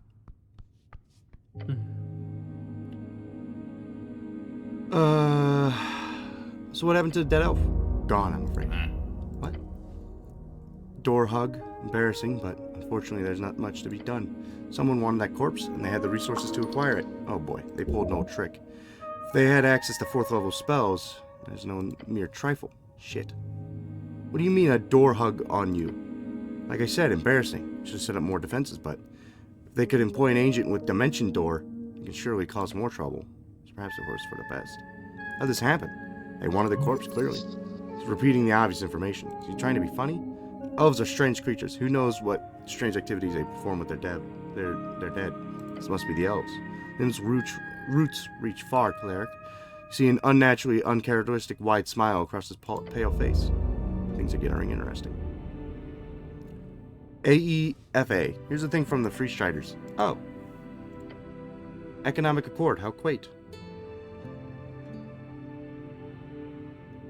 Oh, this is for that thing. Alright, don't sign it. Interesting. I know very well about the free way of the business of the East. I have no interest in dealing with their methods, unless I am forced to, in which the government, forced to in the event of the governmental switch, which, considering you have been instructed to handing these out, is most likely what's going to happen. Thus, I will indeed most likely sign this in the end. Cool, that's all I needed. I need help entering the Gate of Jor. I'm sure you do. You're not surprised? He takes a deep and eerily long breath. Little surprises me these days. He coughs once. Why not? Says it with such gusto. Give him a thumbs up. Pale man slowly lifts his hand and returns the gesture. This is no major secret. However, the method is quite difficult. To enter the Pillar of Jor, through a crack left in the gate, you will need astral projection. A 9th level spell? Indeed. Can you cast the spell? Without the spell scroll, I cannot. You know someone who does? No. Then what do? A spell scroll, cleric. A spell scroll of astral projection. An extremely powerful item, no doubt.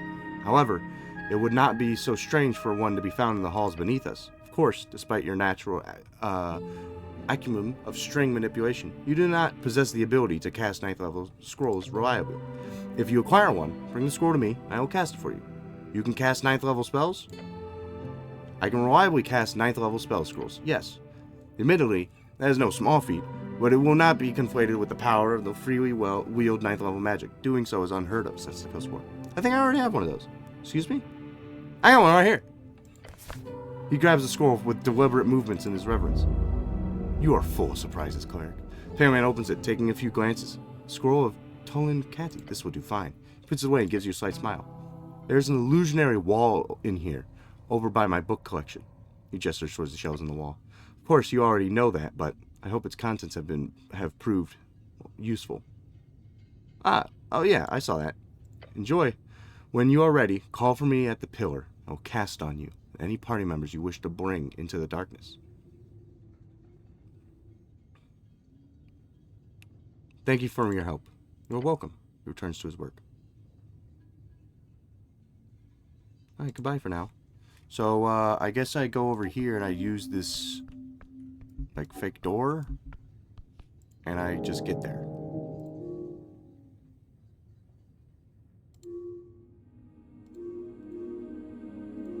Oh my god, I got so many things to take root. Okay.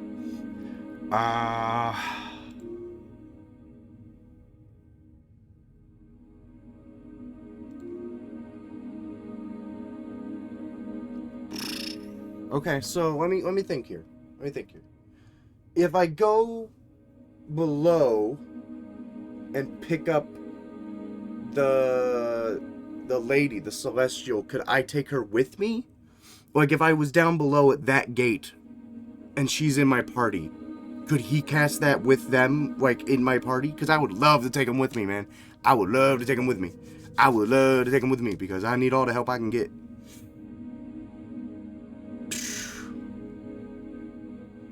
Okay, I got a few things I need to do. Alright, I will take root of those. Let's first enter here. I want to go talk to the bugbear real quick and let them know that I punched the guy in the face. I feel like they would appreciate that. And then I'm gonna go back down. I think this is the right way. Central Tolstad. No. Tunnel to the river. Potentially. One of these is the right way. Excuse me.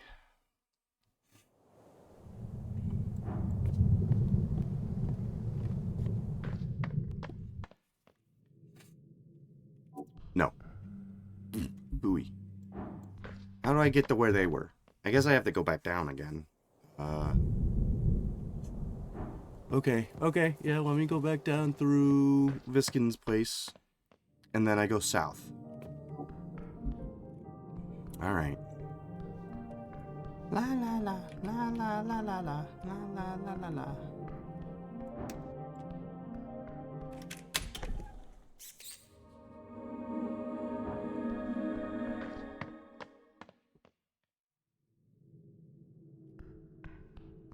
Alright.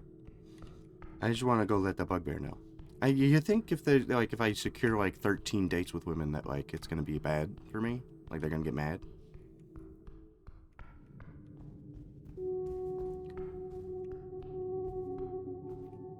Looks like the kind of rock you can stand on to get attention.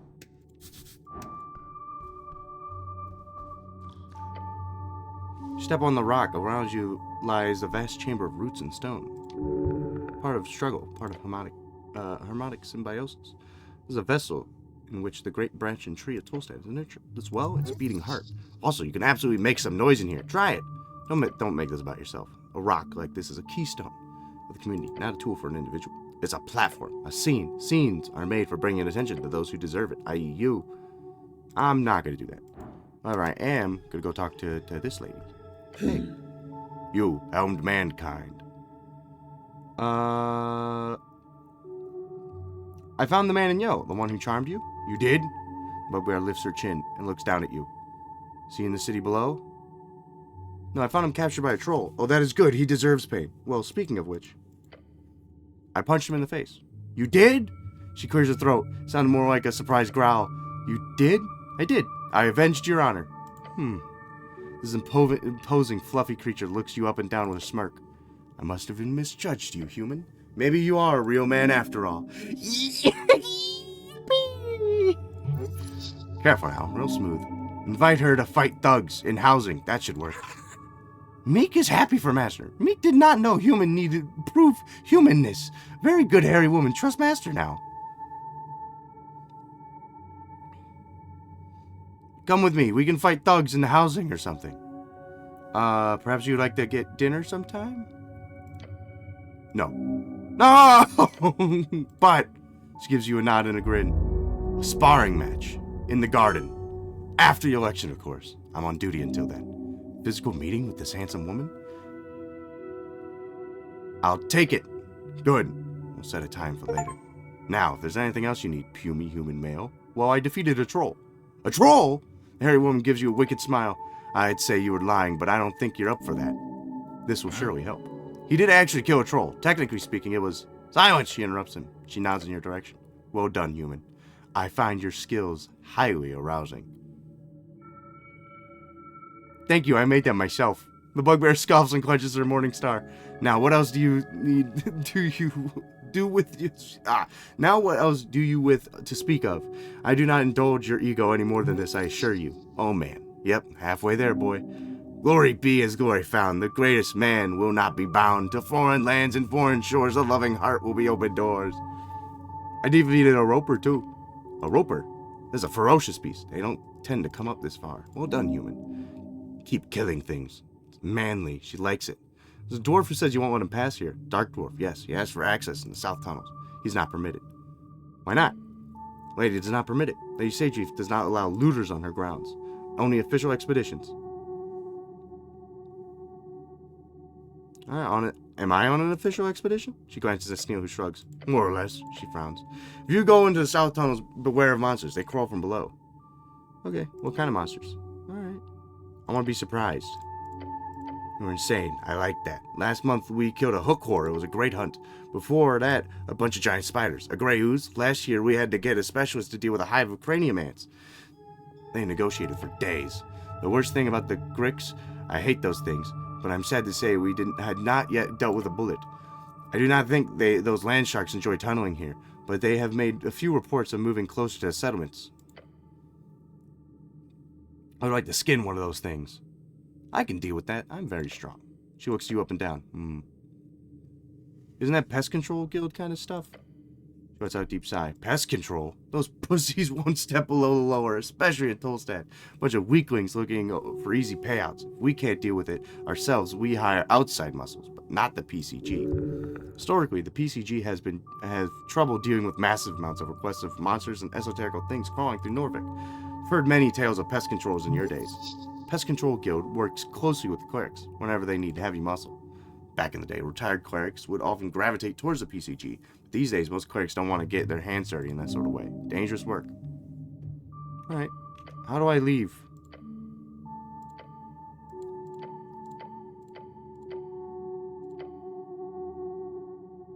Cool.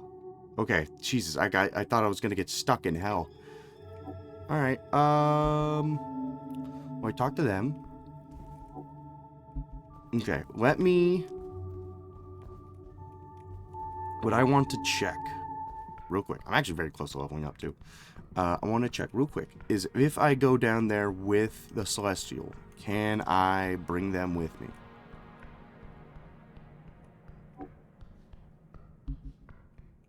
I wonder if I'd also, like, maybe slayed the big crocodile. They would have appreciated that, too.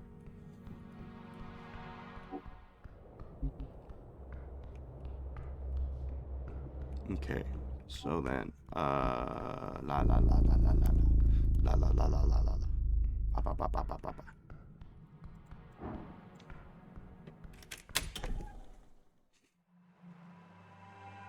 Okay, so there's a pillar in the middle right here.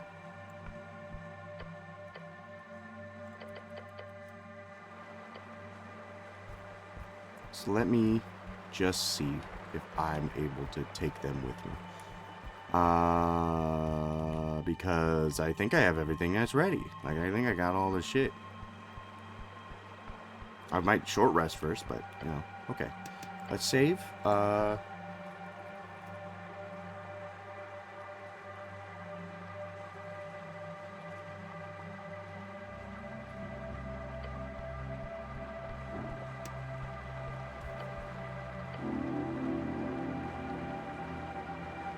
Right, this old thing.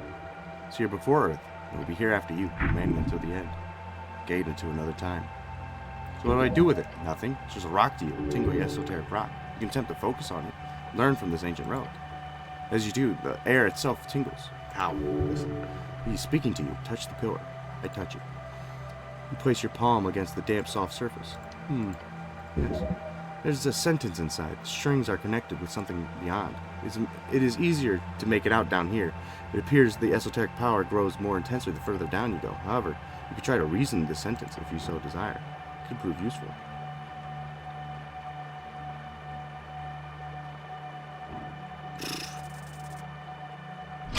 Yeah, that's not happening. Closing your eyes, you begin to focus, your mind placed squarely at the esoteric force. Your mind forms into an arrow, and you fire it forward, but is repelled. Opening your eyes, your hand is no longer pressed against the cold surface of the pillar. This is wrong. Yes. Yeah, try again later.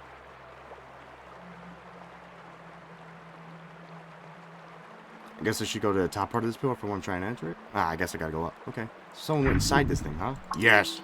Here so. Be real careful if you want to. Okay, so it does not seem like I can bring the angel with me. It's fine. It's fine. It happens. Another place I want to go check out. I would like to go talk to the Sphinx about the snail man and how they would probably appreciate knowing that there's someone, you know, alive from back in their time too. They might find that interesting. And so the angel can't come with me. Shame. Shame. I'm gonna have to be up above to do that.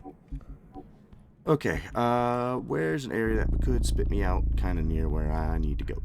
I guess, by the whatchamacallit, dude? Viskin? I guess by Viskin? If I could be spit out there. Which I can by just going like this. Oops. Meow. Meow. Meow.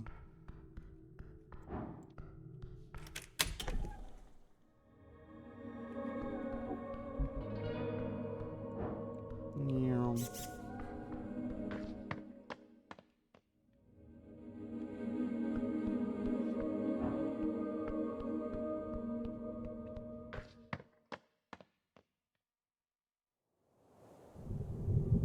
Meow.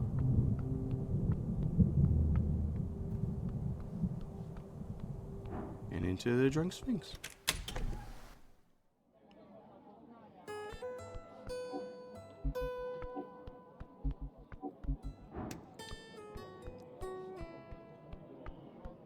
Hey. Little one. I need help entering the pillar drawer. Now, that is not a request I expected today. May I ask why? It's got to do with the tea shop. I see. How mysterious. Sphinx ponders your request for a while before sipping her wine. That is no small request, Cleric. Tell you what, complete the riddle first, the difficult one. Perhaps I will consider it. She smiles.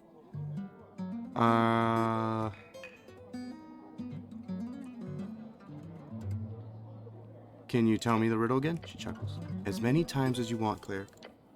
Found within the arcane flare, twin tongues of flame that scorch the air, buried deep within the earth, a primal string to show your worth.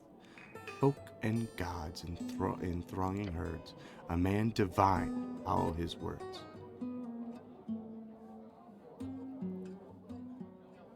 Arcane flare, twin tongues of flame that scorch the air, buried deep within the earth, a primal string to show your worth. A folk and gods of thronging herds, a man divine alone, all his words. Alright, I'm gonna leave now. So where is, So where do I solve the riddle? I'd like to solve the puzzle. Yep. Yeah, that's right, yeah. Alright. Can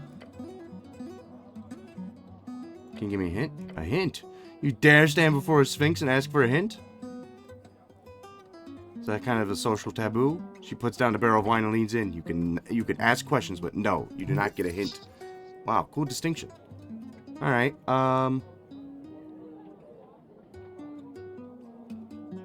has anyone solved this riddle?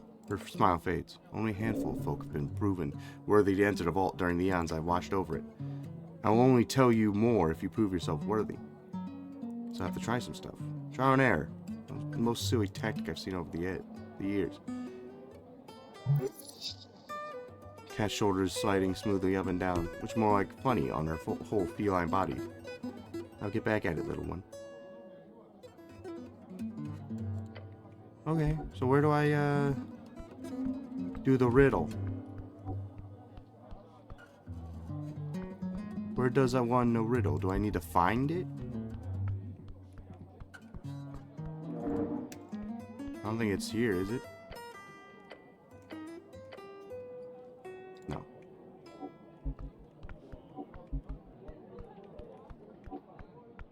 Let me see.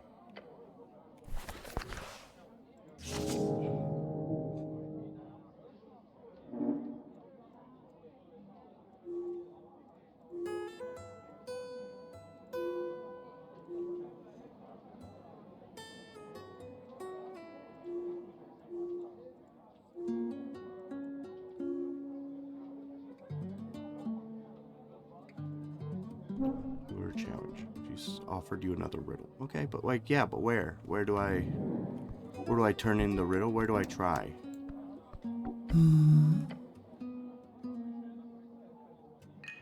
Is this tavern your lair or your lair a tavern?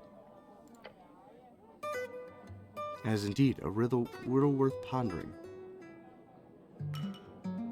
Can I ask why? Why what? Why a tavern? I was convinced. She glances at the pile of wine at her side. It's not a battle quickly won, however. Rick Spitter worked tirelessly for many an evening to argue her point. Eventually, and completing a few quests on my behalf, I let her rent out part of my lair, but only for a century. Okay, nice. Is it lonely to hang out here for a millennia? She takes a deep breath. I must remember that my perspective on time is different than mortals. When one views events on a scale measured in eras, a chat like this is nothing but a fleeting blink among a heaven of stars. It speaks from a pool of knowledge deeper than your entire potential existence.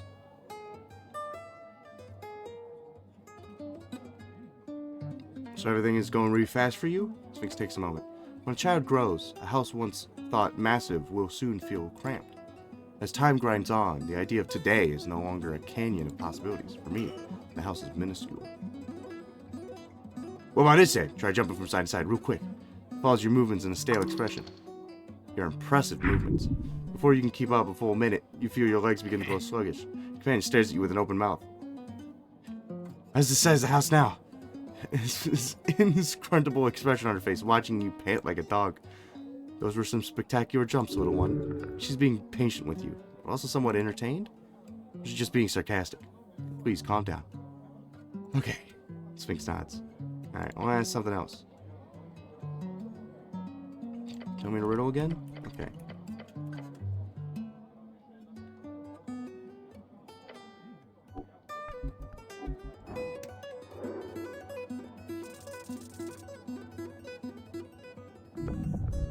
Nothing. Need a break. Okay.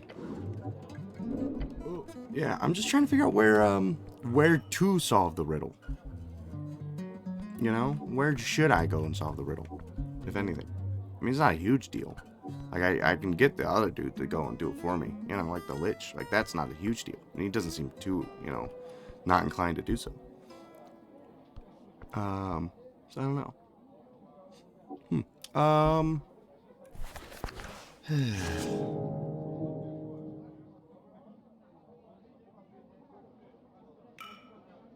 Anything else to do before I get out there? Not particularly.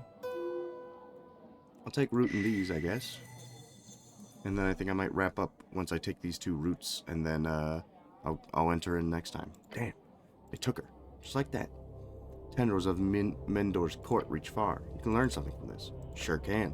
You see that shit-eating confidence on that elf's luscious lips? That was the face of order. A foreign order. Fully in control. It was breathing.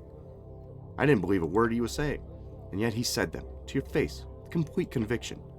But why else would a Liam Warden fancy a word for ambassador? Stand there in the middle of the night, speaking gibberish for some inane cleric. He had a damn good reason to show up, and considering they took the corpse right afterwards, they know exactly what they're doing. It's a highly calculated move to tell you those things. To blame the dead elf, to clear themselves from any wrongdoing, to sneak away in the night with the biggest piece of evidence, before any real authority could get their claws on it, and more importantly, before the press could get on and scoop. You need to learn something from this. Get yourself closer to that Twinkie elf's level. Why? Because the ladies will like it. Alright. Illusions of grandeur can take a man far. People tend to get swept up alongside it, the little winds trailing in the wake of the greater tempest. Alas, words are wind. They too will fade. The storm turns into a gale. Do not build your empire on words alone. Eom did not. You remember the tale of the Mender. It was told to every child. There's also 3 adaptations running on Stage Street over the years. One of the classics. There's a more historical preamble. I've more or less memorized it. Skip to the good part. Understood. Great shaman of the woods, whose divine ascension did bind Ascami's elvenkind. To Norvik she came, emerged upon its streets scarce years past the conquest's end. In shadow wrought, she spells upon each warrior of the palace, drawing them to earth in ranks of iron. Their eyes, bewitched and bright with zeal, beheld her form, a twisting mass of bark and gnarled root. There earth did meet her on the steps of the primal force, pressed against the bulwark. Seconds for war, minutes for passion. Words they shared, looks exchanged. The elf god asked but one question as she broke her spell upon the great soldiers of the city. Is anything permitted in a good man's quest? Thus ends the tale of Liam the Mender. For earth did stay her wrath for mortal men. In years since past, that elven god hath faded, yet her question lingers still within the palace air, the streets, the coast. If thou know the answer, hold thy tongue and speak it not, for that beguiling nymph may yet keep watch, her roots do linger still. Earth is awesome. Was. But yeah, the only thing, the abridged kids version, of course, it's the one that stuck with you. Now think about it. The dead elf, this Pinja, she played them all. This not dead elf, the warden, is clearly a professional bullshitter. They're both master manipulators in their own right. Just excellent work. Learn from it. Build up a beautiful lie on that probably pretty face of yours. Then you can take over the remember where they came from. A long line of empire, an imperial dream. Learn from their mistakes. Build upon their methods. Then you do realize they're immortal, right? Or they're supposed to be? That's what sets them apart? Keep that in mind. These bastards are way too slow to adapt to anything. Whether it's a millennial sphinx or an anti-Celebian celestial or just an elf, they all got that weakness, a fragile immortality. If you die, you lose what? A couple decades worth? They lose infinity. Tell me about fragile immortality. An aversion to risk. That's what they got. Times infinity. That's a massive weakness. So that's what you should learn from them. Think about that weakness. Use it to your advantage. Keep building up that advantage over and over. Keep rolling that die. Removes death saving throws. Whenever you are above 1 HP and take damage that would put you at 0, you go to 1. If you take any damage at 1, you die. So if I was constantly on 2 HP, I never die. If I'm at 2 HP, I never die. Oh, well, no. If you're above 1 HP and you take damage, so if I'm at 2 HP and I take 3 damage, I go to 1. If I take damage after that, I explode. Okay. Tell me about Imperial Dream. Domination begins in the mind. You are above them all. Well, speaking with someone with less intelligence than yourself, gain a proficiency on all D20 rolls. I'm not that smart. Tell me about A Beautiful Lie. Look fresh. Smile wide. They will love you until the day you die. When you are at full health and 0 exhaustion, gain advantage on all charisma D20 rolls. I like that one the most. Yeah. Do Beautiful Lie. You'll be like an elf. Well, the elven bullshit. Everyone will love that. I leveled up. Nice. Let's level up. Let's do intelligence. Just to get that up to, like, not a negative. I got an extra third level spell slot. I'm looking good. And then I do have another thing to take care of. I don't think I'm gonna choose this one. I don't think I'm gonna pick this. It's cool, but I don't think I'm gonna do it. I like the feats I got. But that is like an interesting thing. Like, when you're immortal, you have so much more to lose when you go down. You know, person lives to 100, you know, they see it all or whatever. If you live hundreds and thousands of years, you got so much to go for. You have so much going on. That's why that elf, when I started beating the shit out of him, freaked the fuck out. He was just like, oh, I'm gonna start bullshitting, and then I beat the crap out of him. I started giving him the ooh. He started like, oh fuck, and then he fucked off. He's like, I don't want to die. Alright, Gate of Jor. What's this about?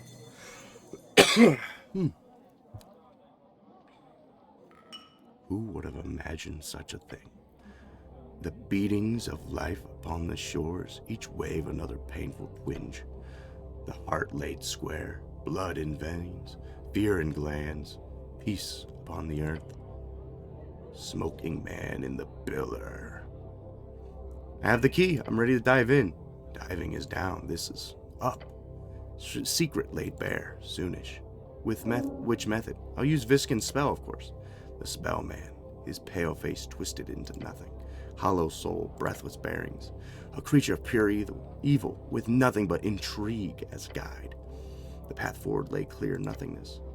As your journey comes close, but, who is the man? The smoking man. Holy shit. Whoa. The orc, Sinur, Sir Teban, the local cat, the seagull, the monster, Rick's bitter. Pinja, no wait, shit, I already thought of that. Oh wait, I'll start from the top. Is me, it's Sneal, Pinja, Viskin, Ost, Raz, it's Doppelganger, disguises Viskin, it's the duck, Crad, Exil, Olaf, it's Arn, he always looks suspicious, Bondeville, Braxo, Lady Char, the drummer, Everglad, it's Freitas, she did try to kill me a couple of times, Lord Gorm, the missing paladin, it's Gordash, that bastard, it's Kerm, the snail must have done it, Corvero, it's Lisa, Prince Murdoch, Lady Sageleaf, that's the twist, isn't it? It's Asgal himself, risen from the grave, Moongore, as always, the Sphinx must have had too much to drink one day, Oyogol, the traveling merchant, it's Pinja, no wait, shit, I thought of that already, Rixbert, Seagull, Sir Tibern, the local cat, it's Snur, it has to be Vera, everyone knows something's off about that orc,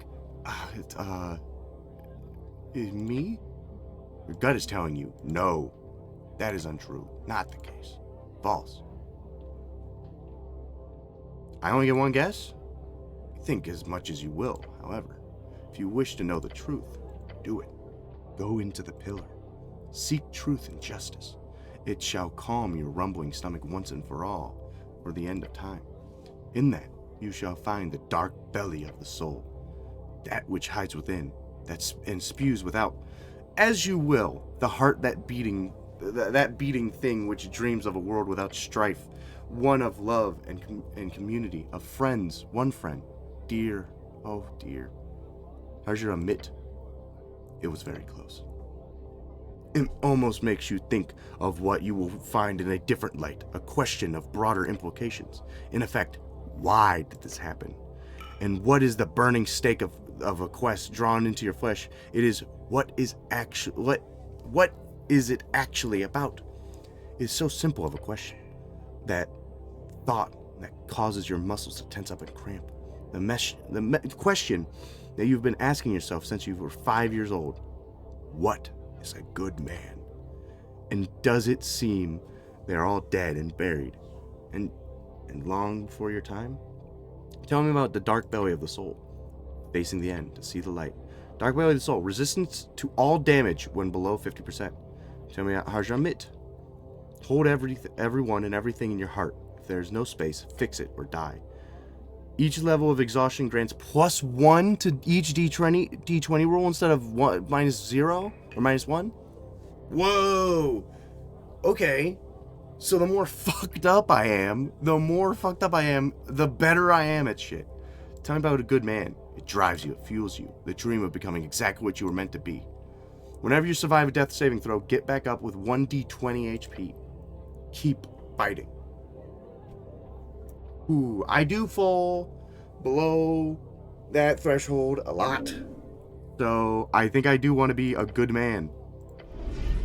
Question still lingers, but with this, you know, one step has been taken. Step in the very much right direction. Feel the end is near. Leave. Whew. Yeah,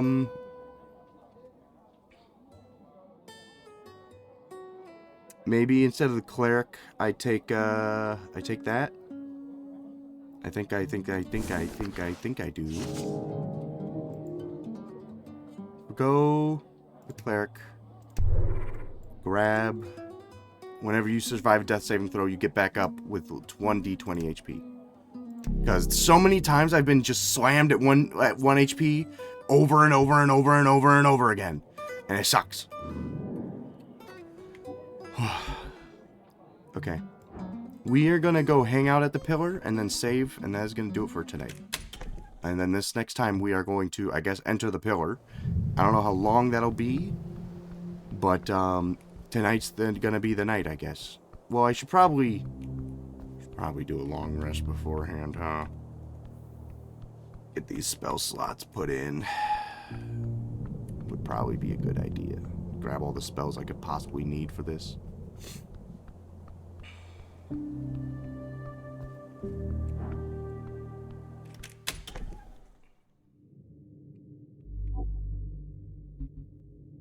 So let's interact with the shrine. Let's prepare spells. We want charm person, comprehend languages, detect secrets. Sounds good. Enhance ability and knock sounds good. Speak with dead. Speak with plants. Crusader's mantle, aura, vitality. Let's do situational up to 10 minutes. Let's do speak with dead and speak with plants. And then we are going to sleep. And then I'll go pick up Sneal, and then we'll go back down. We'll go pick up Sneal, and we'll go from there. I want to see if anyone speaks to me while I go to bed, but like yeah. I just want to be safe about this. As you feel tired, you're kind of tired, sleep won't fix. Finally, your star witness, Miradoc Moonwatch. He had told you about his sighting, this invisible smoking man. Someone who managed to enter the Pillar of Jor. You know you must follow. It's time to finish the job. Will you be able to complete this quest of yours? That is where you will find your answers. Answers within strings.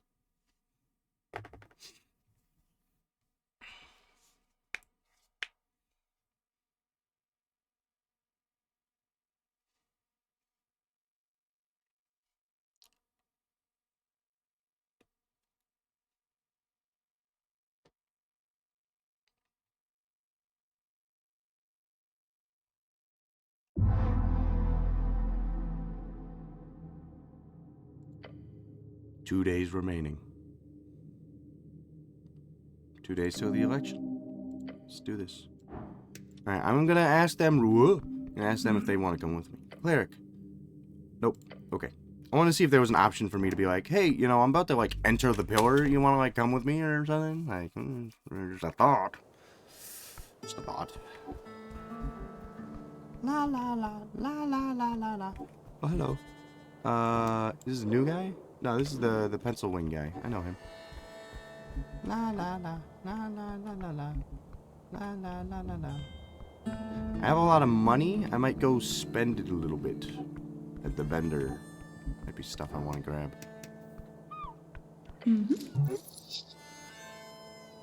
I like to browse your shop. Great. Esoteric shards. Yeah, I'm gonna get some esoteric shards. I don't need incense. Dream patch. Elven ointment. That'll do. What did I get? So I got shard and then this ointment heal 10 HP. I'm gonna need that. I am going to need that. Okay.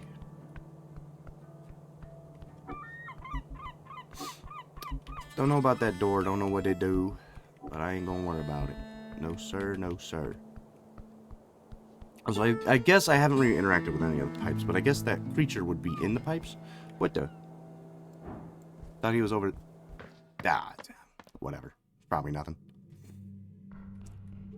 La la la la la la la la la la la la la. La la la la la la la. Alright, that's Sneal. Let's go pick up Sneal. We'll head back up. We're gonna save the game. And then, I don't know how long the Jor sequence is. Like if it's like the last 30 minutes of the game or not. I'm not sure. Oh, I'm sure Eater is too if we head down again. Join you in the Undercoast. Yeah. I'm not gonna be doing that.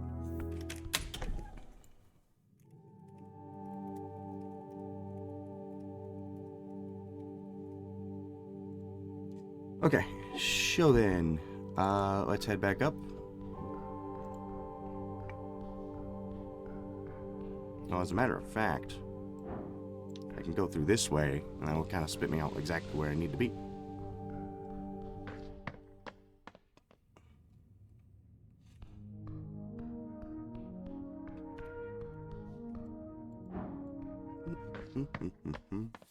Okay. So again, I don't know how long this George sequence is. So next time when we play, I'm going to make an attempt to just have like a backup game, just in case. You know? Just in case. But it seems like I interact with this and then it's time. Yeah. Finish up. So, we're gonna save.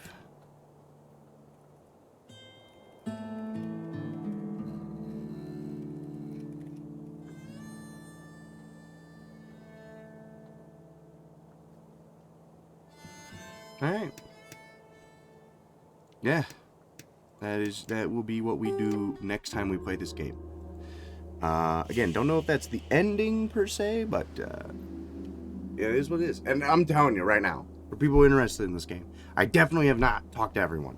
I mean, just looking at the fucking main menu right now, look at these two people. I don't know who the fuck these people are. I mean, I think I saw the mushroom, like, druid, but I never even spoke to him before, you know? I don't know who the fuck this is. Some child with a shovel. You know? Don't know. But, yeah, I think I'm going to wrap up here. I'm going to get some food in me. And, tomorrow we will play Bellwright. And then Monday, Tuesday, Wednesday, Vintage Story. Vintage Story. It's time. Vintage Story. We all love Vintage Story. But yeah, I'm fucking enjoying the shit out of this game, dude. This is great. I really want to see some more people play this game. Some of my friends. And I really want to watch them play it. And see what, cool shit they got going on. So, yeah.